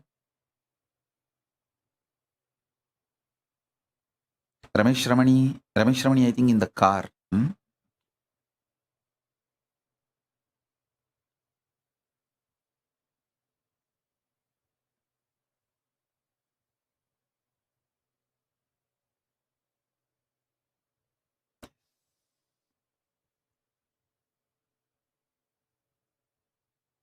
Oh, it's in the house. Ramesh Ramani is in the house only.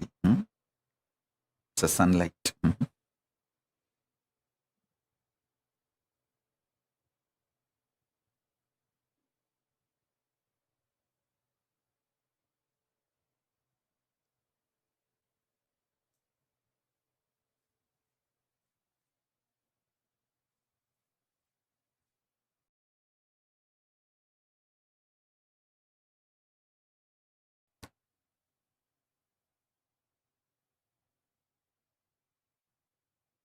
So all of you settle down with your Atmalingas. I'm going to initiate step by step. Call all your friends and family and inform them now.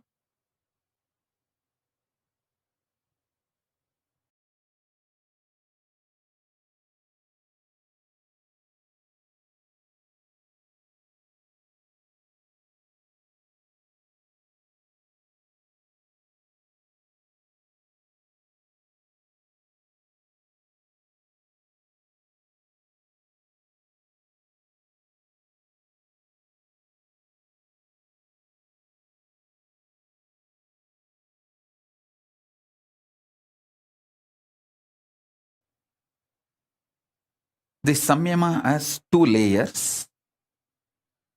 Swarajya Siddhi Samyama, Swarajya Shakti Samadhi. I'm going to initiate both the layers. So better all of you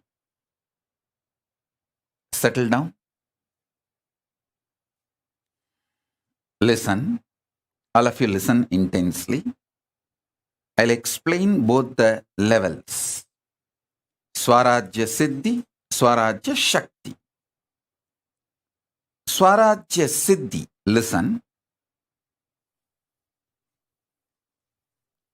You are Paramashiva. Everyone with whom you are relating, Shiva. With this cognition, continuously, every thought raising in you should be from this cognition.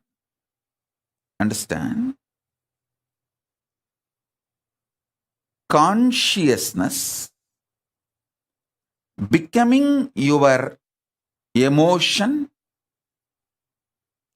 thought currents, words, retaining your sovereignty. Understand? Your consciousness, from that only your cognitions manifest. From your cognitions only your emotions manifest. From your emotions, your thought currents manifest. From your thought currents, your words come out. Through your words, you start acting. The words uttered inside or outside. That is the way your functioning starts. Your relationship, this whole psychodrama starts. So, listen carefully.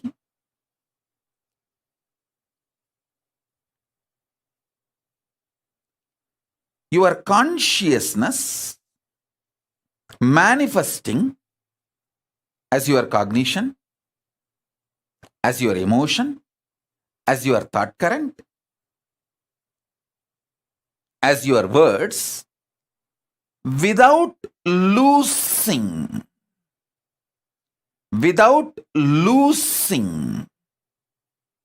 your sovereignty.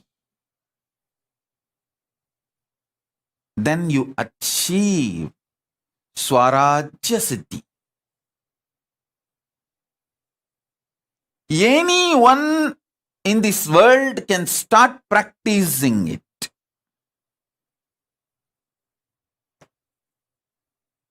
Now, I am giving you the second layer. Swarajya Shakti Samadhi.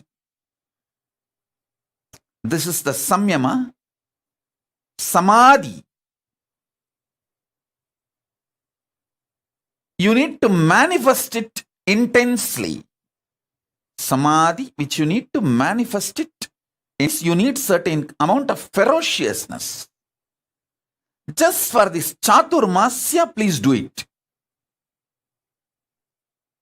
Listen carefully. Mala Nadarajan, don't worry. Mala Nadarajan has messaged that Nadarajan is admitted in the hospital. Don't worry. You have taken care of my daughter, so I will take care of you all. But don't worry. Yes, let's come back to satsang. Listen.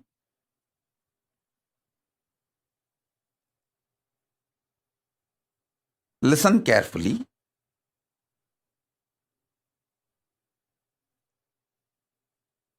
I'll describe elaborately, clearly, how my gurus used to manifest this samadhi and these powers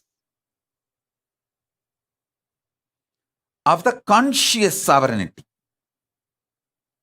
I'm using the word English word conscious sovereignty. Originally, the original Sanskrit word is Swarajya Shakti.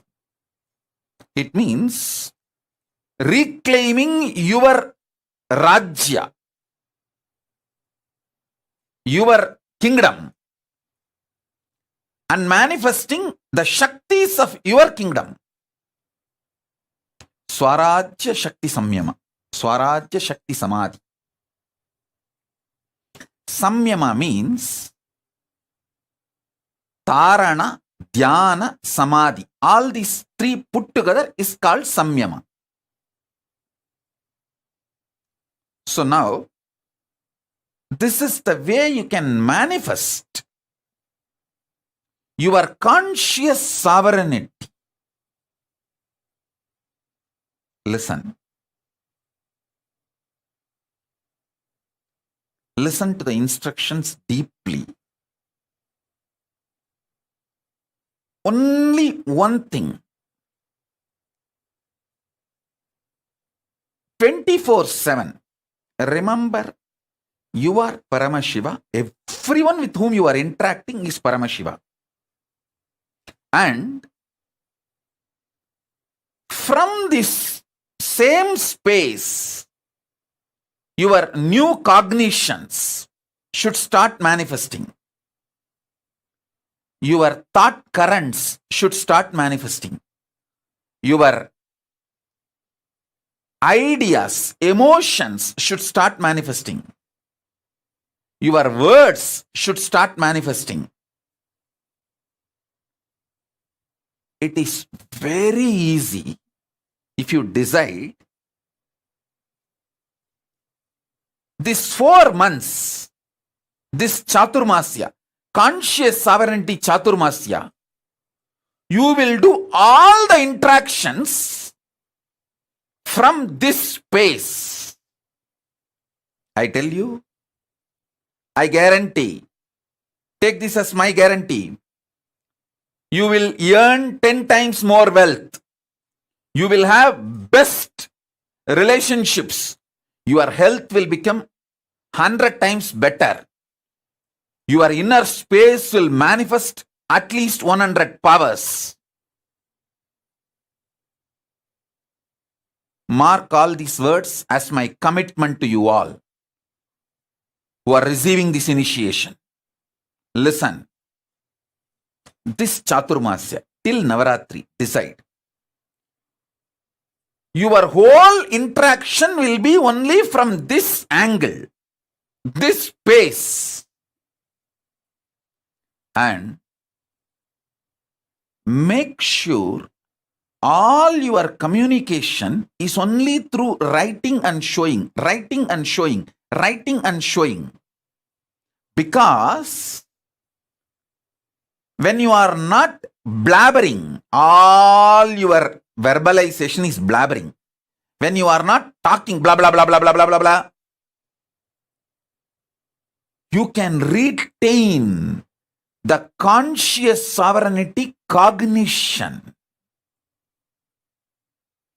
If you make your communication only through writing, you can always make sure, yes, I am from that space. I am here as Paramashiva, and here is this Paramashiva. So I am here to be ultimately integrated. No cheating, exploiting, no cunningness, strategic relationship, integrity to integrity, Paramashiva to Paramashiva, oneness to oneness. If there is a conflict, I will explain this, my conflict and insecurity and fears to this Paramashiva, knowing that this Paramashiva will not exploit me, will only support me in manifesting my Paramashivatva more and more. Listen, I am telling you, most of your deluded insecurities will melt down.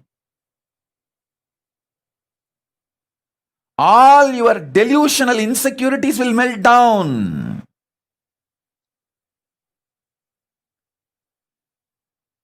You will know only the real problems and you will be able to solve it. I tell you, I know the powerfulness of this samadhi. I have seen my gurus doing and I have done it. Now, I wanted to prove to all the devotees all over the world. There are many people, newcomers, you would have come today and listened to this satsang. You may be thinking, oh, this is absolutely impractical. 4 months he is asking us to be literally in silence.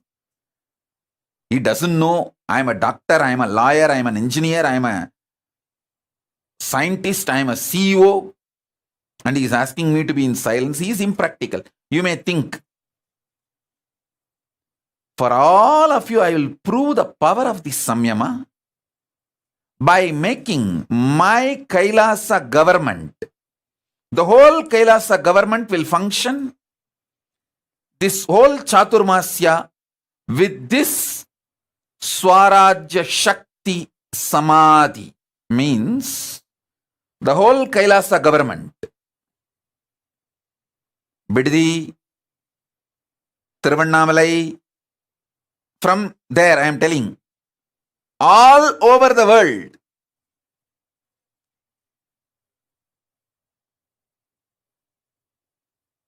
all countries, the Kailasa government functions should be done with this powerful Swarajya Shakti Samyama. Samadhi. Swarajya Shakti Samadhi. Listen. Immediately, I know few people will raise, no. They somehow want to break this samyama. They will raise, oh, what to do if we need to attend to some legal things with the outer world, if we need to attend to something. All right, maybe those one or two things, rarely you can speak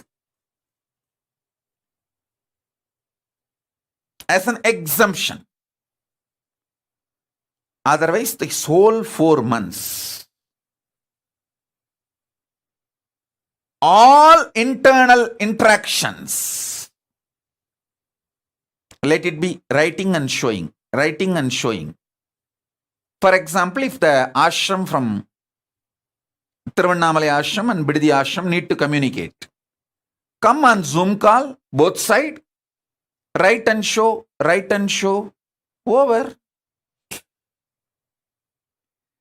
You don't know the power of not speaking and writing, because by the time you write, you won't lose your cognition.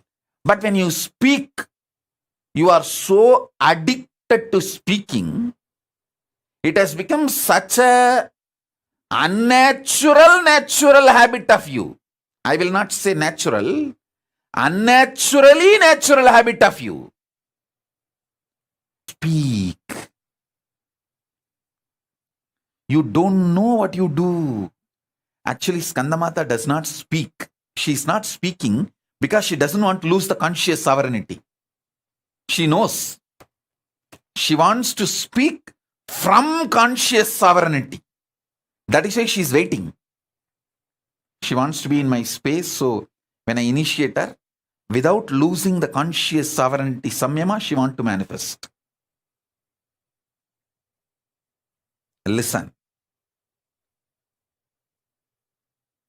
The Kailasa government, all the Kailasavasis, if you guys take it sincerely and do what I am saying, you will prove to the world the power of this samyama. The power of this samyama. Listen. When I am explaining, if you decide it is difficult, you are not going to do. If you decide it is easy, you may take it for granted. Whether it is difficult or not, you have to do, that's all. Guruvak is neither difficult nor easy. It's a choice. Relationship with Guru is neither difficult nor easy. It is a decision, that's all. It's a simple decision, that's all.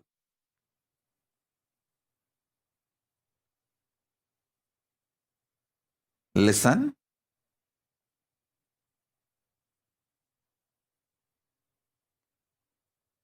So even for the devotees, I am saying, see, in your office, you may not have convinced everyone about your spiritual path.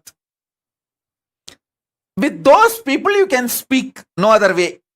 But try to retain this conscious sovereignty, cognition, and continue to speak. Keep that as an exemption. Other than those few people with whom your spiritual path and your connection with Kailasa and all that, with those people, no other way you have to run your life. Other than those few, with everyone who knows you are my disciple and you do everything I say, with all of them, practice this samyama. You can explain to them by writing. You can keep in one paper why you are doing what you are doing. They will be happy that you are seeing them as Paramashiva and you are very honest with them, very integrated to them. No cheating, no strategy, no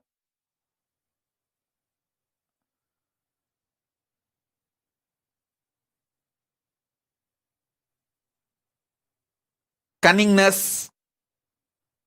They will be very happy to have a person like you in their life. In every part, I tell you, I really tell you.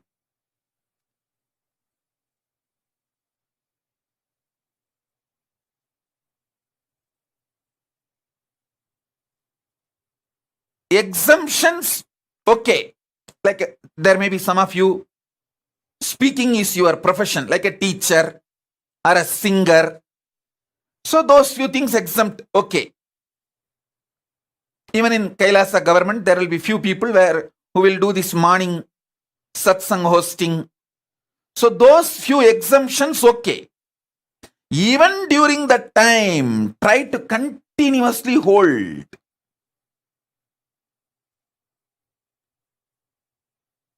the cognition you are Paramashiva, and with whoever you are relating, they are all Paramashiva.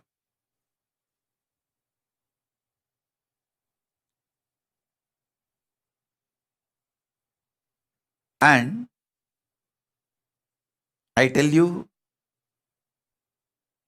try to shift most of your communication to chatting, typing, writing, than speaking. Reduce the speaking drastically.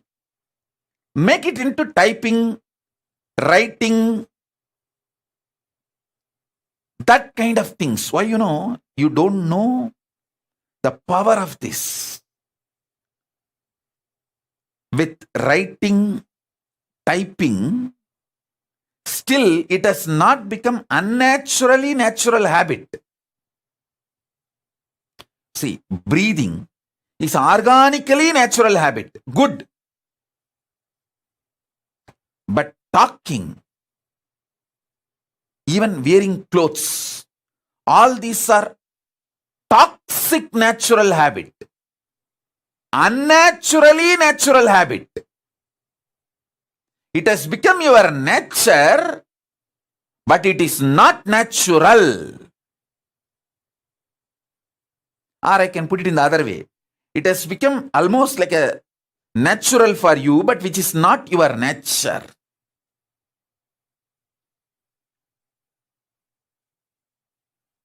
Like how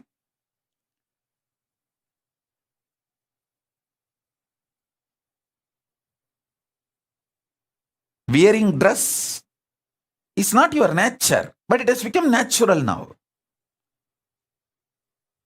Breathing is very organically natural habit. But talking is not organically natural habit. It is forced natural habit. Forced and became a natural habit. WhatsApp, Facebook, Messenger, in everything. Typing is okay. Chatting is okay. Drop talking, because while you type, while you chat, I know the delete, how many times you delete and retype, delete and retype, reword. before send button. Listen. Sometimes even after sending, you wanted to verify if that person has not seen the message, if the double tick is not there, you delete it. You unsend the message. Listen.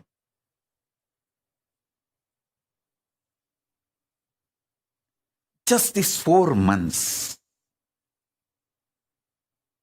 hold this cognition. You will manifest so much powers. You will see the secret of the cosmos, I tell you.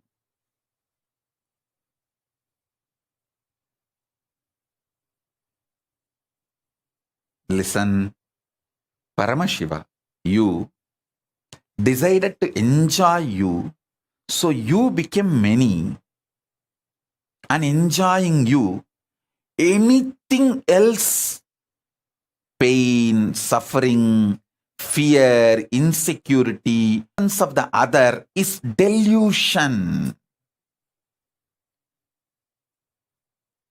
You will wake up to this reality. You will manifest that kind of powers, personality, joy, wealth, everything in your life. I am not giving you some technique to get 1 ton gold. I am giving you the methodology to get a planet made out of gold.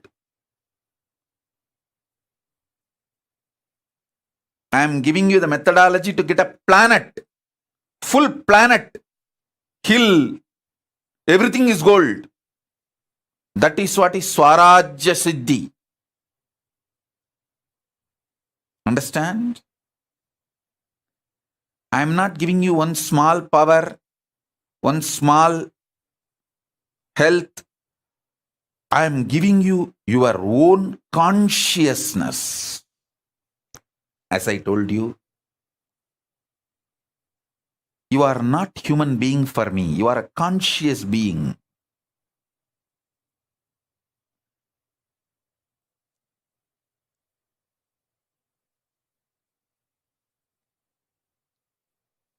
You will know your purpose. You will know your life. You will feel so fulfilled, peace, joy, fulfillment. It's like you will be so grounded. You will feel so big about you. You will feel so satisfied about you.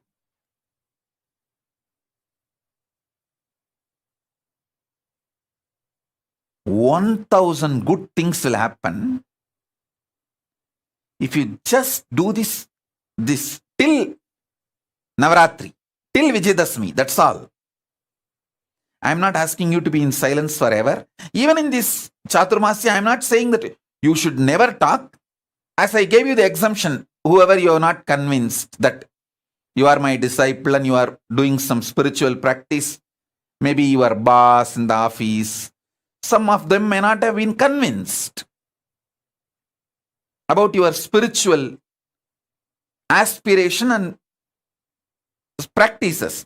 With them, you have to speak your survival. Those things, make it as exemption.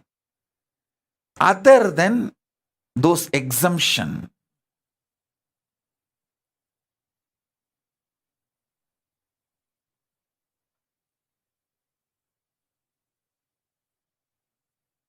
make this as your lifestyle. I tell you,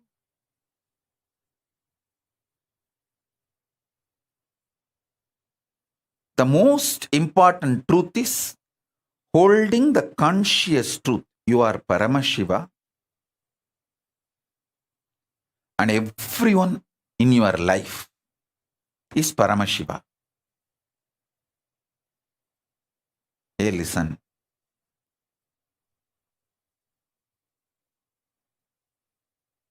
See, I am not talking something illogical, irrational, or impractical,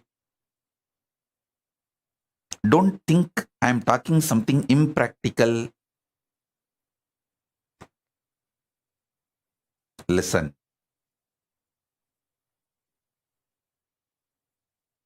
By the grace of Paramashiva, by the age of 16, literally I have mastered every thought current and experiences of enlightenment sciences. Different branches of enlightenment sciences. Shaiva, Vaishnava, Shakta, Vaidika, Siddhanta. That is the way Paramashiva has supported me. Of course, he himself manifested and he has made the whole ambience available for me in every way.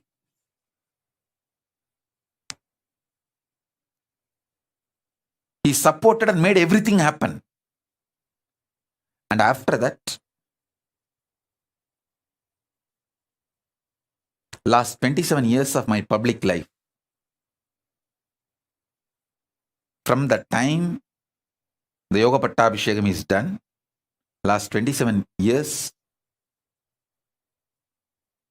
with millions of people I have worked, directly, personally, initiated, guided, made them experience powers, manifest all the best things in the life. I have done everything. Listen, I am telling you all this just to make you understand. I am most practical person.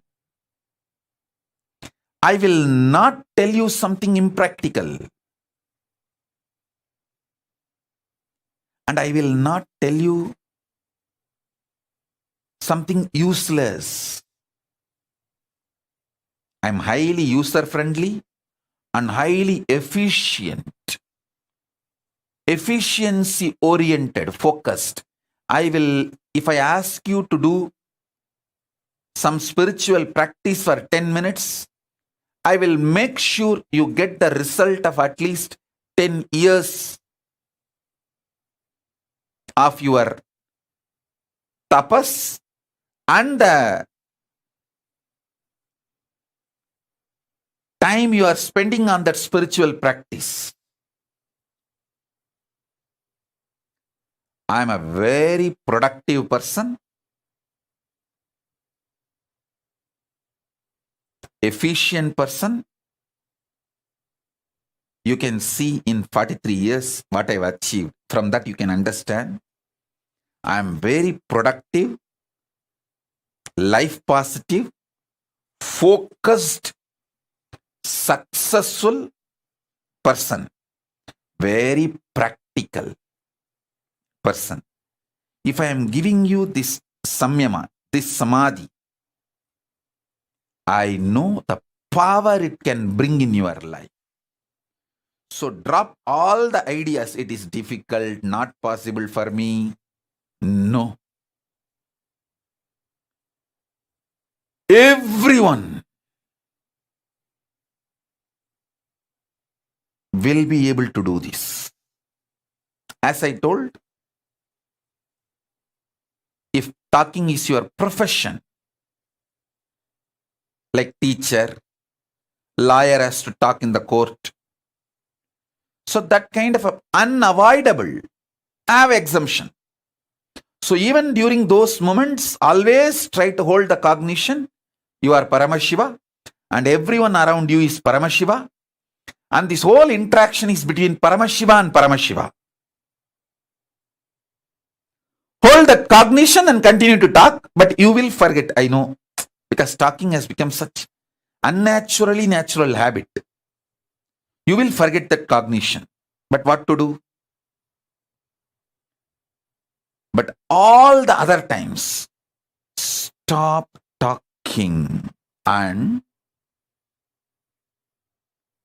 be from this cognition and always do the communication by penning down. Then even few minutes if you miss, you can get back to this cognition and start penning down.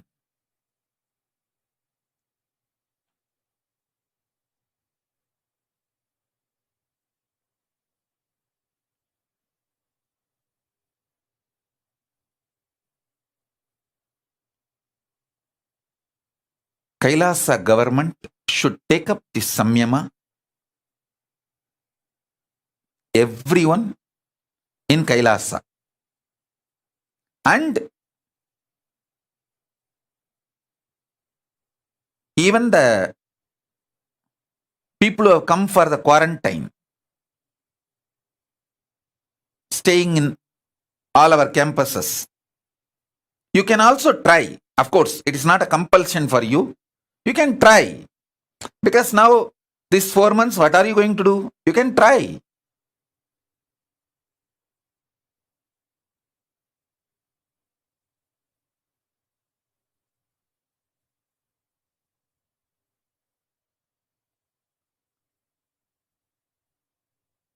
Listen.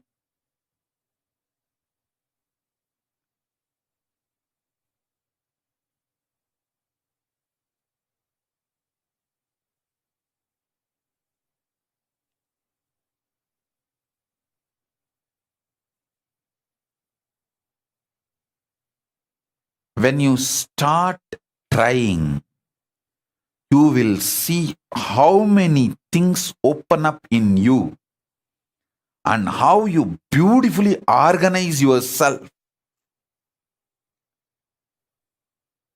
All the 25 faces of Paramashiva manifesting in you, all the 25 states of consciousness manifesting in you,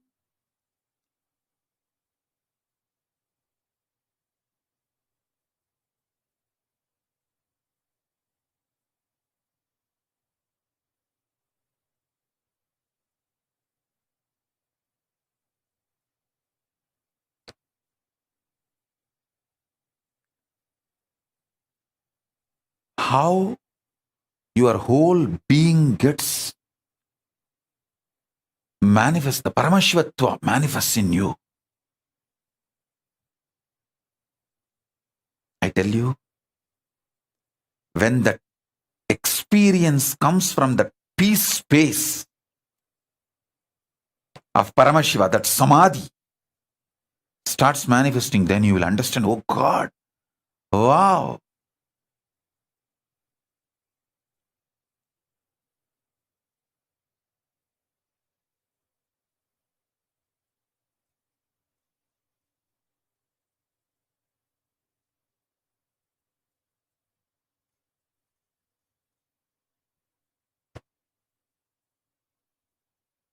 My job is to give you Shaktipada and conscious support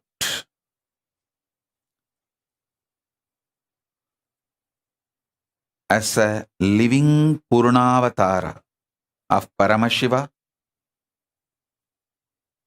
I bless you all and I commit with you all. I will surround you all as a conscious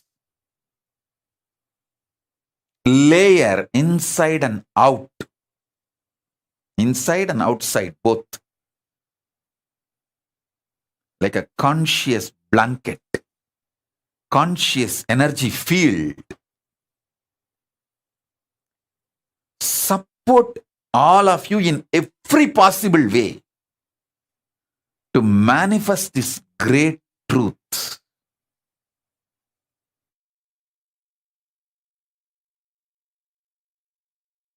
See, when you start living this truth, you will see whatever you want in your life starts manifesting, like a wealth, health, relationships, everything.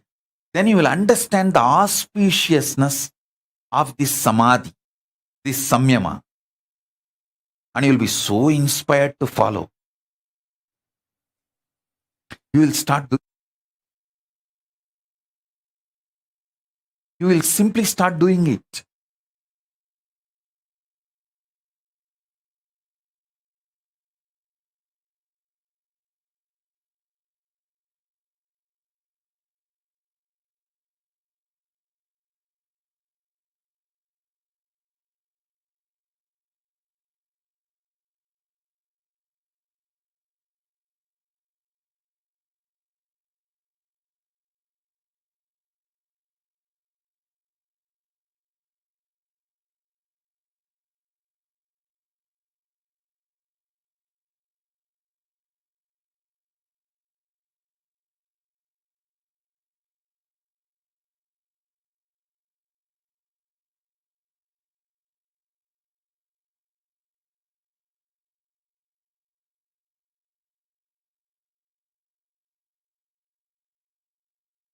I have seen Isaki Swami constantly manifesting this samadhi. Whenever he sits in samadhi, he will do that only. He will never speak.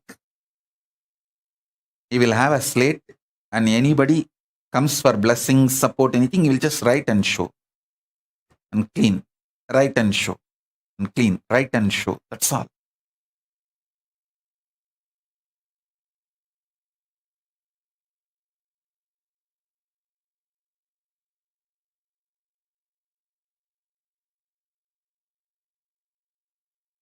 Kailasa government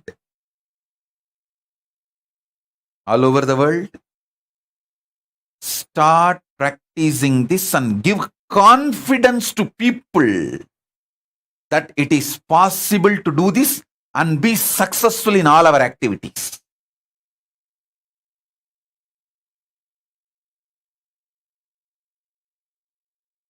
See, the Kailasa government, surely you can convince your vendors, people who supply food for you, you can convince them. We are doing a special process, Mauna Vratam, Samyama for this 4 months. We will only write and show. Maybe you will not be able to convince if there is some legal requirements, like you need to talk to some lawyer or some legal, if needed, with the outer world. You may not be able to convince them. So with them, you can communicate through words. Even with them, hold this cognition and communicate. Communicate slowly from this cognition, conscious sovereignty. Let the words manifest one by one, slowly, with extreme awareness.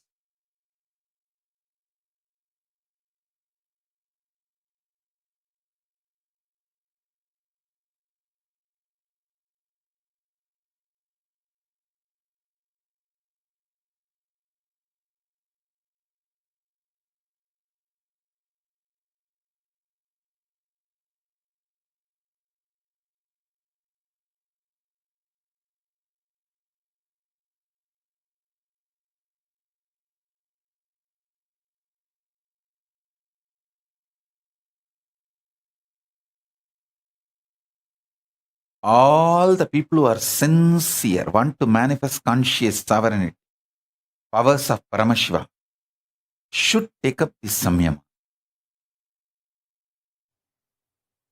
Actually, Papa Skandamata is doing this samyama already. That is why she is not talking. It's not that she doesn't know the language. You can write and show her. She knows the language. I can prove it to her. She knows the language. I can prove it to the whole world. You can write and show. She will respond. She knows the language. She is doing this samyama. That's why she's not talking. She is doing this samadhi. She wants to talk from conscious sovereignty in my space.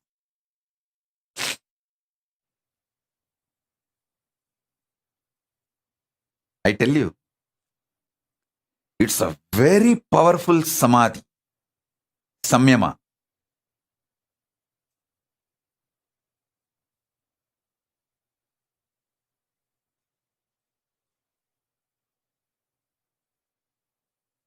Try this. See, even the people still now you have not convinced that you are my devotee, you are spiritual seeker and you are practicing, you are initiated disciple. You can take next 1 or 2 days and convince them.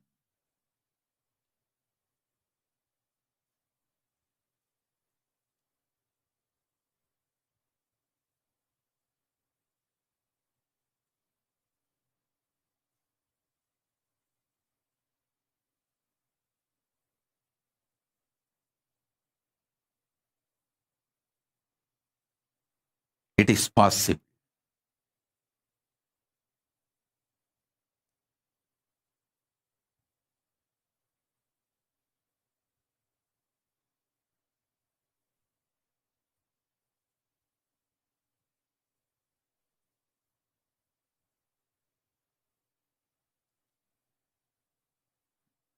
Kailasa, everyone listen, everyone in the Kailasa, all the Adinavasis, Gurukul Balasans,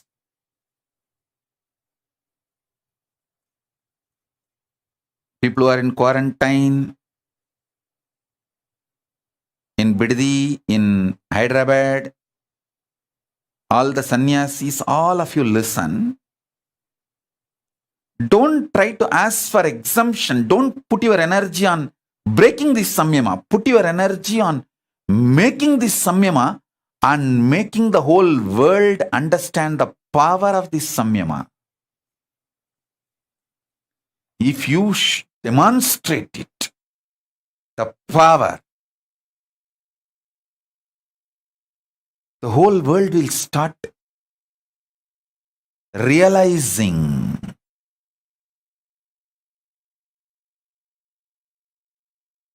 the power of Paramashiva's words. That is the best enriching you will do. Your whole consciousness, body, mind, brain, emotions, everything will be detoxed. Paramashiva will start manifesting. Just this one samyama, this one samadhi.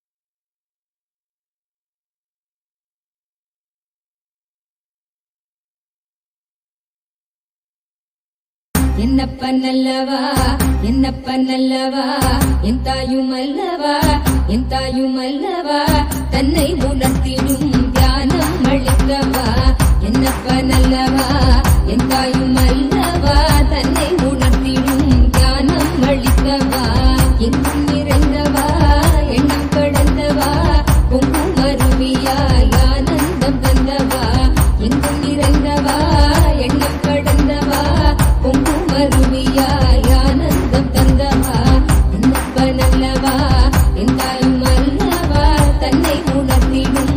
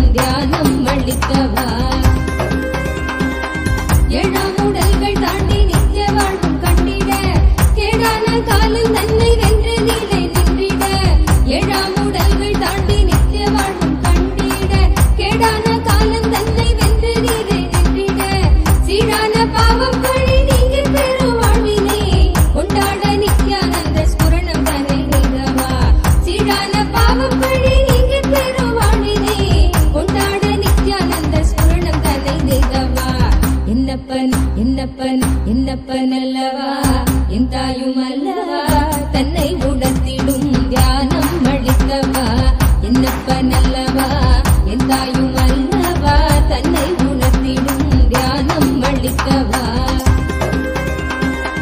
ஏழாம் உடல்கள் தாண்டி நித்திய வாழ்வும் கண்டிட கேடான காலம் தன்னை வென்று நீலை நின்றிட ஏழாம் உடல்கள் தாண்டி நித்திய வாழ்வும் கண்டிட கேடான காலம் தன்னை வென்று நீலை நின்றிட சீடான பாவம் பழி நீங்கி பெருவாழ்வினே கொண்டாட நித்யானந்த ஸ்மரணம் தன்னை தேகவா சீடான பாவம் பழி நீங்கி பெருவாழ்வினே கொண்டாட நித்யானந்த ஸ்மரணம் தன்னை தேகவா என்னப்பன் என்னப்பன் என்னப்பன் அல்லவா என் தாயும் அல்லவா தன்னை உணர்த்திடும் தியானம் அளிக்கவா என்னப்பன் அல்லவா என் தாயும் அல்லவா தன்னை உணர்த்திடும் தியானம் அளிக்கவா ஏழாம் உடல்கள் தாண்டி நித்திய வாழ்வும் கண்டிட கேடான காலம் தன்னை வென்று நீலை நின்றிட ஏழாம் உடல்கள் தாண்டி நித்திய வாழ்வும் கண்டிட கேடான காலம் தன்னை வென்று நீலை நின்றிட சீடான பாவம் பழி நீங்கி பெருவாழ்வினே கொண்டாட நித்யானந்த ஸ்மரணம் தன்னை தேகவா சீடான பாவம் பழி நீங்கி பெருவாழ்வினே கொண்டாட நித்யானந்த ஸ்மரணம் தன்னை தேகவா என்னப்பன் என்னப்பன் என்னப்பன் அல்லவா என் தாயும் அல்லவா தன்னை உணர்த்திடும் தியானம் அளிக்கவா என்னப்பன் அல்லவா என் தாயும் அல்லவா தன்னை உணர்த்திடும் தியானம் அளிக்கவா என்னப்பன் அல்லவா என் தாயும் அல்லவா தன்னை உணர்த்திடும் தியானம் அளிக்கவா என்னப்பன் அல்லவா என் தாயும் அல்லவா தன்னை உணர்த்திடும் தியானம் அளிக்கவா எங்கும் நிறைந்தவா எண்ணம் கடந்தவா பொங்கும் அருவியாய் ஆனந்தம் தந்தவா எங்கும் நிறைந்தவா எண்ணம் கடந்தவா பொங்கும் அருவியாய் ஆனந்தம் தந்தவா என்னப்பன் அல்லவா என் தாயும் அல்லவா தன்னை உணர்த்திடும் தியானம் அளிக்கவா என்னப்பன் அல்லவா என் தாயும் அல்லவா தன்னை உணர்த்திடும் தியானம் அளிக்கவா எங்கும் நிறைந்தவா எண்ணம் கடந்தவா பொங்கும் அருவியாய் ஆனந்தம் தந்தவா எங்கும் நிறைந்தவா எண்ணம் கடந்தவா பொங்கும் அருவியாய் ஆனந்தம் தந்தவா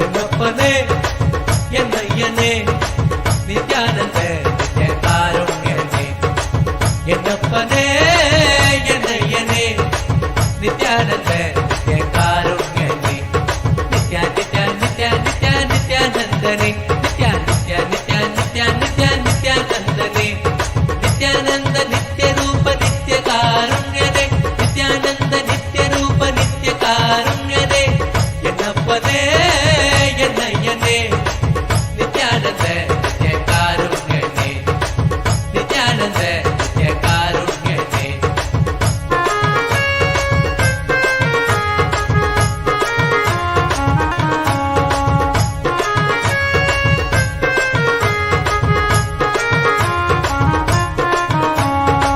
பன்னீர் கை நித்ய குருநாதனே பன்னீர் கை குருநாதனே பன்னீர் கை நித்ய குருநாதனே பன்னீர் கை குருநாதனே பக்தர்கள் கனுகூலனே பக்தர்கள் கனுகூலனே நித்யா நித்யா நித்யா நித்யா நித்யானந்தனே நித்யா நித்யா நித்யா நித்யா நித்யா நித்யானந்தனே நித்யானந்த நித்ய ரூப நித்ய காருண்யனே நித்யானந்த நித்ய ரூப நித்ய காருண்யனே என்னப்பனே என்னையனே நித்யானந்த நித்ய காருண்யனே என்னப்பனே என்னையனே நித்யானந்த நித்ய காருண்யனே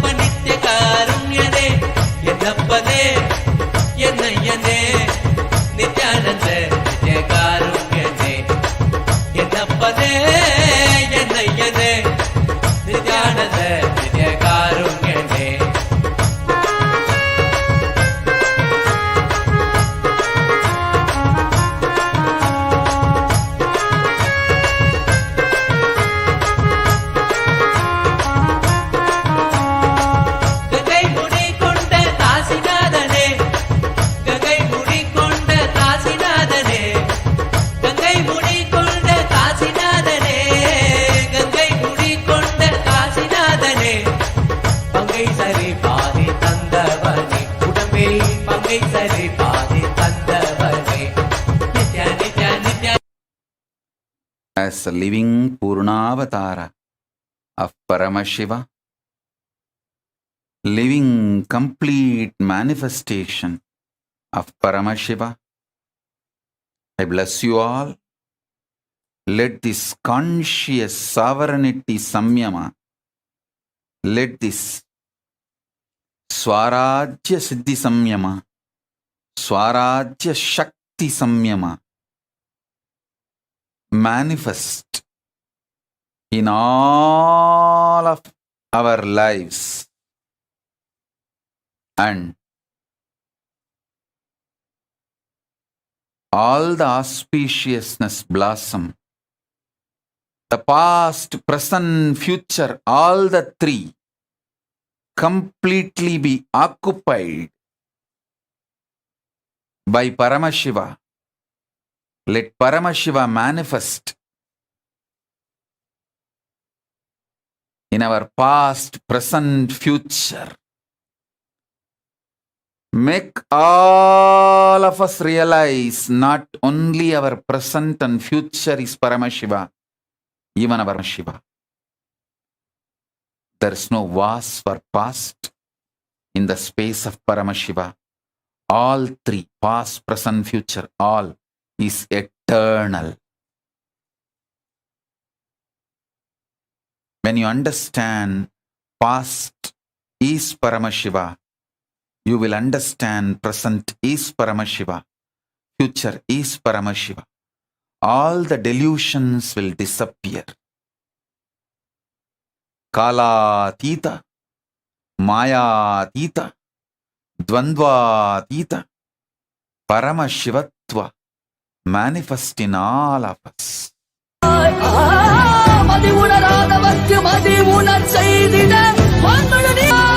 அறவாடிட இதை சூழ்ந்திட இவள் சேர நீ வருவாய் அகம் உணர்ந்திட புறம் மகிழ்ந்திட புலித்தோலோடு நீ வருவாய்.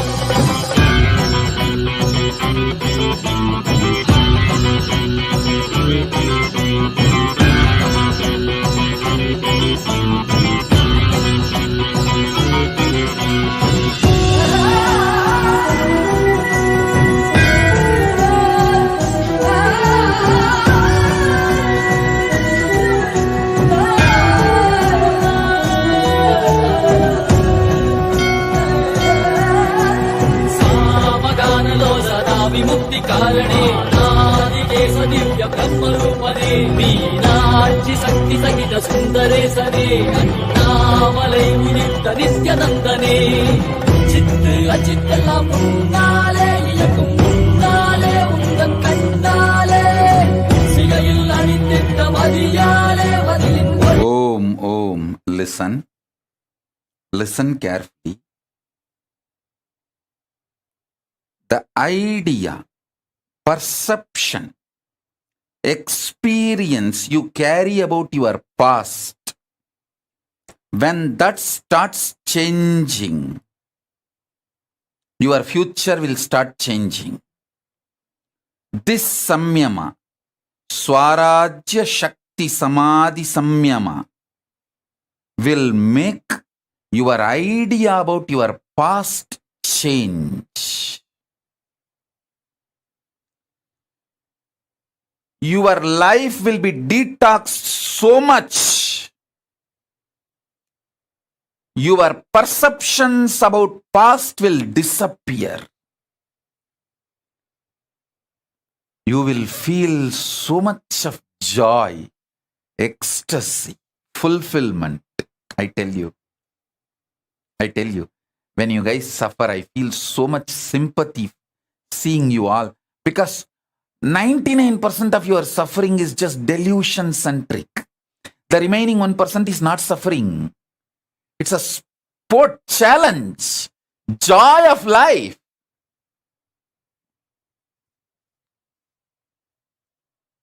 Ecstasy of life.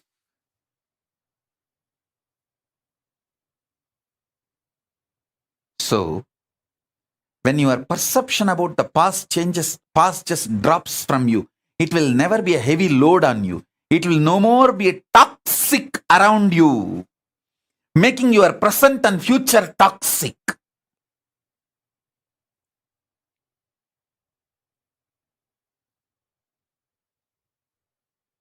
So understand?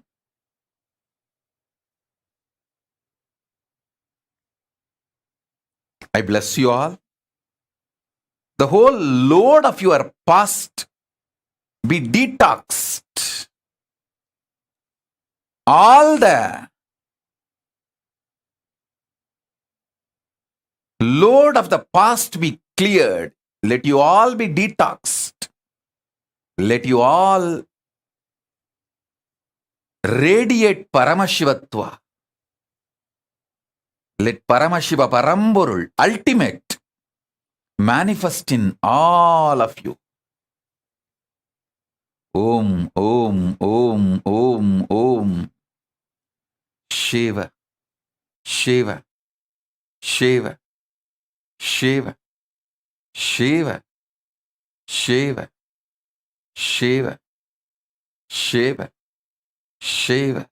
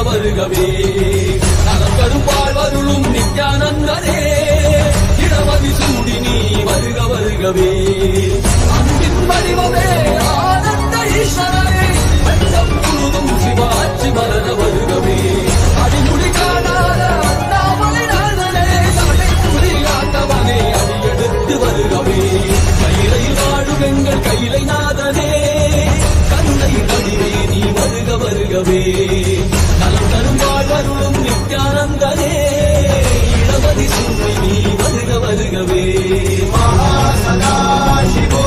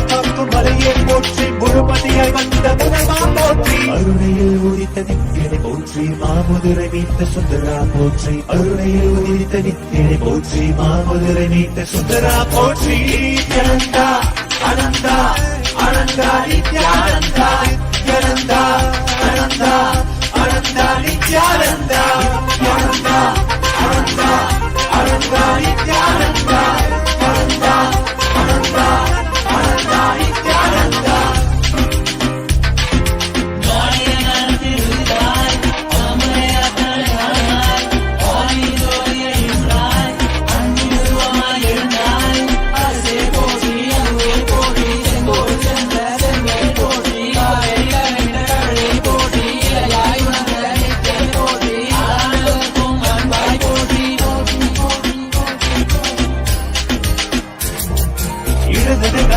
எந்தாய் போற்றி, அருவமை உருவமை ஆனாய் போற்றி, முழுவதும் இருந்த முதல்வாய் போற்றி, முத்தமிழ் மொழி கண்ட முகிழே போற்றி, அஞ்சல் நெஞ்சிங்கு அருள்வாய் போற்றி, அத்தான் போற்றி ஐயா போற்றி, நாதமனாவிலே நின்றாய் போற்றி, கீதமவாவில ஆனாய் போற்றி. நித்யானந்தா அனந்தா நினைத்தால் நெஞ்சில் நிறைவாய், நித்யானந்தா அனந்தா நினைத்தால் நெஞ்சில் நிறைவாய், நஞ்சு அமுதாய் நயந்தாய் போற்றி, கனவிலும் அன்பற்கு ஆனாய் போற்றி, கலியுகம் காத்த காலமே போற்றி, உணர்வில் ஒன்றான உயிரே போற்றி, உயிர் தாண்டி வந்த துணையே போற்றி, அருமையில் எளிய அழகே போற்றி, கோடியில் என கொண்ட நித்தியனை போற்றி.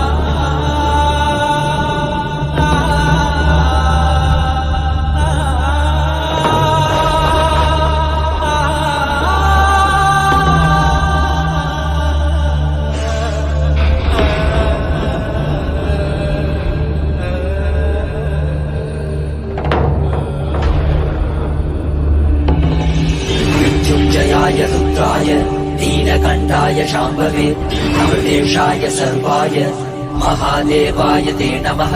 मृत्युञ्जयाय रुद्राय नीलकण्ठाय शाम्भवे अमृतेशाय सर्वाय महादेवाय ते नमः।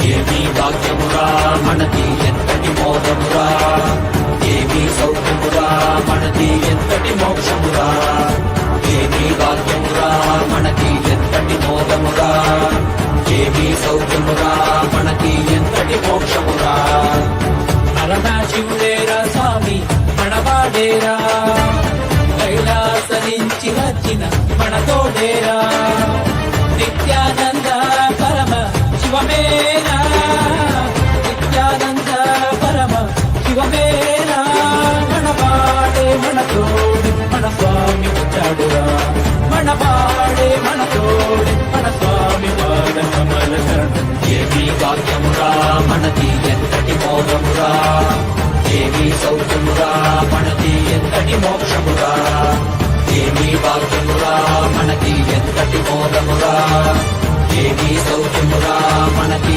एन्तटि मोक्षमुरा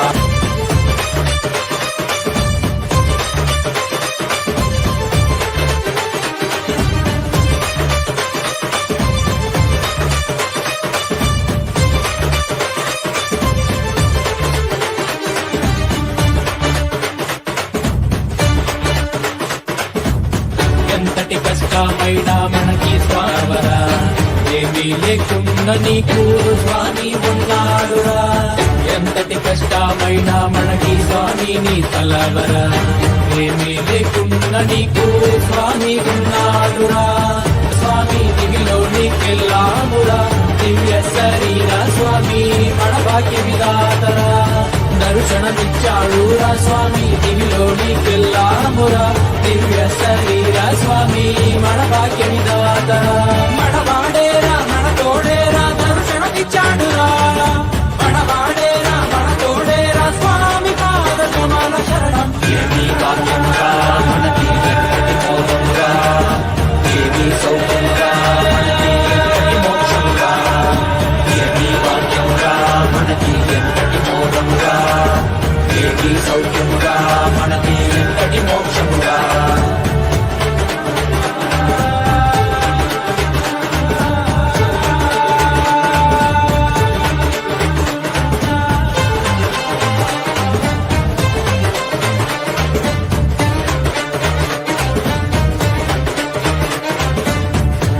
తలుపుతోటి స్వామి శక్తికిచ్చాడురా.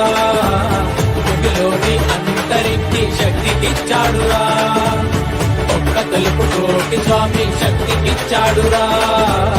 భూమిలోని అంతరికి శక్తికిచ్చాడురా.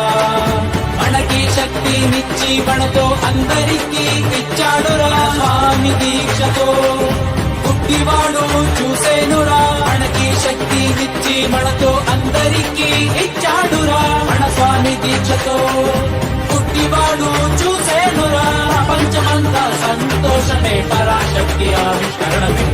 ఏమీ భాగ్యమురా మనకి ఎంతటి మోదమురా. ఏమీ సౌఖ్యమురా మనకి ఎంతటి మోక్షమురా. ఏమీ భాగ్యమురా మనకి ఎంతటి మోదమురా. ఏమీ సౌఖ్యమురా మనకి ఎంతటి మోక్షమురా.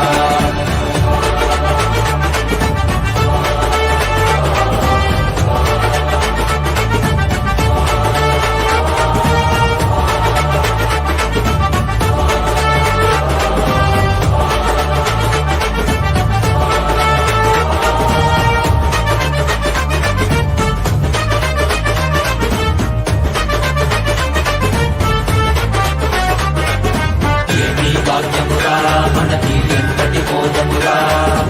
ఏమీ సౌఖ్యమురా మనకి ఎంతటి మోక్షమురా. ఏమీ భాగ్యమురా మనకి ఎంతటి మోదమురా. ఏమీ సౌఖ్యమురా మనకి ఎంతటి మోక్షమురా. కైలాస దేశ స్వామి భూమిపైన కైలాసర. ఇక్కడ భూమిలో జనులు చైతన్యుడురా. కైలాస స్వామి భూమిపైన కైలాసర.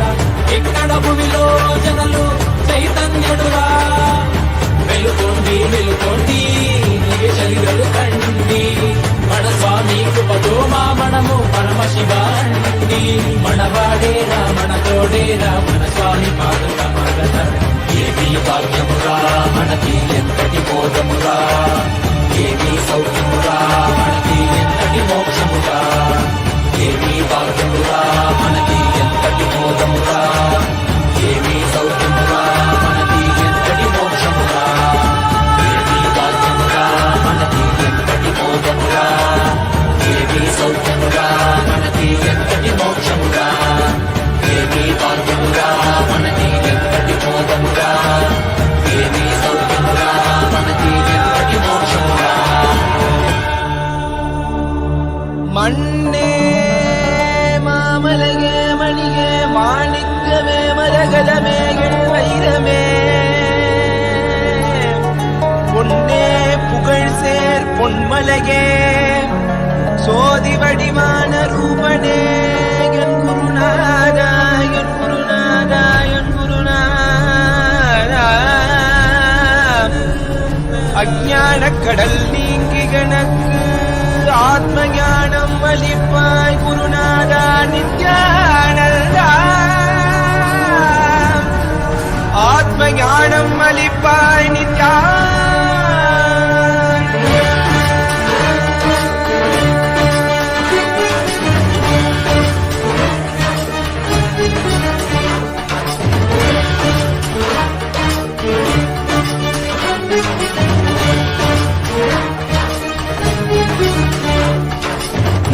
மங்கையிடம் கொண்டு கங்கை முடிக்கொண்டு நர்த்தனம் புரியும் ஈசனே சுடலை பொடி பூசி உடுக்கை தனை ஏந்தும் பாலனே புலிதோலனே வீடு விடியால் உள்ள முறைகின்ற மதுரை மாநகரின் ராசனே இன்னல்களை கலைநிலை அளிக்கும் சுந்தர வடமணி நேசனே ஞாயிறு திங்கள் நித்த முறைகின்ற செவ்விழி கொண்ட செல்வனே சொற்களே எந்த சோமனே ஐயா சோதி வடிவான ரூபனே அடிமொழி காணா அண்ணாமலையே அகிலமும் போற்றிடும் ஐயனே நாமாவரணனே நால்வர் போற்றிட நயமுடனாடிடும் நாதனே ஆழகாலம் உண்டு ஆழம் காடுதனில் ஆனந்த நடமிடும் ஆதி செய்வனே மங்கையிடம் கொண்டு கங்கை முடி கொண்டு நர்த்தனம் புரியும் ஈசனே சுடலை முடி பூசி உடுகை அணையேந்தும் காலனே புலிதோலனே வீணின் விழிகால் உள்ள முறைகின்ற மதுரை மாநகரின் ராசனே இன்னல்களை கலைந்து இன்பங்களை அளிக்கும் சுந்தர வடமணி நேசனே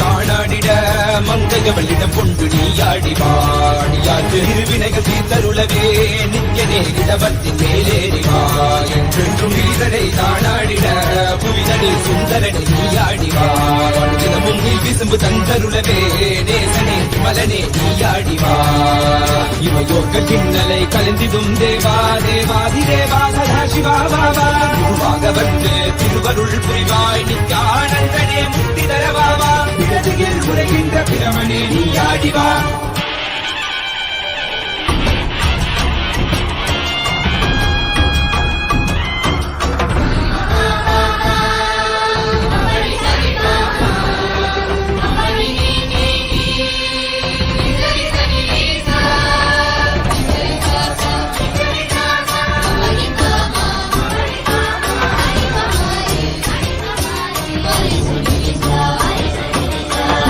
வணங்கிடவே காஞ்சியில் மண்ணாய் உரைபவனே அப்பாய் காட்சி தரும் எங்கள் ஆணை காவலசே ஆதிகந்தமிழாத ஜோதியாய் அருணகிரி உரைநாதனே உலகைய கிடும் வாயு வடிவே காலகத்தி ஈசனே சொல்லுதிடத்தில்லை நகர்தனி வானில் ஆடும் கூத்தனே பஞ்சபூதமும் நித்தம் பணியும் பரமனே பரமேசனே நித்யரசித நித்ய வைபவ குப்த கைலை வாசனே ஈசனே சர்வேசனே பரமேசனே ஜெகதீசனே நித்யனே ஆனந்தனே என் ஜீவனே குரு சேவனே நித்யனே ஆனந்தனே என் ஜீவனே குரு சேவனே நித்யனே ஆனந்தனே என் ஜீவனே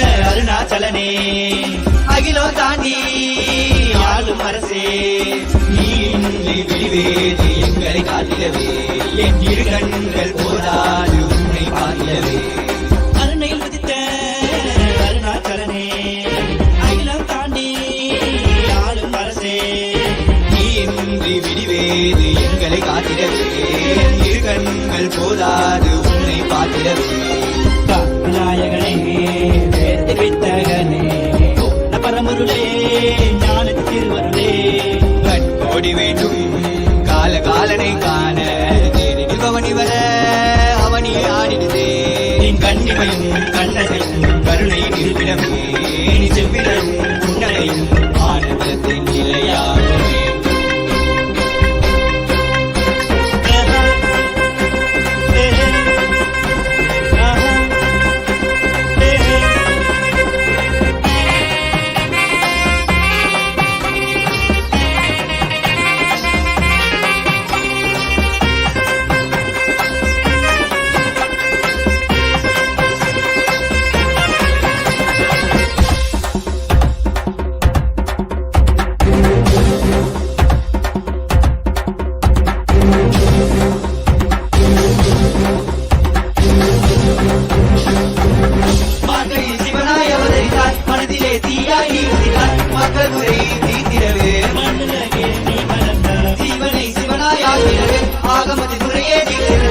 ஆனந்தமாய் வாழ வைக்க ஆண்டவனே ஏங்கி வந்தாய் கனியாகும் உங்கள் கருணையே வீணாகும் உங்கள் வருகையே எங்கள்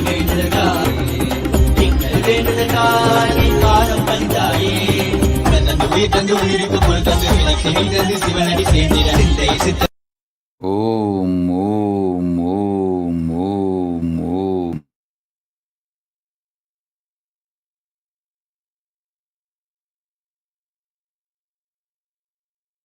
ஓம் ஓம் ஓம்.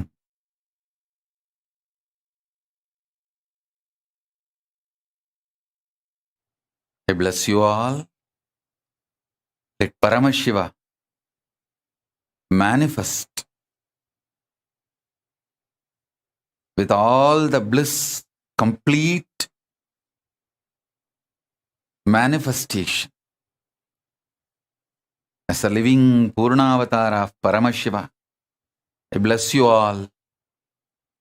Let Paramashiva manifest as Purnavatara in all of you.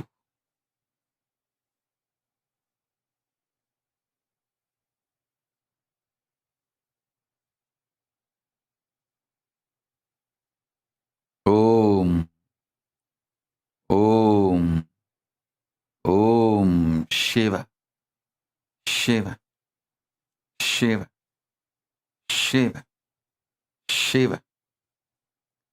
Samrajya Shakti Samadhi Praptirastu Anandamayi Bhava Sarvamangala Praptirastu.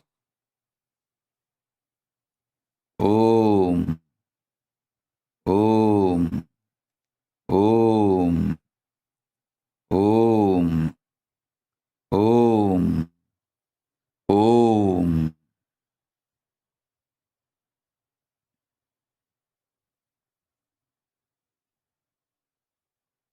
I bless you all.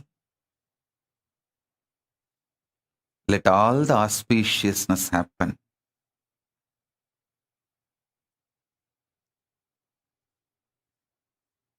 Sarva Mangala Praptirastu. Sarva Mangala Praptirastu. Sarva Mangala Praptirastu. Swarajya Siddhi Swarajya Shakti Samadhi Praptirastu. Sayujya Mukti Praptirastu. Paramashiva Sayujya Mukti Praptirastu.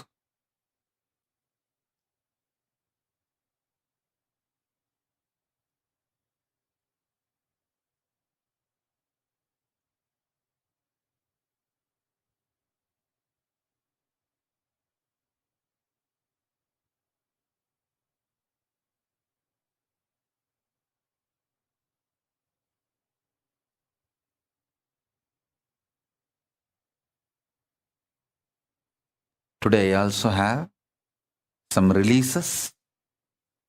Till now we have few hundred proclamations from all over the world. Today I am releasing first 200 to all of you and to the world. The first proclamation is from Mayor of City of San Jose, the Honorable Sam Liccardo. I thank you for this proclamation. Next is from John Billingsley, President, Hollywood Food Coalition, USA. Ashok Desai ji from California, USA. Reach Maluwal, spokesperson, South Sudan Bar Association, South Sudan. Commander Amela B.T. Gibson, Immigration Support Unit, the Republic of Liberia. Mr. Rabi Fakri, Attorney at Law, Lebanon. Joshua Kitakule, Secretary General, Interreligious Council of Uganda, Kampala, Uganda. Kayanja Vincent D. Paul, Chairman of Lake Victoria Regional Location, East Africa, Uganda. Governor Henaro Polai, Melakak State, Republic of Palau. I thank all of you, and there are hundreds more. Today I am releasing the first set of few hundreds. Blessings to all of you. And Ma Paramartha Bangaru Kutru Niku Pelirosu Subakangshalu. Ma Paramarthananda, Ma Nitya Paramarthananda Bangaru Kutru Niku Pelirosu Subakangshalu. Blessings. And blessings to every one of you.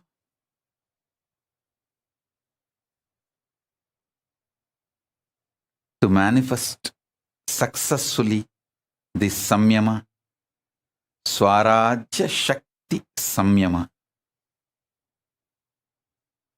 So with this, I bless you all. Let's all radiate with integrity, authenticity, responsibility, enriching, causing, living, collective integrity, and Paramadvaitam, Shuddhadvaita Saivam, the state, space, powers, being, superconsciousness, and Kailas of Paramashiva, Paramashivoham, Om Nithyananda Paramashivoham, the eternal bliss, Nithyananda. Thank you. Be blissful.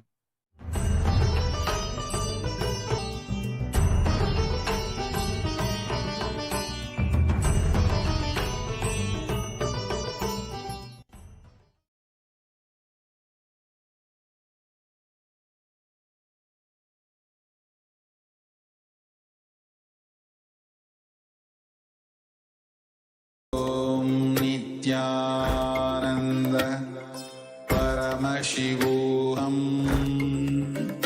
Om Nithyananda Paramashivoham. Om Nithyananda Paramashivoham. Om Nithyananda Paramashivoham. Om Nithyananda.